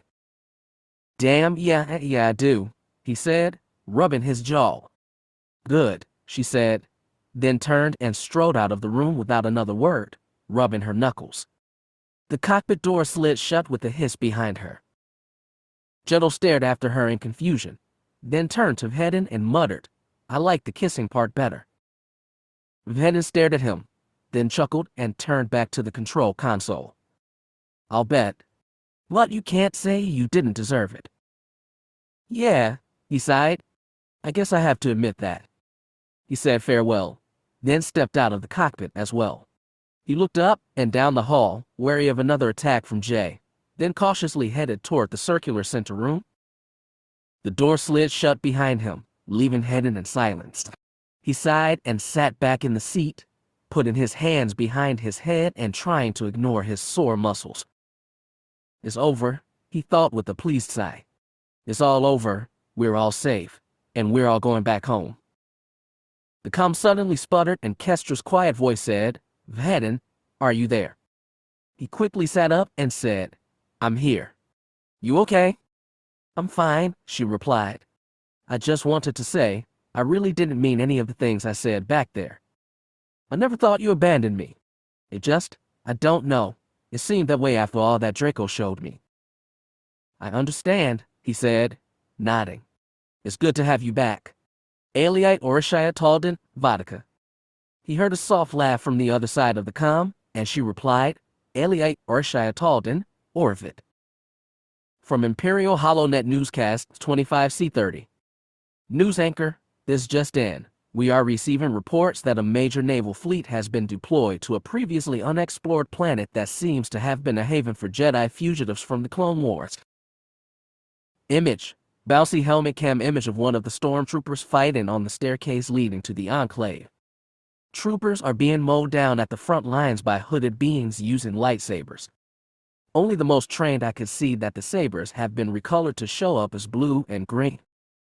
The reports tell us that Fleet Commander Lanesh Polano of the Mon Calamari Imperial 7th Armada received an anonymous tip as to the whereabouts of this hidden Jedi enclave. Polano, who was recently commended for his assistance in the capture of the dangerous terrorist Jolie Uruk in the Mon Cal city of Satan, had this to say to us. "Polano, I am just glad that we were able to bring these criminals to justice. We have troopers combing through the area for any survivors, but our preliminary patrols report 100% efficiency. A tactical achievement, such as this only months after you assisted in the capture of Jolie Uruk, you must be gaining great approval from the Imperial Senate. I am sure our viewing public would not be surprised at a promotion in your near future. As always, I remain a loyal and obedient servant of the Emperor. I am certainly pleased by the work we've accomplished here, but I am satisfied simply by knowing that more than one debt was paid here today. We will watch the continuation of your career with great interest, Fleet Commander." "Thank you." The Emperor himself has yet to comment on this tremendous accomplishment, though his personal advisors have told us that he and his aide, Darth Vader, are planning a trip to the surface of the unknown planet personally. The Imperial Senate has applauded Commander Polano's swift and decisive action before any Jedi could escape to further threaten the infrastructure of our great empire. More on the story as it develops. Chapter 19. Freedom. Imperial Garrison Command, several miles north of Keldabe, Mandalore. Vhetin watched the holoscreen with a skeptical eyebrow raised, arms folded across his chest. Jay was standing next to him with her hand resting casually on her pistol holster. Several steps away stood Kestra, Jettel, and Shukorak, who were also watching intently. Kaelin Farmir stood behind them, leaning against the wall with her eyes narrowed. The view screen showed the familiar T-shaped interior helmet view of an Imperial Commando helmet. There were 3 other bulky commandos in the man's view as they cautiously made their way down a long subterranean staircase. One of the commandos reached the corner and peeked around. No sooner had he done so than there was a flash of red and the man's decapitated body fell to the ground. Contact. Contact. Focus all firepower. Commandos. Move. Move. The staircase filled with red blaster bolts and a hooded Sith figure's body jerked about, his body riddled with a multitude of blaster bolts. He fell to the ground, twitching. One of the commandos stepped closer and fired 3 shots into the man's chest. Moments later, the commando squad CO stepped up and pulled the Sith Lord's hood back, revealing emaciated skin and dead yellow eyes. Commander Polano paused the recording and gestured to the dead Sith. That man was identified as the leader of the Sith forces, one Xero Savan. Commandos neutralized him, then burned his body just to be certain. So you're sure he's dead? Jay asked. These Sith can do some weird things. I'm certain, Polano nodded. Unless he can reassemble himself from ashes scattered across the planet's surface. What about Draco? Vhetin asked. Come again. Darth Draco, Kestra explained. A Sith Lord. A very powerful Sith Lord. Polano shook his head. I'm sorry, but casualty reports are listed at over 600 Sith losses. It would be almost impossible to pick out a single one from that list. Besides, Jedel pointed out, the entire Karki mountain collapsed on top of him. Like I said, even the Sith couldn't survive that. Polano shut off the view screen and said, I have assurances from those now in charge of the Sith extermination that your names will not be included in the official report. It will show that an anonymous tip provided the Empire with the location of the new planet Zexeron. Whatever you were doing there, it will remain your private business. Really? Jay asked, raising an eyebrow. You would do that? Polano looked at her and sighed. Whatever the Empire did to you in the past, Miss Mokina, I assure you that there are those among us who understand the value of privacy. Whether you chose to believe it or not, your private business shall remain your private business as long as I am involved. She slowly nodded, satisfied. Okay, thank you. He tipped his head to her graciously before turning to the rest of them. I am sure you know of the current bounty on Jedi. Official policy is to reward hunters with quite a substantial amount of money. But unfortunately, to reward each of you would cost us over 16 million credits. He spread his hands in apology and said, far too big a hole in our budget for 6 bounty hunters who were technically never there. I understand, Vhetin said, nodding. Keep your money. Ours was a rescue mission, not a business venture. Good. Vhetin turned to Kaelin, staring at her through his helmet visor. One of the first things he'd done when he'd gotten back to Mandalore was to break out one of his replacement suits of armor. His old Biscargam was still inside the old Imperial shuttle on Zexeron, probably now buried under 60 feet of molten magma. What about you? He asked. What about me? He cocked his head. You were never technically a part of our group. You willing to take the reward? She shook her head. I've got your money. And a good deal of your dignity. To me, that's more of a reward than even 100 million M credits. If that is your wish, Polano said, hooking his hands behind his back. In the meantime, I must take my leave. As a newly appointed Moff, I have much business to attend to. He nodded to each of the hunters, bowed his head to the huntresses, and stepped toward the door. He paused by Vhetin and glanced at him. Though I have no intentions of rejecting my new promotion, he murmured, I will have you know that I lost quite a few good men serving as your distraction to escape from that enclave. Consider us even. Vhetin bowed his head, mimicking Polano's ungracious movement earlier. Always a pleasure, Polano. Then the Imperial stepped out of the room, leaving the bounty hunters on their own. Kaelin stared at Vhetin for a moment, her green eyes flashing in the darkness. Then she stood and left the room as well. Well, Jedel said, clapping his hands. I for one am so glad to be away from that volcanic hellhole of a planet. And now, if you'll excuse me, I'm off to the Audiobook to see if Arama's drinks are still as strong as I remember them. Wait up, Jay suddenly said, stepping after him as he, too, headed for the door. I'm up for a drink, too. I have to talk to Venku anyway, and he's never too far away. Jedel looked slightly saddened that Jay's interest in him had finally waned, but he feigned a smile and said, I'm always happy to have such pretty company. Shukorak growled and stomped after them, letting out a series of grumbling barks. Jedel glanced up at the Wookiee and said, No, I don't consider your furry hide pretty company. Kestra and Vhetin were the only ones left in the room. She was staring at the darkened hollow screen while he kept his gaze on the floor. After a long time of silence, she cleared her throat and said, "Well, I guess this is it. I've got a new contract on Malastare next week. I'm not sure I'll be able to contact you while I'm working it." He nodded. "Okay. You will contact me when you're done." She didn't reply, and he didn't need her to. He already knew the answer. He sighed and turned away. "Cin," she said, taking a step toward him. "You know that I know that you're self-dependent. And I know that anything I say won't stop you from doing what you want. And I'm willing to accept that," he said, looking up at her. "After all, you put up with it in me." Well, came a new voice from the doorway. "Look who's finally grown up." They both turned to see a tall woman clothed in black robes and dull black armor. The woman's pale face had a black rectangular tattoo on her bottom lip, and her entire upper lip was tattooed black. Her long black hair was pulled back in a long braid and a long black cape hung from her shoulders. Vhetin's face turned down in a scowl when he saw her, and he clenched a fist. "Rennick." She stared at him with a cold, dark gaze, and inclined her head slightly. "Vhetin, it's been a long time." "You promised me that I would never see you again," he snarled.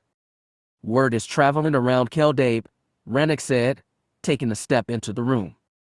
Rumors that Cin Vhetin and Jay, among others, were responsible for that miraculous Imperial strike on the Sith Enclave. Naturally, I had to see if they were true. "The rumors are true. Is that all you wanted?" Kestra hid a grin. Rennick glanced at her and murmured, "And you were taken captive?" Kestra nodded. "I was. You don't seem too worse for wear." "I made it out all right," Kestra said, "thanks to Vhetin and his partner." Rennick nodded, looking moderately impressed. She turned to Vhetin and said, "It looks like all I said about you was true." Yes, Vhetin said, narrowing his eyes. "I'm a complete and utter psychopath. No one should trust me. We've been through all this before." "Not that. I told you that one day you were going to have to face the death of a friend or family member. I told you that your reaction to that situation would define what kind of man you'd become. And you didn't disappoint." He frowned behind his helmet. "How so?" "You rushed to Kestra's rescue with no thought of personal injury," she said, raising an eyebrow. "You risked everything for your adopted family and committed yourself to your job with a ruthlessness truly befitting a Mandalorian." Thank you," Vhetin said, becoming increasingly confused. "It wasn't a compliment," Rennick said. She held his gaze for a long time before she said, "But, in this case, I am rather pleased. You prove that there are certain things that you indeed care about more than yourself." She drew in a deep breath and held out her hand. "So, I believe I owe you thanks. For rescuing Kestra, and for proving me wrong." He stared at her hand for a long time, half convinced that it was some trick so she could beat him within an inch of his life once again. He looked up into her cold, pale face, and didn't move to shake. Her expression didn't change as she lowered her hand. "If that's how you feel." "It is." She nodded. "Then you and I will not see each other again. And now, it's not a promise.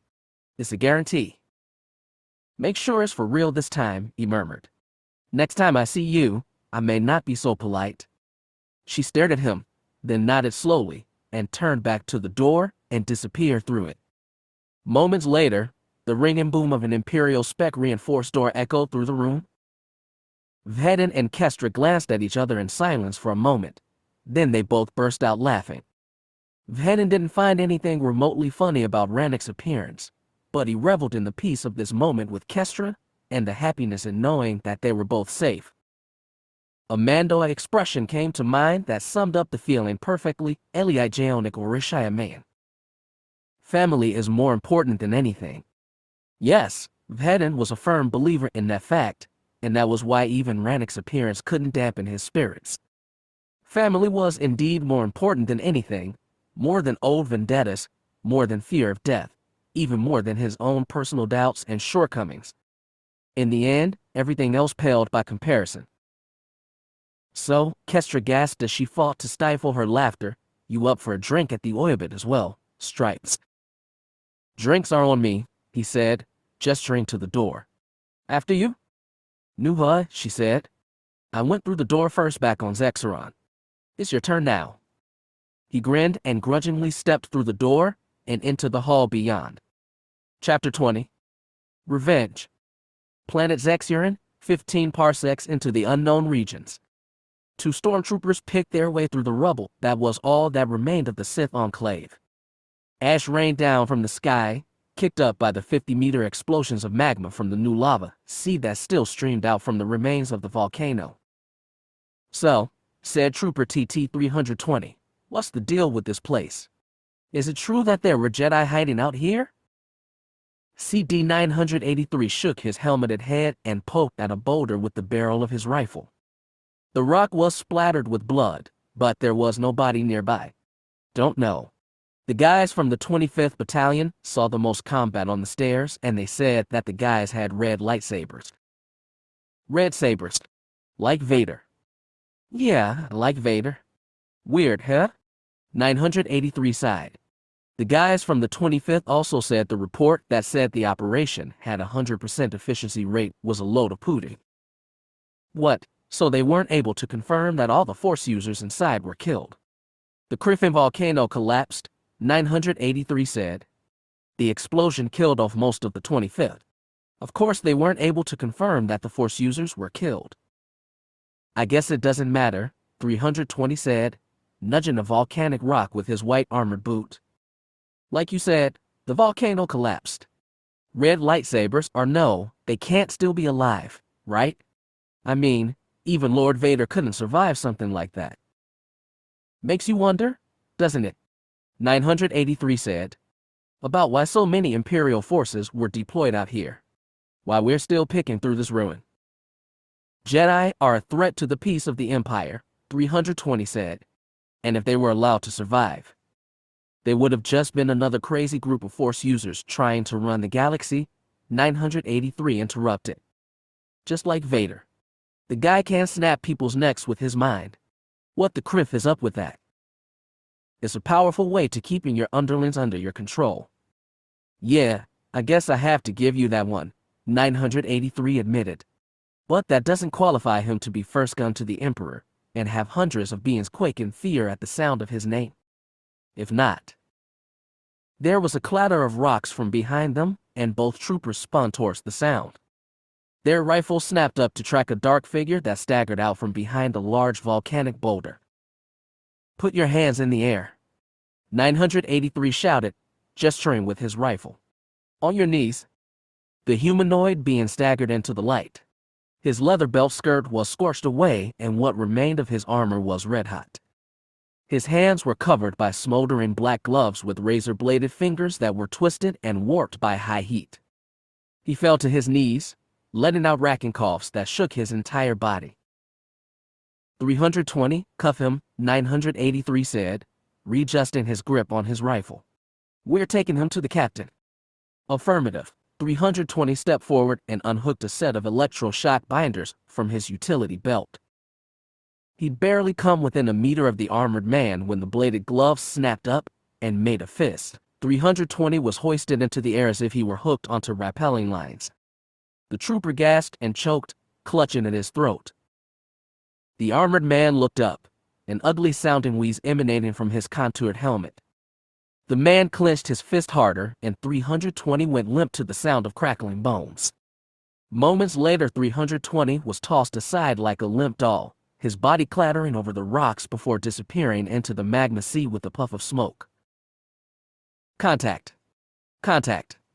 983 shouted into his comm as he raised his rifle and fired off 4 shots. A bright scarlet bar of light lit up the darkness, batting away the blaster bolts with the speed of an Echini sword master. The laser bolts ricocheted into the air as the armored man slowly approached him. 983 screamed as he, too, was hoisted into the air by a powerful invisible force. He grasped at the invisible hands that throttled the life out of him, his heart pounding. The air rumbled around him as the man stepped closer, his heavy boots crunching against the rocky ground.